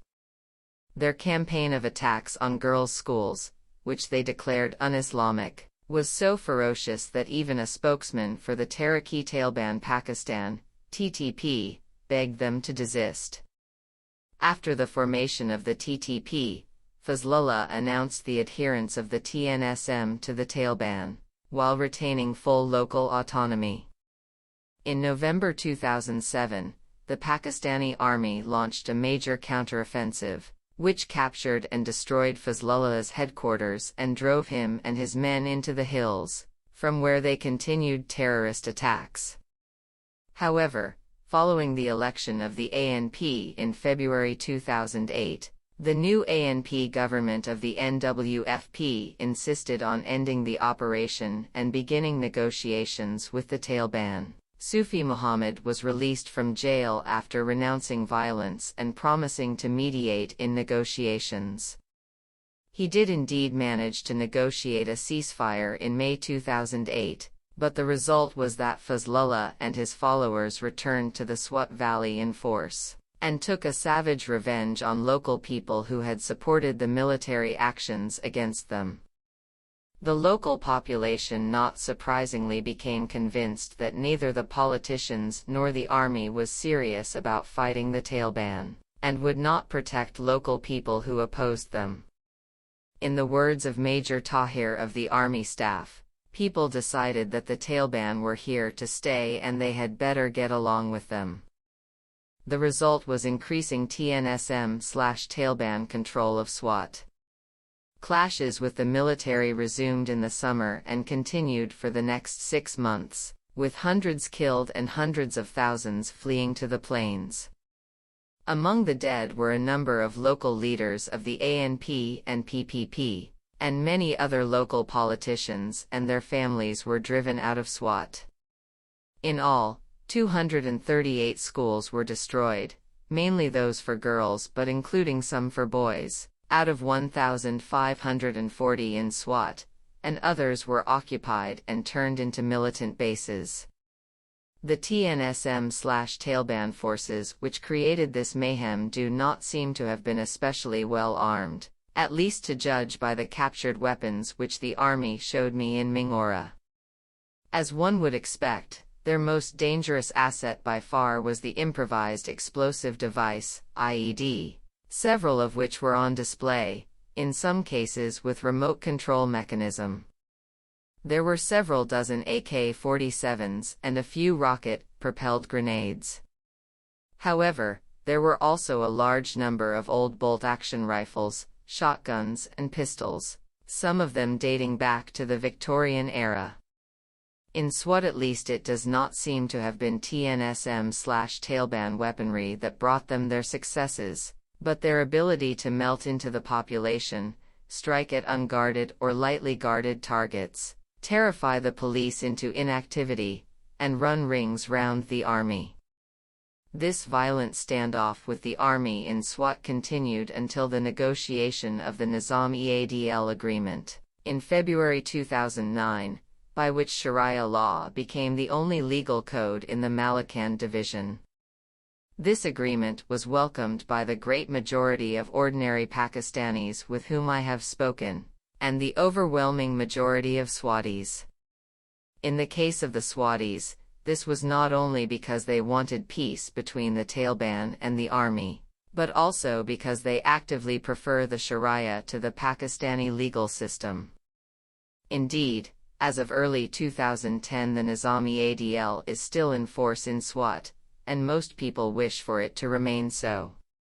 Interestingly, however, Fazlullah and the local TNSM/Taliban seem to have interpreted this agreement in exactly the same way as the West, and the Pakistani liberal media, namely, as a sign that the Pakistani state and army were on the run and could be driven from one district after another.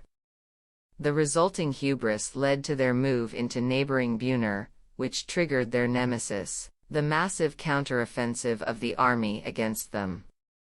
By midsummer of 2009, the military had driven the TNSM/Taliban from the Swat Valley, captured hundreds of their activists, and, according to military figures, killed some 1,200 of them. However, the cost to the civilian population had been high. Though the military seems to have done its best to keep civilian deaths to a minimum, and damage in the city of Mingora itself was slight, villages where the TNSM/Taliban made a stand were heavily bombarded. Estimates of civilian casualties range from several dozen to several hundred, and more than 1.5 million people, a majority of the district's population, fled from the fighting. By the end of the year almost all had returned, only to be displaced again the following August by the floods which swept down the Swat Valley from the deforested mountains, destroying much of the region's remaining infrastructure. Visit to Swat. I visited Swat again, more than 20 years after I had gone there for a peaceful holiday, in August 2009, over 2 months after the army counteroffensive had begun. The army had cleared the Taliban from the Swat Valley itself, and according to military figures by mid-August had killed or captured some 2,000 militants, while losing almost 200 of their own men, but another 3,000 to 4,000, led by their chief commanders, had taken refuge in the surrounding hills, and began to launch suicide bombings and occasional assassinations. However, in the 4 days that I spent in Swat and Buner I did not hear a single shot or explosion, a sign of the extent to which the army had regained control of the valley. Over the following months, the army managed to kill or capture many of the remaining Swati commanders. The road leading up to Swat from Martin and the plains is itself a reminder of the region's turbulent past. To reach the Swat Valley, you have to cross the dramatic Ambila Pass, where in 1863 local tribesmen under the banners of Islam fought a long battle against a British invading army. The British eventually dislodged them from the heights, but accepted a compromise settlement and did not occupy the valley itself. 3 centuries earlier, a Mughal army dispatched by the Emperor Akbar had met disaster in an attempt to subdue the Yusufzais of Swat. The reason for the British expedition had been to force the expulsion from the region of a group of Islamist militants, the surviving followers of Syed Ahmed Barelvi, mentioned in Chapter 1, whom the British called Wahhabis, and Hindustan fanatics. These had been raiding British-controlled territory and attempting to stir up rebellions among other Pathans. How the hopelessly outgunned Swatis managed this is easy enough to see. The bare mountains rise almost sheer from the valley below, and a road hacked out from the mountainside crawls along their face. Viewed from the opposite hillside, the trucks carrying refugees back to their homes in Swat looked small as beetles. Then you cross the pass, and look down into the beautiful Swat Valley, a sort of giant oasis with the Swat River meandering through it, fringed by willows and clumps of waving feather grass. In August 2010, this river became a raging torrent of destruction. One of the reasons the floods of 2010 were so destructive is that the population has grown so much, and settled in places always known to be vulnerable to flooding. The capital, Mingora, still quite a small town when I visited it in the 1980s, has suffered like everywhere else from the runaway growth of Pakistan's population, and now is just another overcrowded semi-slum with between 300,000 and 450,000 people. As usual, no one knows for sure. When I first arrived, it smelled terrible, because of uncollected rubbish, but, by the time I left, municipal workers in laminated jackets were beginning to clear things up. Damage in Mingora itself was very limited. The Taliban had not tried to make a stand in the town, and the army had taken care not to bombard it. Talking to people on the streets in Mingora was not very enlightening. Fear of the army was very obvious, and I had a strong sense of everyone looking over their shoulders to see who might be listening. Everyone said that they supported the military and hated the Taliban. Interviews with people from Swat in the Jalozai camp for displaced people near Peshawar a fortnight earlier had given a rather different impression, the ones conducted out of the hearing of the camp administration, that is. They all described how popular the TNSM had been when the movement first started, because of their advocacy of the Sharia, their administration of harsh but fair justice, and their actions against corrupt and oppressive local politicians and landlords, but also because of the great prestige that many local people attached to their participation in the jihads in Afghanistan and Kashmir. All said that they supported Sharia law for Swat and wanted the Nizam-e-Adl agreement to remain in force.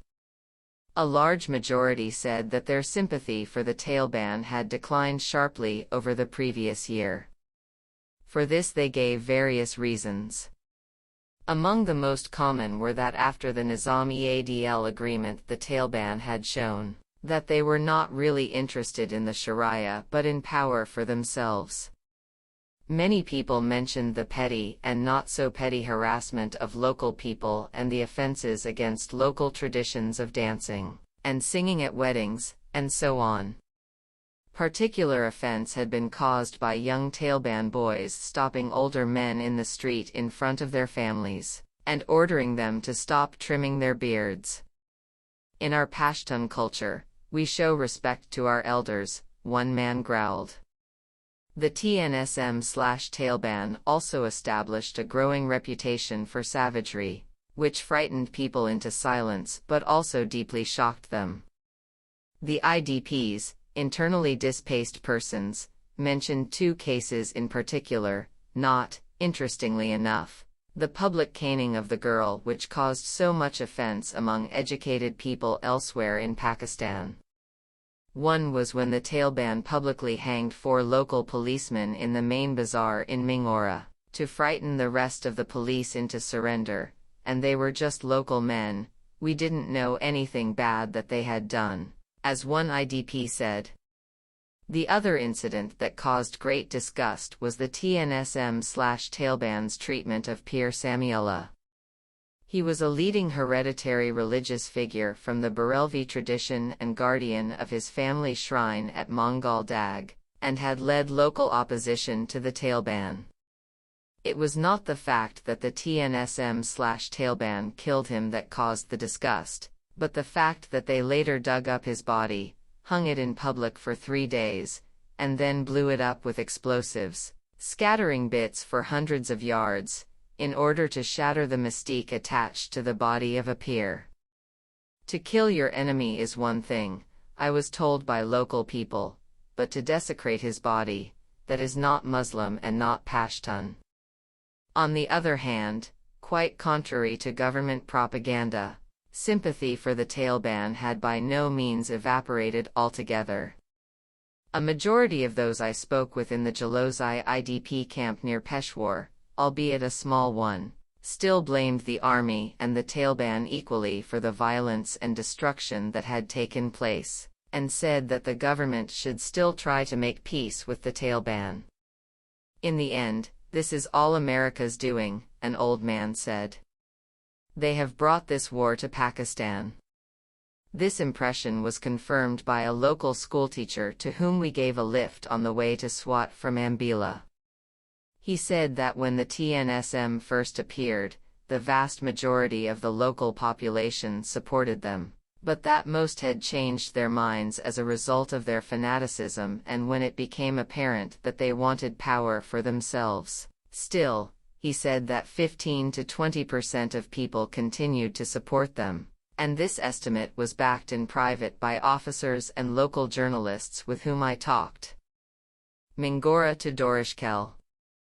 Some of the reasons why a good many local people blame the army and the TNSM/Taliban equally became apparent on a drive up the Swat Valley from Mingora to the village of Dorishkel, near Mata, about a third of the way up the valley, where I went to see a local ANP leader, Afzal Khan Lala.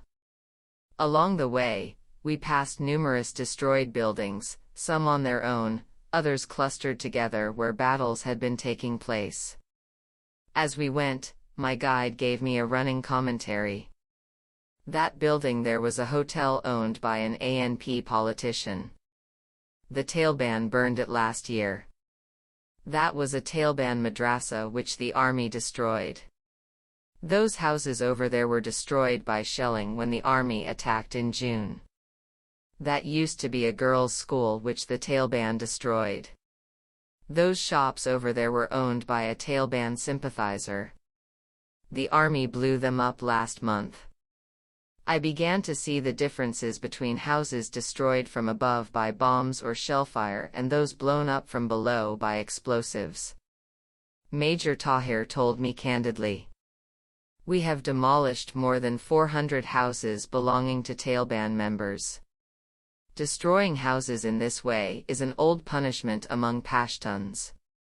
And seeing their homes demolished, local people are encouraged. They see that this time we are really serious about fighting the Taliban. No doubt this is true, but it is also easy to see how an ordinary inhabitant of the Swat Valley might feel that his or her neighborhood was suffering equally from the two sides and call a plague on both their houses. In addition, according to a solidly researched report of Human Rights Watch published in July 2010, the army in Swat has been carrying out a very considerable number of extrajudicial executions of captured Taliban and suspected Taliban supporters. Human Rights Watch said it had firm evidence of 50 such killings, and had been told of 238 in all. The widespread use of extrajudicial executions was confirmed for me in an offhand way by Afzal Khan. Immediately after my interview with him, he went to sit in a jirga with elders from the nearby Sakaside Valley. They were trying through Afzal Khan to negotiate the surrender of the local Taliban commander in their valley, named Gul Yar, whom most of them had reportedly supported, so as to avoid attack by the army. I asked what terms they were trying to negotiate. Well, firstly, of course, that the army should not shoot him out of hand, because that is what they do with most Taliban commanders they capture, I was told. I met Afzal Khan in his ancestral village of Dorishkel. Afzal Khan is not in fact the staunch ANP loyalist that ANP propaganda since 2008 has tried to make out. Like so many Pathan landowning politicians, He has repeatedly moved between parties, and sometimes stood as an independent, depending on circumstances and personal and family advantage. In 2009, a nephew was a minister in the ANP government in Peshawar, and other relatives were scattered through the national and provincial assemblies. Long before I visited Swat, ANP leaders whom I met in Peshawar were presenting Afzal Khan as an iconic ANP figure. For one reason and one reason only: he had stood his ground in the face of the Taliban, when most of the ANP and other politicians in the area had been driven out by them. This flight was very understandable in view of the number of politicians killed by the Taliban, but in a culture which has traditionally prized physical courage above any other virtue, it has nonetheless done them and the ANP terrible damage. Afzal Khan's reputation for courage was not undeserved. It is true that his village and the compound of his extended family were defended not only by his own followers, but by the Pakistani army, but it is also true that this determined 82-year-old great-grandfather stayed on leading his men after he had been wounded in an ambush in which 2 of his guards and his nephew were killed. It probably helps his public image that he certainly looks the part of a chieftain. The garden of his home in Dorishkel could have been an English garden, on an English summer afternoon, if you can imagine an English garden with a machine gun nest in one corner, and sitting in the other an owner who bears a strong resemblance to a giant bald-headed eagle.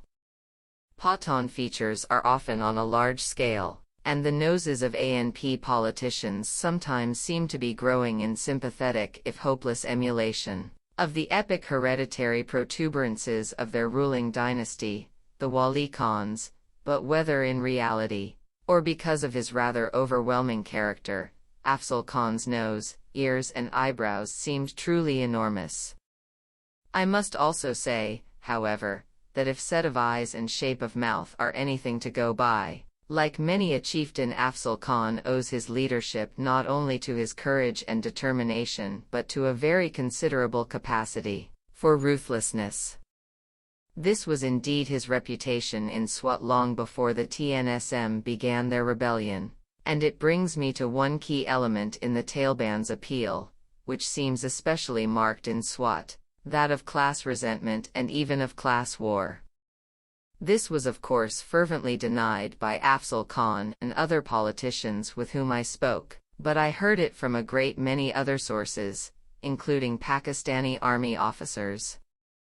Since the end of Swat state, as agriculture has become more commercialized, so certain landowning Khans have used their power to encroach on the lands of weaker neighbors. This also helped to increase loathing of the Pakistani judicial system. As I was told, a Khan politician would use his gunmen to seize some poor farmer's land and his political connections, to stop the administration doing anything about it. Then he would say to the farmer, "Sure, take me to court. You will pay everything you have in bribes, you will wait 30 years for a verdict, and the verdict will still be for me. So what are you going to do about it?" Well, when the TNSM came up, that farmer could do something about it. He joined them. Such behavior was by no means true of all or even most Khans, but it was widespread enough to cause great resentment.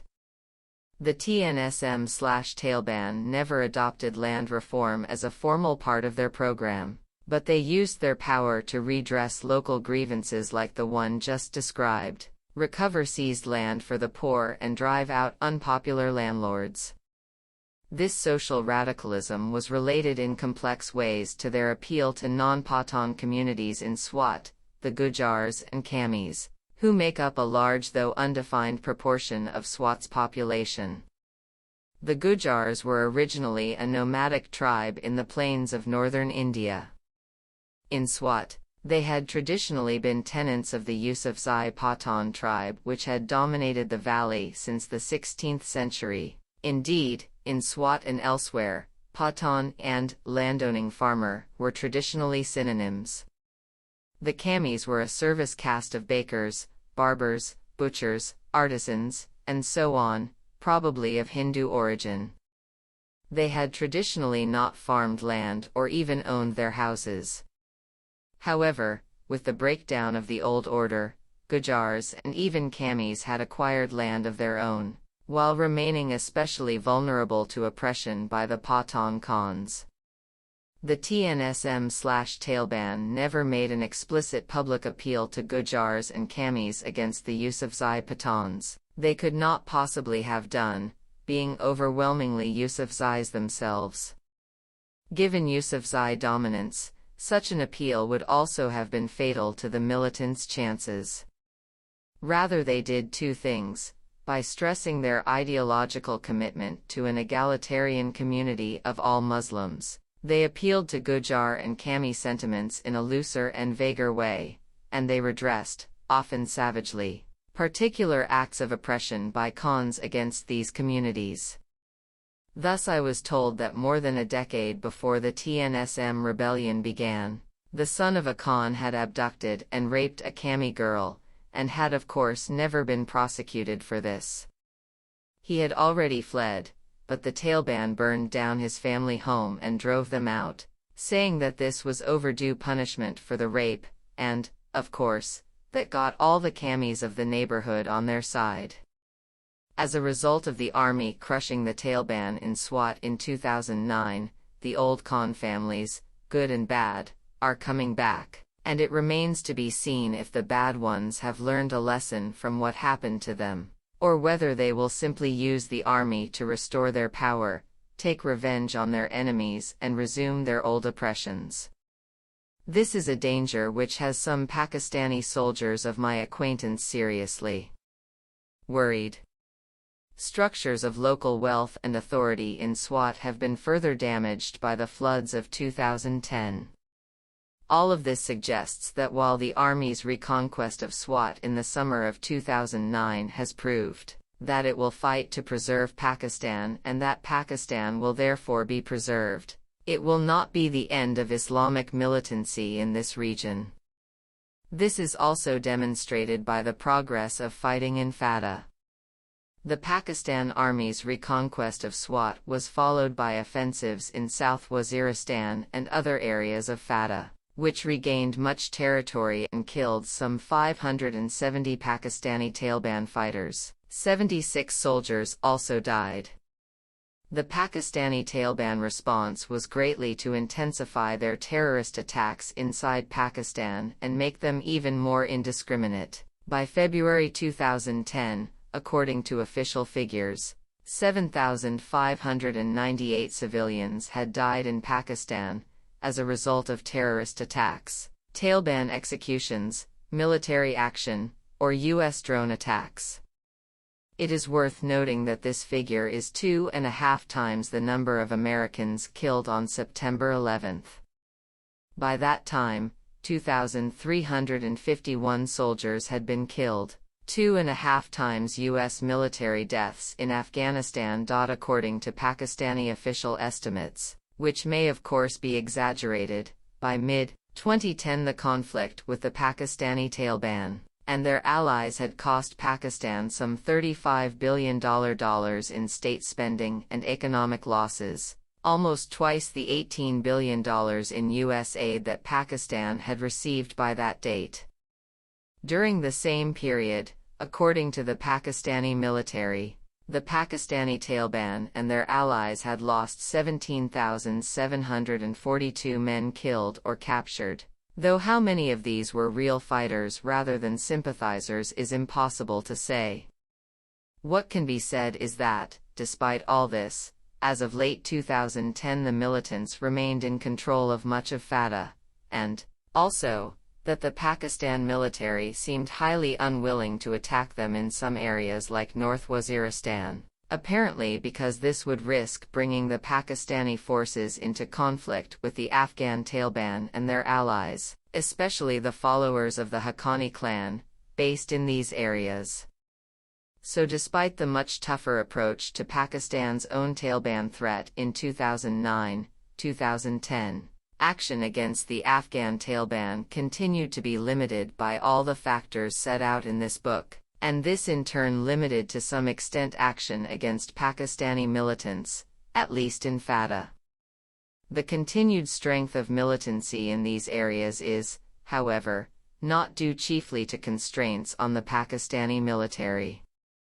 As in many other Pathan territories in Pakistan and Afghanistan, the roots of Taliban support are far too old and deep to be eradicated by military action alone, yet the Pakistani political parties, civilian bureaucracy and private businessmen all seem very far from being able to back up military action with real local development, let alone a more equitable political and judicial system.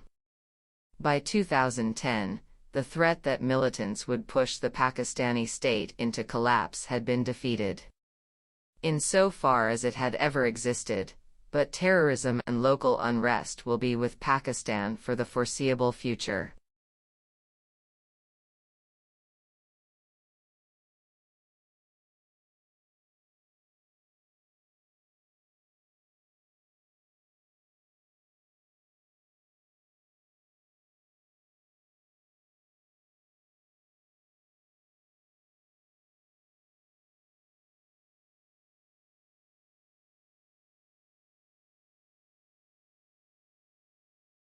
Conclusions. It should be clear from this book that Pakistan, though a deeply troubled state, is also a tough one, and that, barring catastrophic decisions in Washington, New Delhi, and of course Islamabad, it is likely to survive as a country. In the long run, the greatest threat to Pakistan's existence is not insurgency, but ecological change.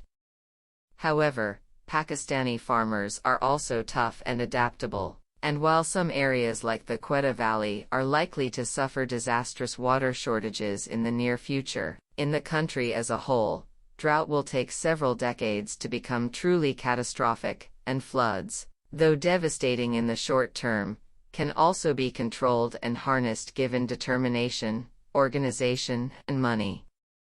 This allows time for human action to ameliorate the impending crisis, if the West, China, and of course Pakistan itself have the will to take this action. The rest of the world should work hard to help Pakistan, because, as I have emphasized, long after Western forces have left Afghanistan, Pakistan's survival will remain a vital Western and Chinese interest. This should encourage cooperation between Beijing and Washington to ensure Pakistan's survival. By contrast, a Sino-US struggle for control over Pakistan should be avoided at all costs, as this would add enormously to Pakistan's destabilization. In the short term, of course, Western policy towards Pakistan will be shaped by developments in Afghanistan, but this policy should not be dictated by those developments. For Pakistan is in the end a great deal more important and potentially dangerous than Afghanistan. Whatever strategy the US ends up adopting in Afghanistan, Pakistan will be critical to its success. Quite apart from Islamabad's strategic calculations, this is made inevitable by the fact that more than half of the Pathan ethnicity lives in Pakistan, while maintaining a strong interest in what happens to the Pathans on the other side of the Durand Line. Whatever happens, Pakistan will therefore insist both that Pathans are strongly represented in any Afghan regime, and that Islamabad has a share of influence in Afghanistan, at least to the point where other countries, meaning above all India, cannot use Afghanistan as a base from which to threaten Pakistan. No conceivable short-term gains in the Western campaign in Afghanistan or the war on terror could compensate for the vastly increased threats to the region and the world that would stem from Pakistan's collapse, and for the disasters that would result for Pakistan's own peoples. Though many Indians may not see it this way, the collapse of Pakistan would also be disastrous for India, generating chaos that would destabilize the entire region. Western and Indian strategy towards Afghanistan and Pakistan should therefore be devised with this fact firmly in mind. This should include recognition, at least in private, that it has above all been the US-led campaign in Afghanistan which has been responsible for increasing Islamist insurgency and terrorism in Pakistan since 2001. By this I do not mean to advocate a humiliating US and British scuttle from Afghanistan, nor to suggest that a Western withdrawal from Afghanistan would end the extremist threat to Pakistan, a threat which has long since developed a life of its own. Nonetheless, concern for the effects of the US military presence in Afghanistan on the situation in Pakistan is one of the strongest arguments for bringing that presence to an end as soon as this can honorably be achieved, and against conducting more wars against Muslim states under any circumstances whatsoever. This also implies that the US should observe restraint in its pressure on Pakistan. Drone attacks on Pakistan's tribal areas have killed many Taliban and al-Qaeda leaders, but they have not noticeably impaired the Afghan Taliban's ability to go on fighting effectively, while causing outrage among Pakistanis, especially because of the very large numbers of women and children who have also been killed by the attacks. The U.S. ambassador to Pakistan, Ann Patterson, discussed the risks of the drone strategy in a cable sent to the State Department in 2009 and revealed by WikiLeaks. She acknowledged that drones had killed 10 out of 20 known top al-Qaeda leaders in the region, but stated that they could not entirely eliminate the al-Qaeda leadership and, in the meantime, increased unilateral operations in these areas risk destabilizing the Pakistani state, alienating both the civilian government and military leadership, and provoking a broader governance crisis within Pakistan without finally achieving the goal of eliminating the al-Qaeda and Taliban leadership. The well-substantiated belief that, despite official denials, the Pakistani High Command and government have provided information to the U.S. in return for strikes against Pakistani Taliban leaders has also been confirmed by WikiLeaks. As Prime Minister Yusuf Raza Gilani told U.S. officials in August 2008, "I don't care if they do it as long as they get the right people. We'll protest in the National Assembly, then ignore it." Pakistani acquiescence in the drone strikes, however, damaged the prestige of the military in society and the morale of ordinary soldiers, and encouraged the perception of the military as a force for hire. There should therefore be no question of extending the attacks to new areas of Balochistan or Khyber Pakhtunkhwa, which would further enrage local society, spread the Pakistani Taliban insurgency to new areas, and reduce existing Pakistani cooperation with the U.S. Even more dangerous is the presence of U.S. special forces on the ground in Pakistan. Reports of this in Pakistan are greatly exaggerated. According to the U.S. Embassy cables released by WikiLeaks, as of October 2009 only 16 such U.S. soldiers were deployed in Pakistan, to 2 Pakistani military bases in North and South Waziristan. While they are doing some useful work against the Taliban, they are also potential hostages to fortune, and likely to provoke mass anger at their presence in the population and the military. Above all, as this book has argued, there must be no open intervention of U.S. ground forces in FATA, as this risks outright mutiny in the Pakistani army.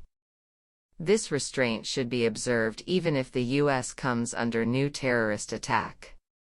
Britain should use whatever influence it possesses in Washington to oppose any such interventions, which could have the most disastrous effects on both terrorism and ethnic relations within Britain itself. Pakistan's links to the Afghan Taliban, hitherto seen in the West overwhelmingly as a problem, should also be seen as potentially a critical asset in the search for an exit from Afghanistan. We might as well try to use Pakistan in this way, since, As the U.S. Embassy in Islamabad reported gloomily but accurately in September 2010. There is no chance that Pakistan will view enhanced U.S. assistance levels in any field as sufficient compensation for abandoning support to these groups, i.e. the Afghan Taliban and their allies, which it sees as an important part of its national security apparatus against India. The only way to achieve a cessation of such support is to change the Pakistani government's perception of its security requirements. The US and other Western countries fighting in Afghanistan should use Pakistan as an intermediary to initiate talks with the Taliban in the hope of eventually reaching a settlement, if, as seems highly probable, the attempt to defeat the Taliban by force does not succeed. Because of its links with the Taliban, Pakistan will have to play a key role in bringing about such negotiations. In 2010, the Obama administration began to move towards the idea of talks, but still seemed very far away from a recognition of what such talks would really entail. In the words of a senior Pakistani diplomat, the U.S. needs to be negotiating with the Taliban, those Taliban with no links to al-Qaeda. We need a power-sharing agreement in Afghanistan, and it will have to be negotiated with all the parties. The Afghan government is already talking to all the stakeholders, the Taliban, the Haqqani Network, Gulbuddin Hekmatyar, and Mullah Omar. The Americans have been setting ridiculous preconditions for talks. You can't lay down such preconditions when you are losing. Such a Western strategy should also stem from a recognition that Pakistan's goals in Afghanistan are in part legitimate, even if the means by which they have been sought have not been, and this legitimacy needs to be recognized by the West. The US and EU should work hard to try to reconcile legitimate Pakistani goals in Afghanistan with those of India, and to draw other regional states into a consensus on how to limit the Afghan conflict.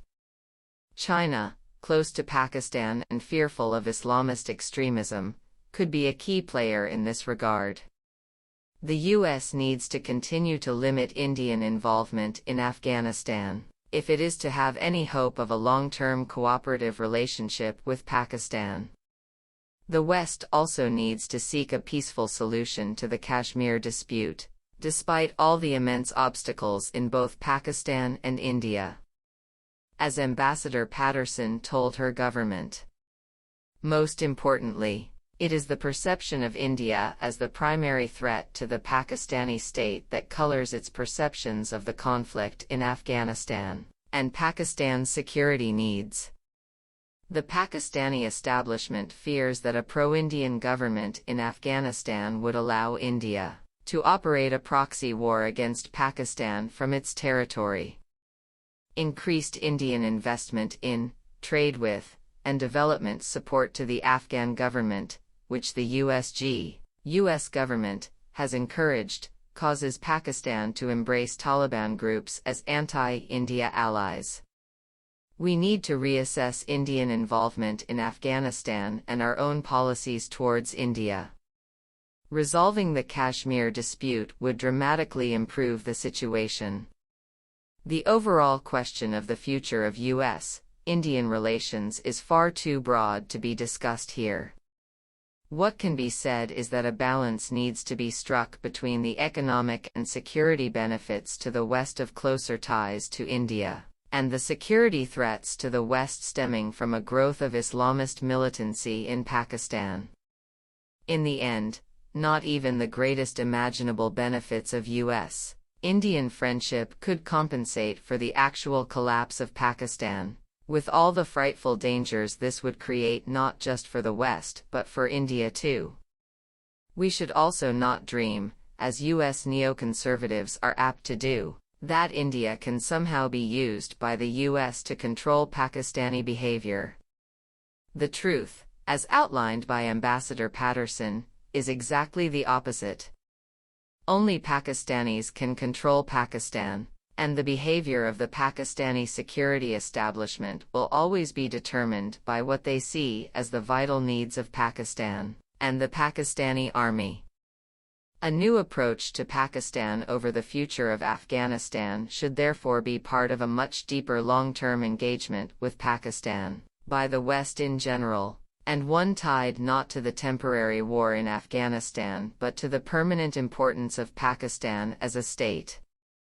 This is crucial for Britain in particular, whose large minority of Pakistani origin retains extremely close ties with Pakistan and forms an enduring organic link between the two countries, and, through Britain, to Europe and North America.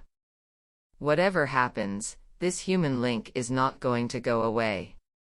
To help make it a force for good rather than a danger, the West needs to develop a much deeper knowledge of Pakistan, a much deeper stake in Pakistan, and a much more generous attitude to helping Pakistan. I hope that by showing Pakistan in all its complex patchwork of light and shadow, this book will help to bring about such a new approach. Books consulted. Chapter 2: The Struggle for Muslim South Asia. Iqbal Akund, Trial and Error, The Advent and Eclipse of Benazir Bhutto, Oxford University Press, Karachi, 2000. M. Athar Ali, Mughal India, Studies in Polity, Ideas, Society and Culture, Oxford University Press, New Delhi, 2006. Alyssa Ayres, Speaking Like a State, Language and Nationalism in Pakistan, Cambridge University Press, Cambridge, 2009. Sartaj Aziz, Between Dreams and Realities, Some Milestones in Pakistan's History, Oxford University Press, Karachi, 2009. Owen Bennett-Jones, Pakistan, Eye of the Storm, Yale University Press, London, 2009, Benazir Bhutto, Daughter of the East, An Autobiography, Pocket Books, London, 2008, Zulfikar Ali Bhutto, If I Am Assassinated, Vikas, New Delhi, 1979. Shahid Javed Burki, Pakistan, 50 Years of Nationhood, Vanguard, Lahore, 2004. M. Ikram Shagatai, Shah Waliullah, His Religious and Political Thought, Sanghi-Meal Publications, Lahore, 2005. H. E. Chihabi and Juan J. Linz, eds, Sultanistic Regimes, Johns Hopkins University Press, Baltimore, Maryland, 1998. Stephen P. Cohen, The Idea of Pakistan, Brookings Institution Press, Washington, D.C., 2004. William Dalrymple, The Last Mughal, Fall of a Dynasty, Delhi 1857, Bloomsbury Publishing, London, 2007.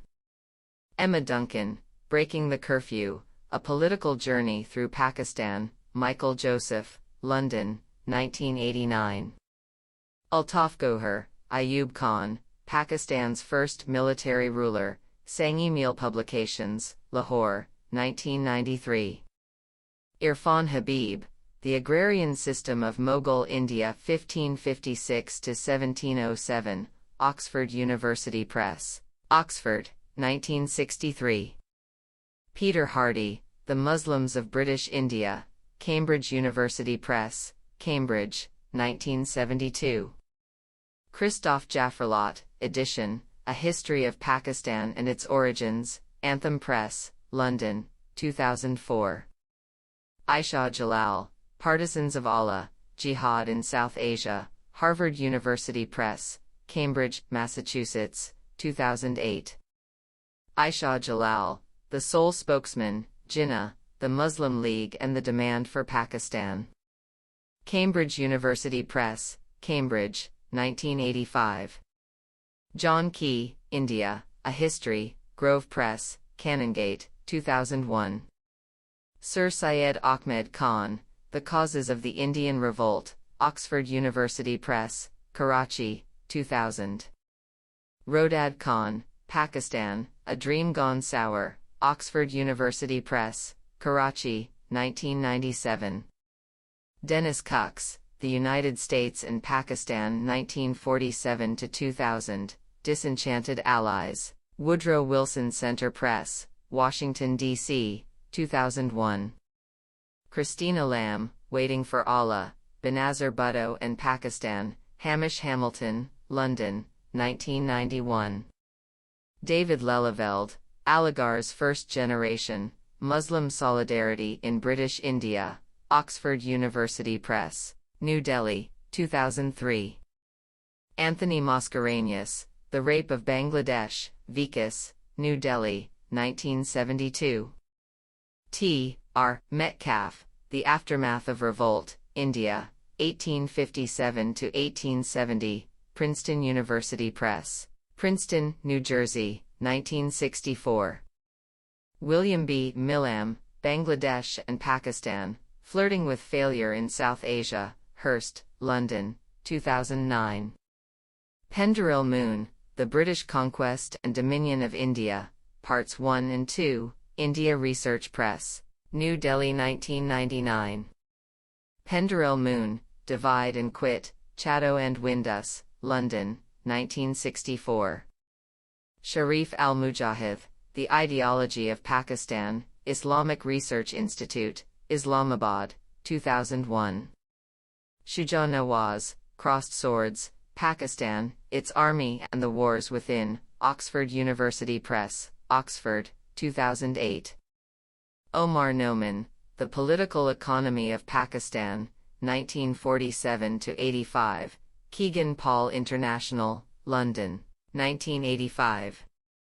Francis Robinson, The Mughal Emperors and the Islamic Dynasties of India, Iran and Central Asia, 1206–1925, Thames and Hudson, London, 2007. Francis Robinson, Separatism Among Indian Muslims, The Politics of the United Provinces Muslims, 1860–1923, Cambridge University Press, Cambridge, 2008. Farzana Sheikh, Making Sense of Pakistan, Hurst, London, 2009, Ian Talbot, Pakistan, A Modern History, Hurst, London, 2005. Ian Talbot, Provincial Politics and the Pakistan Movement, The Growth of the Muslim League in Northwest and Northeast India, 1937–1947, Oxford University Press, Oxford, 1988.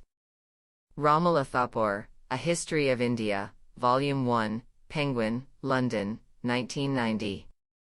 Sir Archibald Wavell, The Viceroy's Journal, Oxford University Press, Oxford, 1973, Stanley Walpert, Jinnah of Pakistan, Oxford University Press, Oxford, 1998. Stanley Walpert, A New History of India, Oxford University Press, New York, 2008. Stanley Walpert, Shameful Flight, The Last Years of the British Empire in India, Oxford University Press, New York, 2006. Stanley Walpert, Zulfi Bhutto of Pakistan, His Life and Times, Oxford University Press, Oxford, 1993. Lawrence Ziring, Pakistan in the 20th Century, A Political History, Oxford University Press, Oxford, 1997. Chapter 3 Justice. Paul Bohannon, edition, Law and Warfare, Studies in the Anthropology of Conflict, Natural History Press, New York, 1967. Muhammad Azam Chaudhary, Justice in Practice, The Legal Ethnography of a Punjabi Village, Oxford University Press, Oxford, 1999. Bernard S. Cohn, Law and the Colonial State in India, in Cohn, Colonialism and Its Forms of Knowledge, Princeton University Press, Princeton, 1996. A. S. Diamond, Primitive Law, Past and Present, Routledge, reprinted London, 1984. Alison Dunda Renton and Alan Dunda, eds, Folklaw, Essays in the Theory and Practice of Lex Non Scripta, 2 vols, University of Wisconsin Press, Madison, Wisconsin, 1995. E. E. Evans Pritchard, The Newer, a description of the modes of livelihood and political institutions of a Nilotic people. Oxford University Press, New York, 1987. E. Adamson Hobel, The Law of Primitive Man, A Study in Comparative Legal Dynamics. Harvard University Press, Cambridge, Massachusetts, 1967. Suketameta, Maximum City, Bombay Lost and Found, Vintage Books, New York, 2005, Sir Penderel Moon. Strangers in India, Faber and Faber, London, 1945. V. S. Naipaul, Among the Believers, An Islamic Journey, Picador, London, 2003. Major General Sir W. H. Sleeman, KCB, Rambles and Recollections of an Indian Official. Edition by Vincent A. Smith, 1844, reprinted Oxford University Press, Karachi, 1980. Harry Holbert Turney High, Primitive War, Its Practice and Concepts, University of South Carolina Press, Chapel Hill, 1991. Sir Cecil Walsh, K.C., Crime in India, Ernest Benn, London, 1930. Chapter 4 Religion. Imtiaz Ahmad, edition, Ritual and Religion Among Muslims in India, Manohar, New Delhi, 1981. Khurshid Ahmad, edition, Islamic Perspectives, Studies in Honor of Maulana Syed Abul Ala Maududi, Islamic Foundation, Leicester, 1979. Aziz Ahmed, Islamic Modernism in India and Pakistan, Oxford University Press, London, 1967. Aziz Ahmed, Studies in Islamic Culture in the Indian Environment, Oxford University Press, New Delhi, 1998. Sarah Ansari, Sufi Saints and State Power, The Peers of Sind, 1843–1947, Cambridge University Press, Cambridge, 1992. Abdul Sattar Eddy, A Mirror to the Blind, An Autobiography, as narrated to Tamina Durrani, Eddy Foundation, Karachi, 1996. Hamid Inayat, Modern Islamic Political Thought, with an introduction by Roy P. Madahida, I.B. Taurus, London, 2005. Carl W. Ernst, The Shambhala Guide to Sufism, Shambhala, London, 1997. Clifford Geertz, Islam Observed, Religious Development in Morocco and Indonesia, Yale University Press, New Haven, Connecticut, 1968. Ernest Gellner, Muslim Society, Cambridge University Press, Cambridge, 1981, Ernest Gellner. Saints of the Atlas, Weidenfeld and Nicholson, London, 1969. David Gill-Martin, Religious Leadership and the Pakistan Movement in the Punjab, Modern Asian Studies, 13, 1979, pages 485–517. Aisha Jalal, Partisans of Allah, Jihad in South Asia, Sang-e-Meal, Lahore, 2008. Aisha Jalal, Self and Sovereignty, Individual and Community in South Asian Islam since 1850, Routledge, London, 2000. Gillis Keppel, Jihad, The Trail of Political Islam, Harvard University Press, Cambridge, Massachusetts, 2002. Gillis Keppel, The War for Muslim Minds, Islam and the West, Harvard University Press, London, 2004. Peter Main, Saints of Sind, J. Murray, London, 1956. Barbara Daly Metcalf, edition, Moral Conduct and Authority, The Place of Adab in South Asian Islam, California University Press, Berkeley, California, 1984. Sharif Al-Mujahid, Ideology of Pakistan, Islamic Research Institute, Islamabad, 2001. Catherine Pratt Ewing, The Politics of Sufism, Redefining the Saints of Pakistan, Journal of Asian Studies, 42, 1983, pages 251–68. Muhammad Amir Rana, A to Z of Jihadi Organizations in Pakistan, translated by Saba Ansari, Mashal, Lahore, 2009. Francis Robinson, Islam and Muslim History in South Asia, Oxford University Press, New Delhi, 2006. Olivier Roy, The Failure of Political Islam, I.B. Tauris, London, 1994. Anne-Marie Schimmel, Mystical Dimensions of Islam, University of North Carolina Press, Chapel Hill, North Carolina, 1975. Farzana Sheikh, Making Sense of Pakistan, Hurst, London, 2009.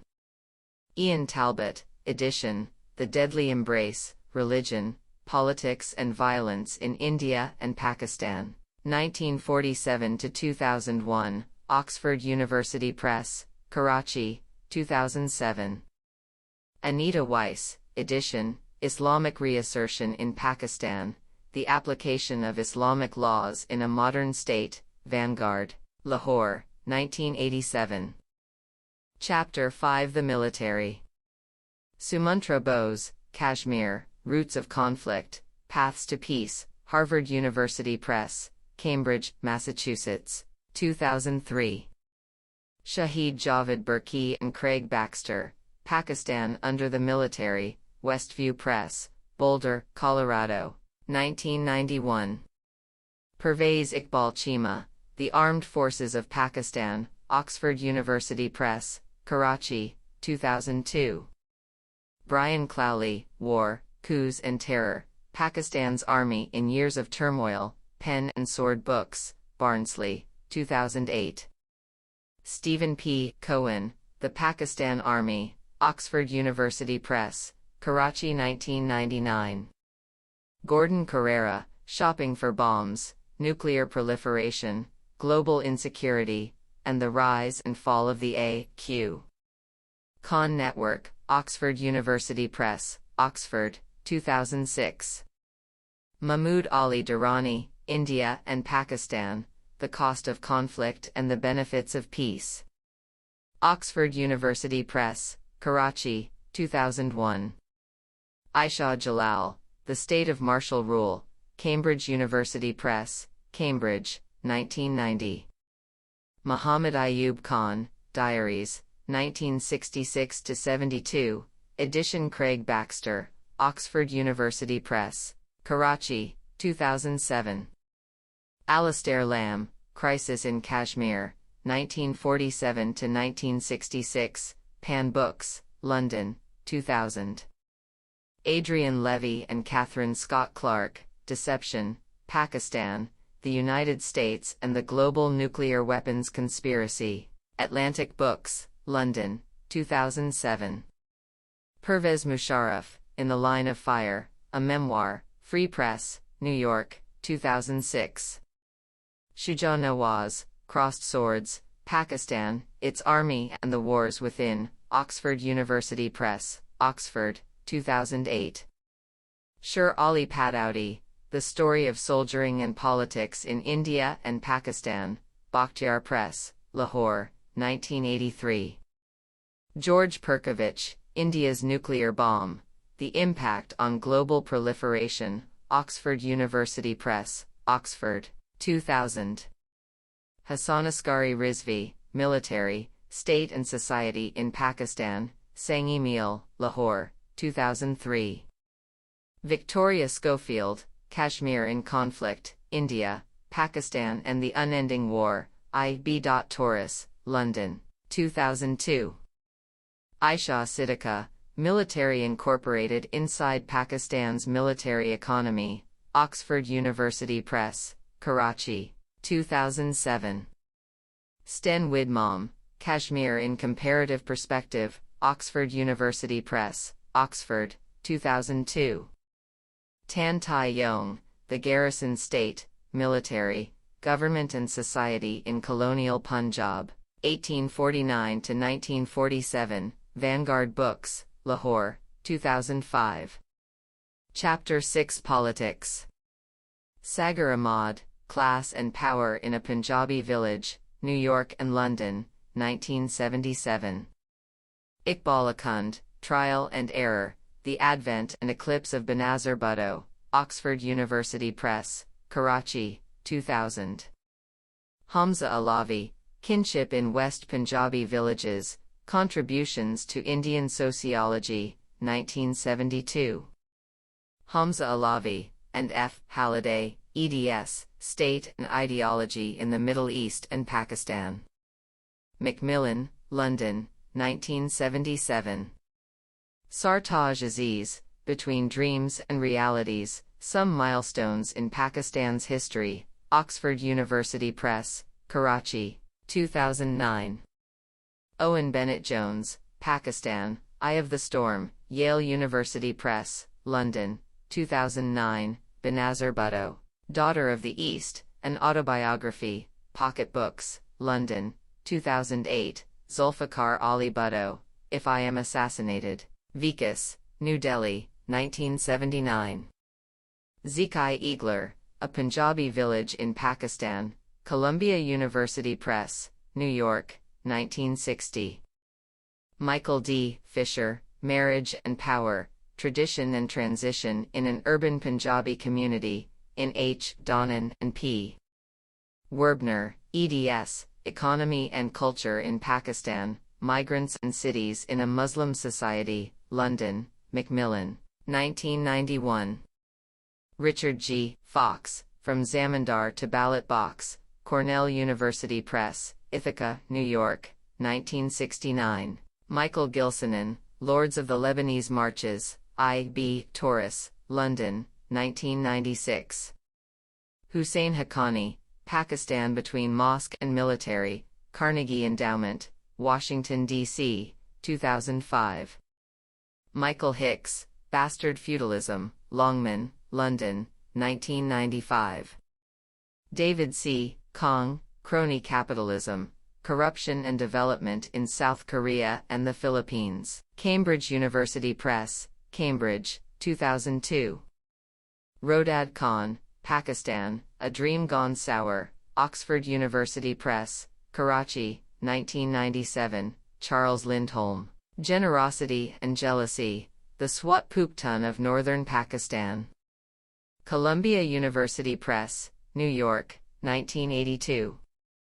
Harban Mukhia, Was There Feudalism in Indian History, Journal of Peasant Studies, 8, 3, 1981. Omar Noman, The Political Economy of Pakistan, 1947-85, Kegan Paul International, London, 1985. J. G. Parishchini, edition, Honor and Shame, The Values of Mediterranean Society, Weidenfeld and Nicholson, London, 1965. Joyce Pettigrew, Robert Nobleman, A Study of the Political System of Sikh Jats, Routledge and Kegan Paul, London, 1975. Declan Quigley, The Interpretation of Caste, Oxford University Press, Oxford, 1993.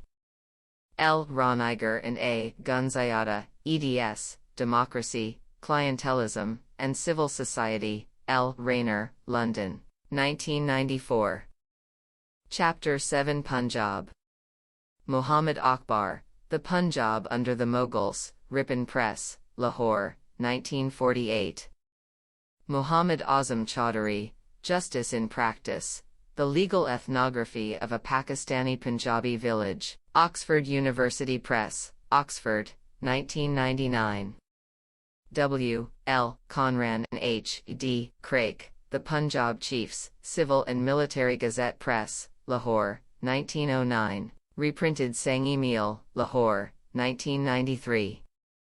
Zekai Igler, A Punjabi Village in Pakistan, Columbia University Press, New York, 1960. H. L. O. Garrett, The Punjab 100 Years Ago, Government Printing, 1934, reprinted by Bookhouse, Lahore, 2002. Gazetteer of the Attock District, Government Printing, Lahore, 1930, reprinted Sanghi-Meal, Lahore, 2003. Gazetteer of the Chenab Colony, Government Printing 1911, reprinted Sanghi-Meal, Lahore, 1996. Gazetteer of the Multan District, 1923-24, Government Printing, Lahore, 1926, reprinted Sang-e-Meal, Lahore, 2001. Sir Denzil Ibbetson, Punjab Castes, Civil and Military Gazette Press, Lahore, 1883, reprinted Sang-e-Meal, Lahore, 2001. Stephen M. Lyon, An Anthropological Analysis of Local Politics and Patronage in a Pakistani Village, Edwin Mellon, Lewiston, New York, 2004. Joyce Pettigrew, Robert Nobleman, A Study of the Political System of the Sikh Jats. Routledge and Keegan Paul, London, 1975. Bapsi Sidhwa, edition, Beloved City, Writings on Lahore, Oxford University Press, Karachi, 2005. Gurharpal Singh and Ian Talbot, Punjabi Identity, Continuity and Change, Manohar Publishers, New Delhi, 1996. Ian Talbot and Shinder Thandi, People on the Move, Punjabi Colonial and Post-Colonial Migration, Oxford University Press, Oxford, 2004. Tan Tai Yong, The Garrison State, the Military, Government and Society in Colonial Punjab, 1849-1947, Vanguard Books, Lahore, 2005. Chapter 8 Sindh.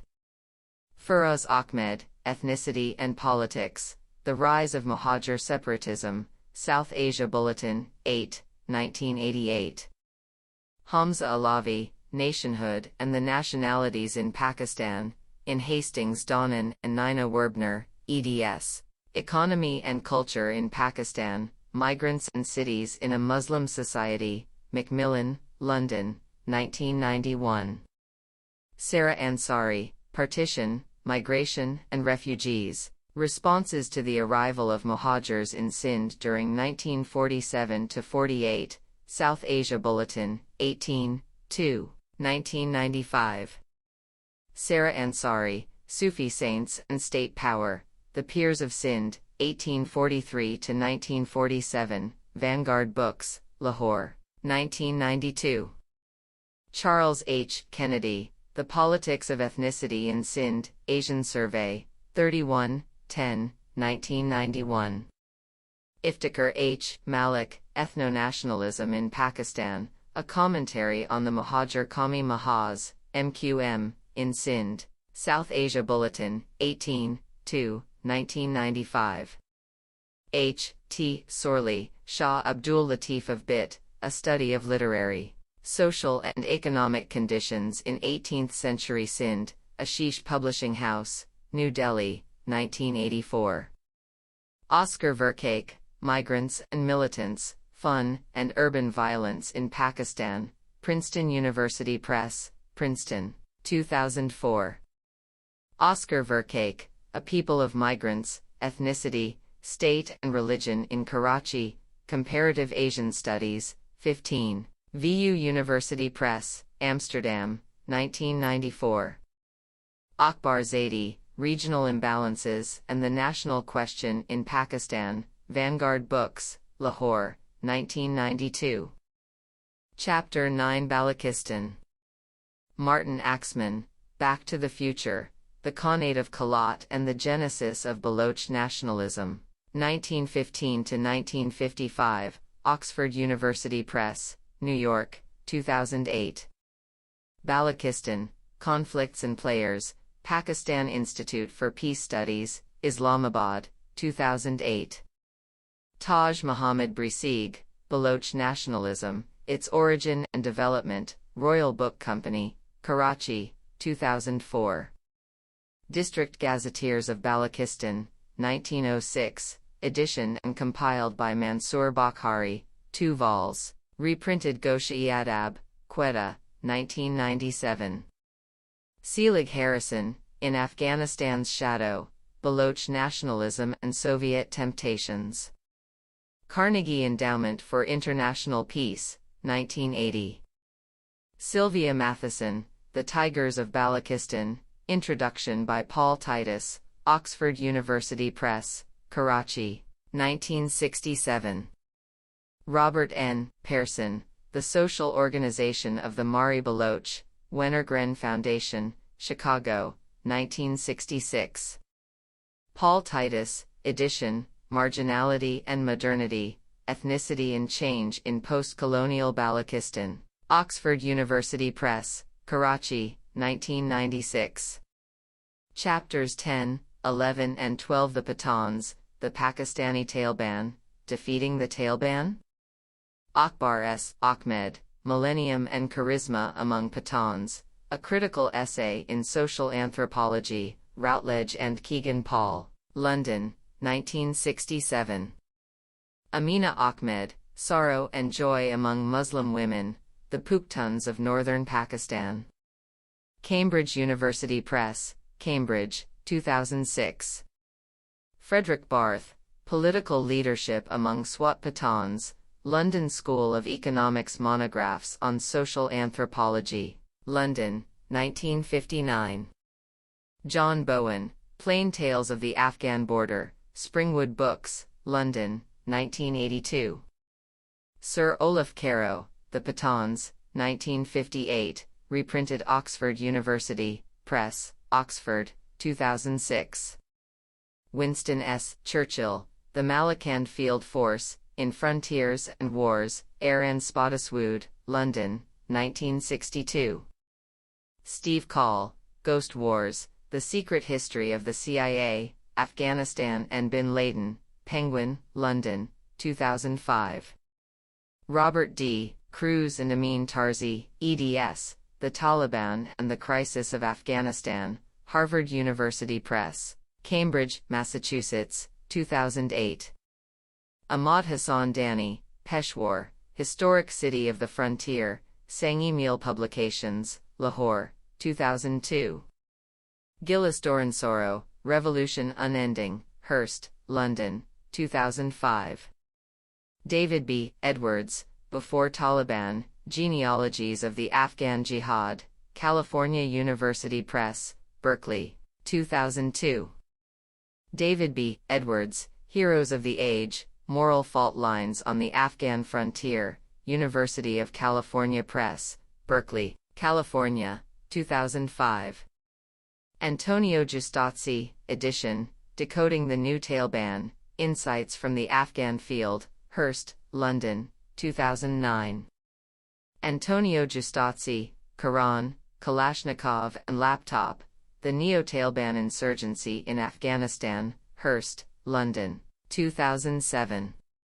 Antonio Giustazzi and Nourullah, Tribes and Warlords in Southern Afghanistan 1980–2005, Crisis States Research Center, London, Working Paper Series 2, No. 7.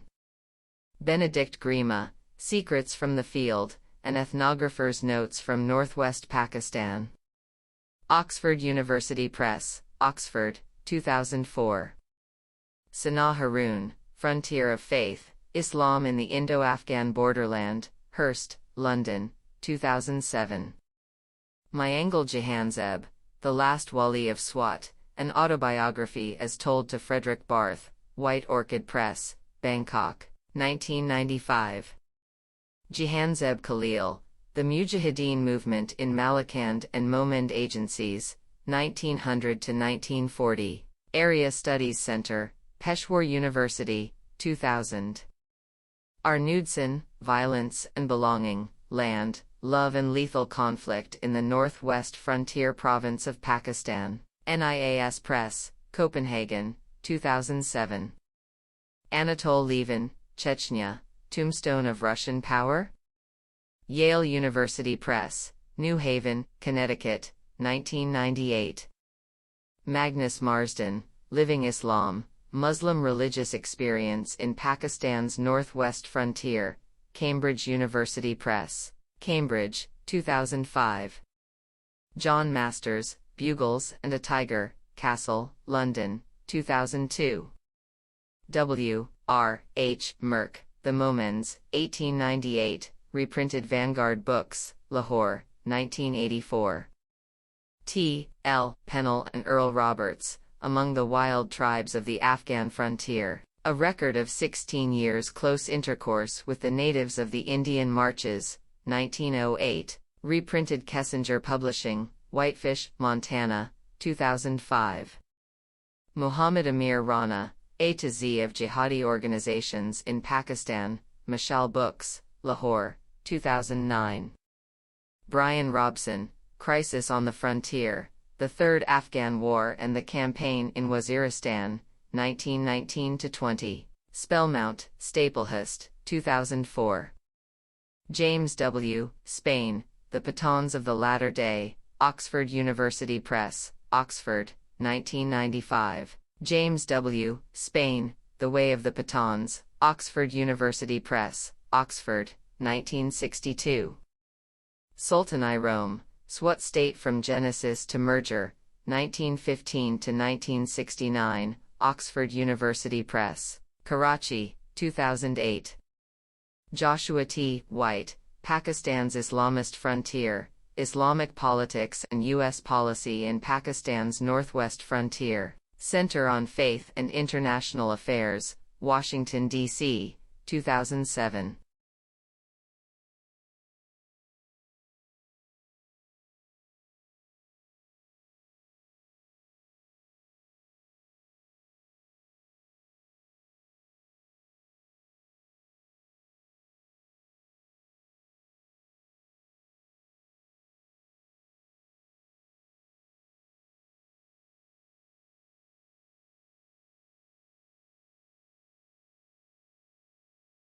Appendix 1, Chronology of Muslim South Asia.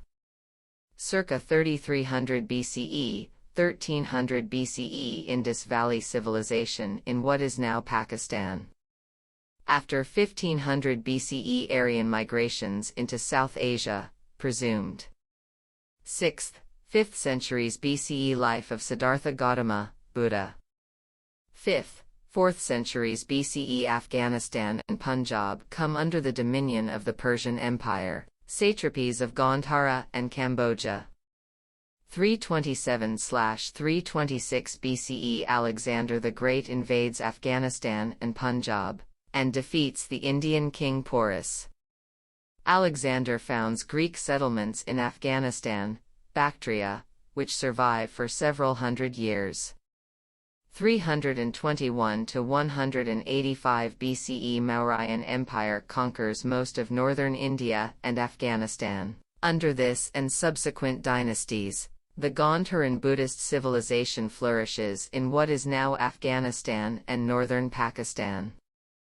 1st century BCE, 6th century CE Kushan and Gupta empires. 632 CE Death of the Prophet Muhammad. Late 7th century CE Muslim invasions of Sindh. 711 CE Muhammad bin Qasim, a general of the Muslim Umayyad dynasty, invades Sindh by sea and initiates Muslim rule in South Asia. He extends Muslim rule as far north as Multan in southern Punjab. 971–1030 Life of Mahmud of Ghazni, in Afghanistan, the first Muslim invader of northern India. c. 990–1077 Life of Abul Hasan Ali Hajari, Data Ganj Bakhsh, a Sufi Muslim saint who initiates conversion of people of northern Punjab to Islam and is buried in Lahore. 1162–1206 Muhammad of Ghor, in Afghanistan, leads Muslim campaigns in northern India. In 1186 he captures Lahore. 1193 Muhammad of Ghor's general Qutb din Aibak captures Delhi. He founds the Delhi Sultanate, and is buried in Lahore. 1206–1526 A succession of Muslim dynasties rule northern India from Delhi. 1398 Tamerlane sacks Delhi. 1469–1538 Life of Guru Nanak, founder of Sikhism. 1526 Zaharuddin Babur invades India through Afghanistan, defeats the last Lodhi Sultan of Delhi, and founds the Mughal Empire. 1556–1605 Rule of the Mughal Emperor Jalaluddin Akbar the Great. 1703–62 Life of the Great South Asian Muslim religious thinker and reformer Shah Waliullah. 1707 Death of the last great Mughal emperor, Aurangzeb. 1739 Delhi sacked by the Persian ruler Nadir Shah.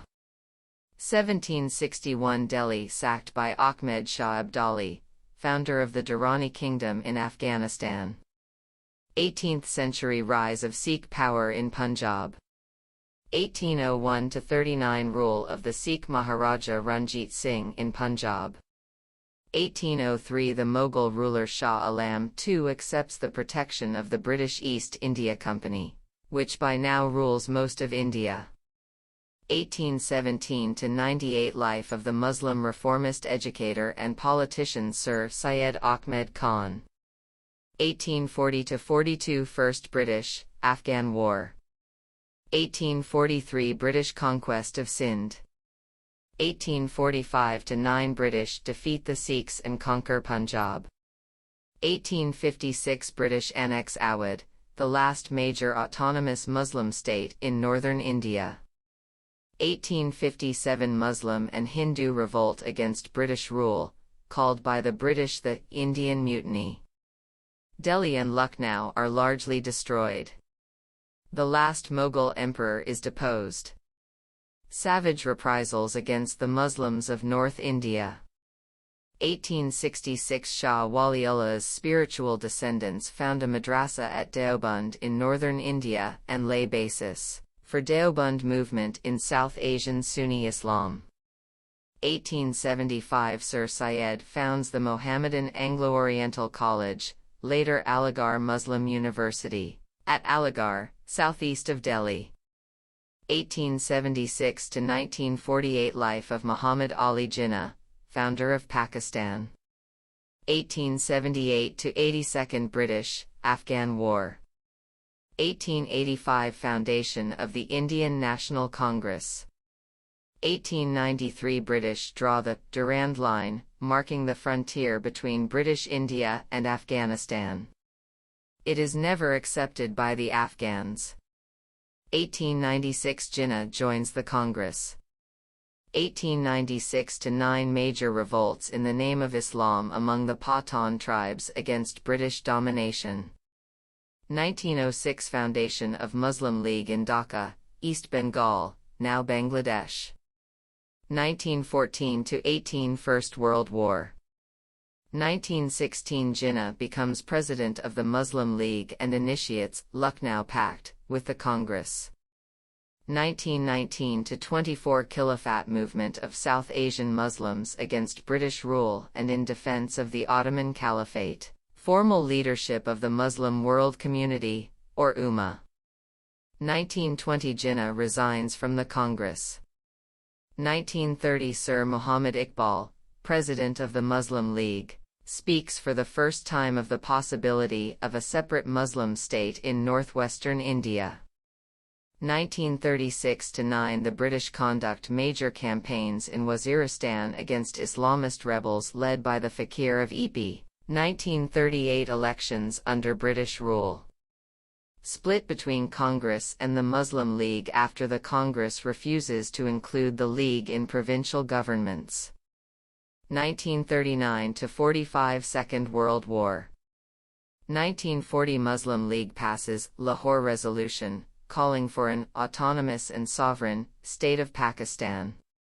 1946 British cabinet mission fails to negotiate an agreement with Congress and the Muslim League on a united independent India with a loose federal constitution and guaranteed power sharing between Hindus and Muslims. August 1947 Independence of India and Pakistan. Communal massacres in Punjab and Bengal claim between 200,000 and 1 million lives. Around 12 million people become refugees in India or Pakistan. October 1947 Beginning of conflict between India and Pakistan over Kashmir. September 1948 Death of Jinnah. 1951 Assassination of his successor, Liaquat Ali Khan. 1952 Language riots in East Pakistan initiate movement for the separation of the region from West Pakistan. 1953 Riots in Punjab against the Ahmadi religious minority show the strength of the Islamist parties on the streets. Martial law declared. Pakistani army enters into internal politics. 1958 Military coup by the Commander-in-Chief, General Muhammad Ayub Khan. 1958–69 Administration of Ayub Khan. The economy grows successfully. Limited land reform carried out in West Pakistan. In foreign policy, Ayub aligns Pakistan closely with the United States, but also cultivates ties with China. The capital is moved from Karachi to the new city of Islamabad, near Rawalpindi in northern Punjab. 1965 War with India over Kashmir ends in stalemate, seen in Pakistan as a defeat. Opposition to Ayub Khan grows, increasingly led by his former foreign minister, Zulfikar Ali Bhutto. 1969 Ayub Khan resigns in the face of growing public protests against his rule, and is succeeded by the Army Chief of Staff, General Muhammad Yahya Khan. 1969–71 Growth of agitation for de facto independence of East Pakistan.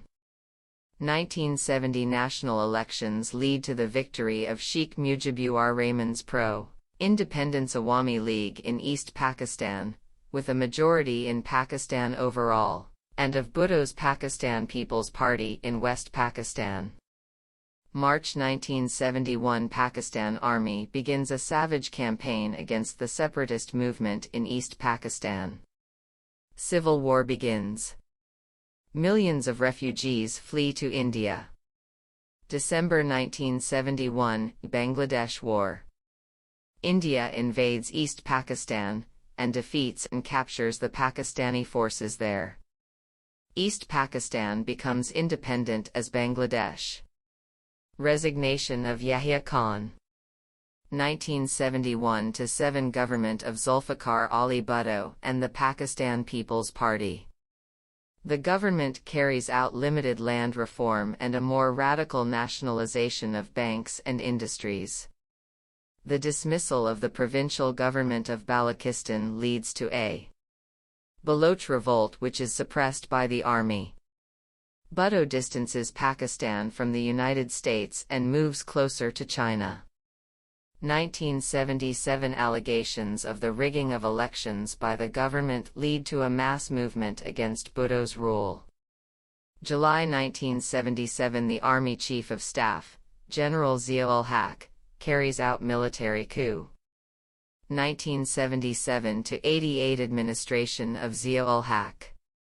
His government greatly extends Bhutto's moves to make Pakistan an Islamic state. The role of the Sharia in the legal system is strengthened. Partial reversal of Bhutto's populist economic measures.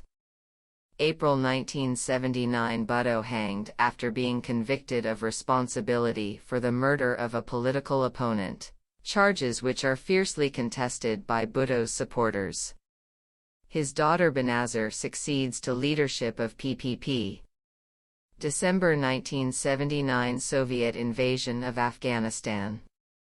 The United States extends massive aid to Pakistan as a bulwark against supposed Soviet expansionism.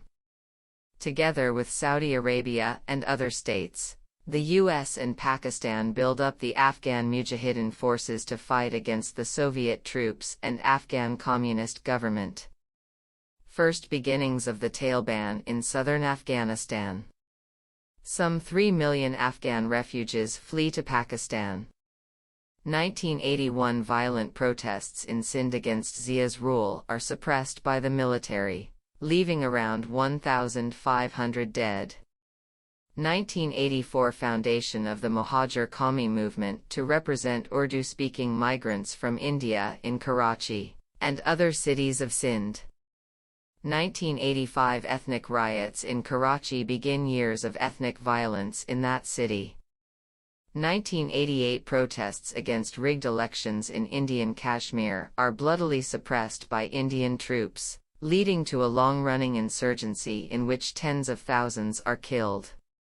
Pakistan supports the insurgents with arms and volunteers from Islamist militant groups. August 1988 General Zia and leading staff killed in an air crash, generally presumed to be sabotage. The military and civil service manage a transition to democracy. November 1988 The Pakistan People's Party, PPP, under Benazir Bhutto wins national elections and forms a coalition government. The IJI, Islami Jamhuriyat coalition, led by the Muslim League headed by Mian Nawaz Sharif, wins the provincial elections in Punjab and forms the government there. January 1989 Soviet forces withdraw from Afghanistan. In March, a Mujahideen attempt to defeat the communist forces there suffers a bloody setback at Jalalabad. April 1989 riots against the publication of Salman Rushdie's satanic verses leave 5 dead in Islamabad.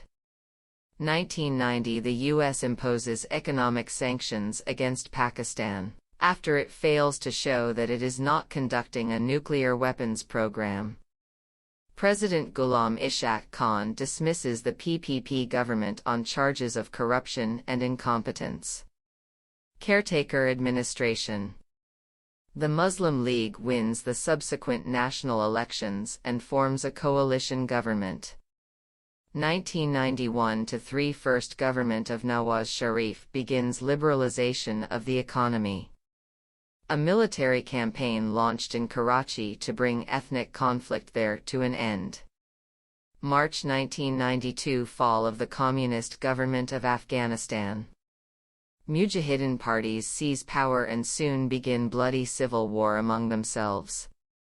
Pakistan backs the Pathan forces of Gulbuddin Hekmatyar's Hezb-e Islami.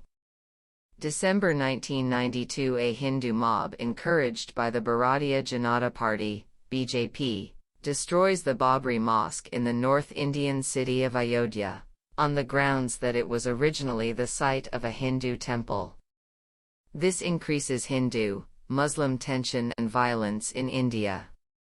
1993 Ishaq Khan and Nawaz Sharif fall out. After prolonged political confusion, both are forced to resign by the military. The PPP wins the subsequent national elections. 1993-96 Second government of Benazir Bhutto.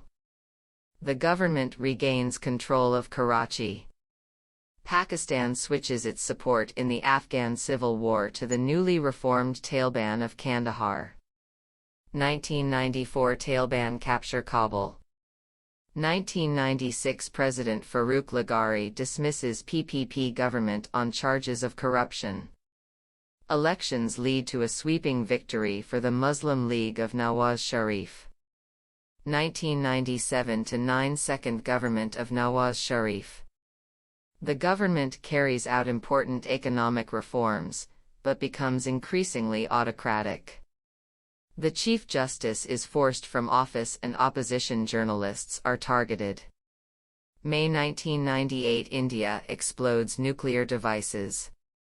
Pakistan follows suit, leading to intensified U.S. sanctions.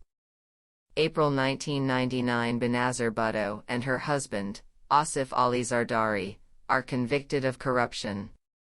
Ms. Bhutto stays abroad. Mr. Zardari spends several years in jail. May 1999 After Pakistani forces occupy positions across the line of control at Kargil in Kashmir, India counterattacks. Pakistan eventually withdraws under heavy U.S. pressure.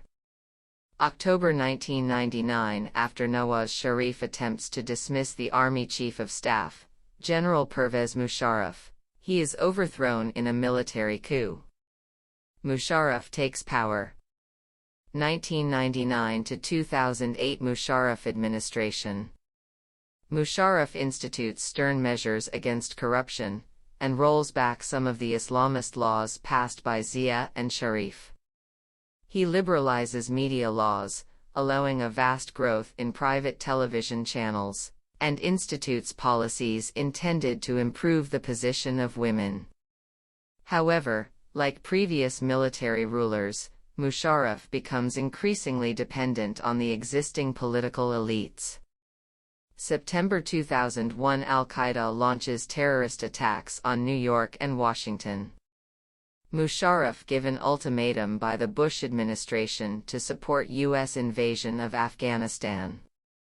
Musharraf agrees to allow 2 U.S. air bases in Pakistan and to allow supplies for the U.S. forces in Afghanistan to cross Pakistan. December 2001. Backed by massive U.S. airpower and some special forces, the anti-Taliban warlords in Afghanistan overthrow Taliban rule. The leadership of the Taliban and Al-Qaeda escape to Pakistan and go into hiding. December 2001, Pakistan-based Islamist militants launch a terrorist attack on the Indian Parliament in New Delhi. India masses troops on its border with Pakistan. January 2002, under heavy U.S. and Indian pressure, Musharraf bans the SSP and Lujay, together with Lashkar-e-Taiba and Jaish-e-Mohammed, Islamist militant groups formerly sponsored by the Pakistani military. Over the next years, violence in Kashmir diminishes greatly. March 2002, Muslim activists in India attack a train containing Hindu nationalist pilgrims to Ayodhya, killing 59. In response, some 2,000 Muslims are massacred in the Indian state of Gujarat by Hindu militants, linked to the ruling Bharatiya Janata Party, BJP, and encouraged by the local BJP government. June 2002, terrorist attacks in Karachi against French technicians and the U.S. consulate. October 2002, national elections. The pro-Musharraf Muslim League, Quaid-e-Azam, wins most seats and forms a coalition government. The MMA Islamist coalition wins the elections in the Northwest Frontier Province and Balochistan, and forms the governments there. November 2003, India and Pakistan announce a ceasefire in Kashmir. Pakistan and India resume air links and other ties. March 2004, under U.S. pressure, the Pakistani military launches a major campaign in Waziristan, on the border of Afghanistan, against local allies of the Afghan Taliban. In this and subsequent offensives, hundreds are killed, including many civilians. Increase of support for militancy in the tribal areas. In April 2004, after the military campaign reaches stalemate, the Pakistani government makes a peace deal with the local Islamist leader Nek Mohammed. This is abrogated by the militants in June when Nek Mohammed is killed in a U.S. airstrike. The government goes on to make a similar deal with his successor, Baitullah Masud. January 2005, start of a new insurgency in Balochistan, initially by members of the Bugti tribe. October 2005, massive earthquake in Pakistani Kashmir leaves tens of thousands dead. Islamist groups lead the relief effort. January 2006, a U.S. missile strike on suspected Al-Qaeda members at Damadola in the Bajur tribal agency of Pakistan kills 17 people, including civilians. This marks the beginning of intensified U.S. strikes from unmanned aircraft against suspected Al-Qaeda and Taliban leaders in the Pakistan tribal areas, which kill many senior figures but also infuriate the local population. August 2006, Baloch rebel leader Nawab Akbar Bugti is killed in mysterious circumstances, together with Pakistani troops. Baloch insurgency intensifies, partly led by his grandson, Baramdog Bugti. July 2007, Islamist radicals turn the Red Mosque, Lal Masjid, complex in Islamabad into an armed base and begin enforcing Sharia law in parts of the capital. In July, security forces storm the Red Mosque, in a battle in which, according to official figures, 154 people are killed. In protest, militants in the tribal areas abrogate their peace agreement with the government. March 2007 – Start of clash between Musharraf and the Chief Justice, Iftikhar Chaudhry, who demands that the government account for Pakistanis who have disappeared at the hands of the security forces in Balochistan and elsewhere. Many Pakistanis believe that suspected Islamist militants have been secretly and illegally transferred to U.S. custody. The Chief Justice also challenges other measures by the Musharraf administration. Musharraf dismisses the Chief Justice, who then leads a protest movement of lawyers, with increasing mass support. May 2007 – Several dozen people killed in Karachi when activists of the Mohajir Qawmi movement, allied to Musharraf, block a visit by the Chief Justice to the city. September 2007 – Formation of the Pakistani Taleban, Tehrik-e-Taliban Pakistan, or TTP, a loose alliance of mainly Pathan militant groups. Militants in the Swat district of the NWFP increasingly threaten local government. October 2007 – Musharraf wins a presidential election generally thought to be rigged. November 2007 – Under increasing pressure from the lawyers' movement and other public protests, Musharraf declares martial law, but is soon forced to withdraw this under U.S. pressure. Musharraf is forced to resign as Army Chief of Staff. Nawaz Sharif and Benazir Bhutto are allowed to return from exile. The U.S. promotes an alliance between Musharraf and Ms. Bhutto. December 27, 2007 – Ms. Bhutto is assassinated at a public rally in Rawalpindi, apparently by the Pakistani Taleban.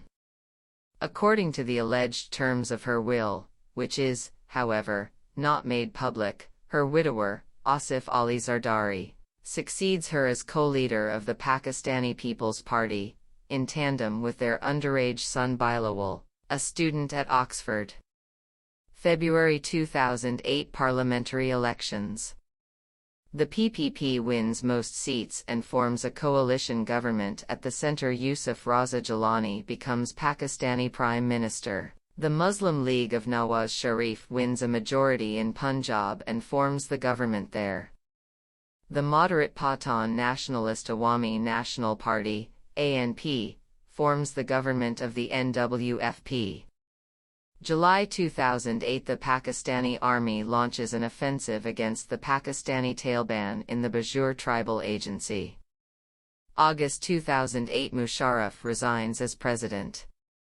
September 2008 – Zardari is elected president by members of the National and Provincial Assemblies. He breaks his promise to reappoint Iftikhar Chaudhry Chief Justice. September 20, 2008 – The Marriott Hotel in Islamabad is badly damaged by a car bomb, in the first major terrorist attack in the capital. Over the next 18 months, terrorist attacks by the Pakistani Taleban and their allies intensify across Pakistan, becoming increasingly indiscriminate and claiming thousands of victims among civilians as well as among Pakistani troops and police. November 2008 – Relations between India and Pakistan worsen drastically again after terrorists from the Pakistan-based, though officially banned, Lashkar-e-Taiba carry out terrorist attacks in the Indian city of Mumbai, leaving 185 dead. Pakistan is forced to take intensified measures against Let, but refuses Indian demands to extradite suspects to India. February 2009 – The national government and the government of the NWFP reached the Nizami-ADL agreement with the Pakistani Taleban in Swat, providing for the extension of Sharia law in the province in return for the Taliban abandoning their campaign of violence. March 2009 – The Zardari administration ousts the Sharif government in the Punjab, after the Supreme Court, appointed by Musharraf and Zardari, declares the election of Nawaz and Shahbaz Sharif illegal. The Muslim League leads a mass march on Islamabad. Zardari is forced to back down, allow Iftikhar Chaudhry back as Chief Justice, and allow the Muslim League to resume the government in Punjab. April 2009, the Taliban in Swat take over the neighboring district of Buner, closer to Islamabad. May 2009, the Pakistani army launches a massive offensive to retake Swat and Buner. Hundreds of Taliban are killed or captured, but hundreds of thousands of civilians are also forced to flee their homes. August 2009, Pakistani Taliban leader Baitullah Masud is killed in a U.S. airstrike. He is succeeded by Hakamullah Masud. Hamid Karzai is re-elected president of Afghanistan in elections which are widely seen as deeply flawed by rigging and corruption. September 2009, the U.S. Senate passes the Kerry-Lugar bill, providing for greatly increased U.S. assistance to Pakistan. However, it causes great offense to many Pakistanis by the strict conditions it sets concerning Pakistani action against the Taliban and Pakistan's nuclear program. October 2009, the Pakistani military begins a major offensive against the Pakistani Taliban in South Waziristan. October 10, 2009, Taliban militants attack the headquarters of the Pakistani army in Rawalpindi, killing 10. December 2009, U.S. President Barack Obama announces a surge in U.S. troops in Afghanistan and intensified operations against the Taliban there. The Supreme Court declares illegal an amnesty passed by President Musharraf, giving Zardari and other leading PPP figures immunity for prosecution for corruption. December 31, 2009, National Finance Commission Award, agreed between the national government and the provinces, rebalances the allocation of revenue in favor of Sindh, the NWFP, and especially Balochistan.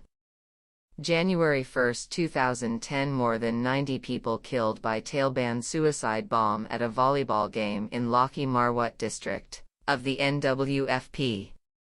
January 14, 2010, Jamiat-ud Dawa condemns the killing of Muslims by suicide bombing as un-Islamic, and says that such attacks played into the hands of the US, Israel, and India.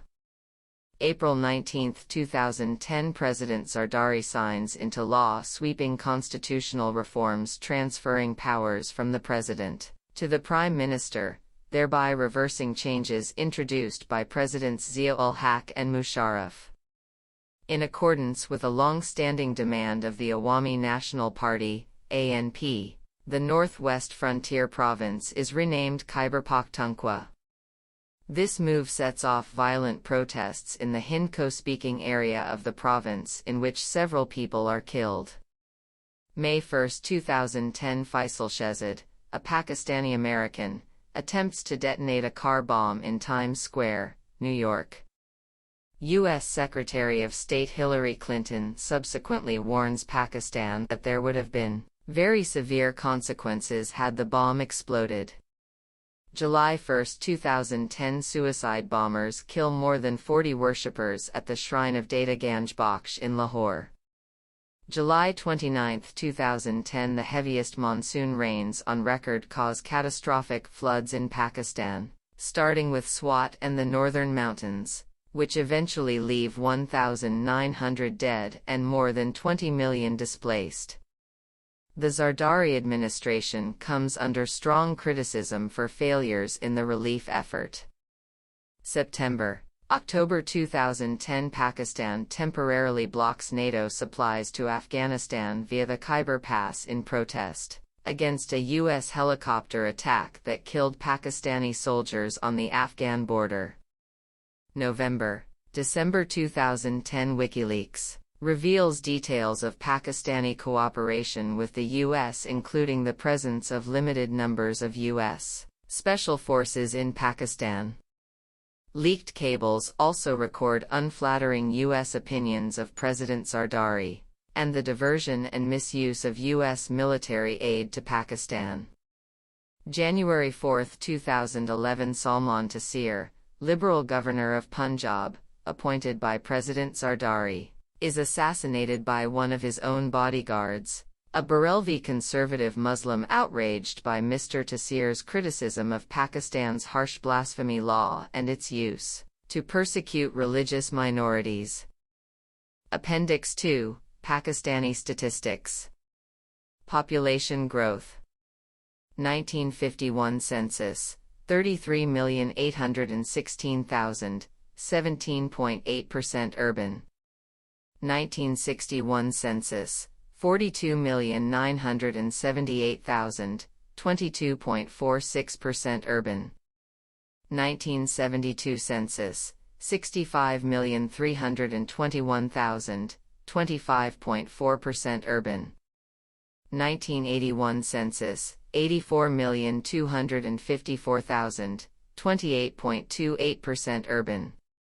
1998 census, 130,580,000, 32.51% urban.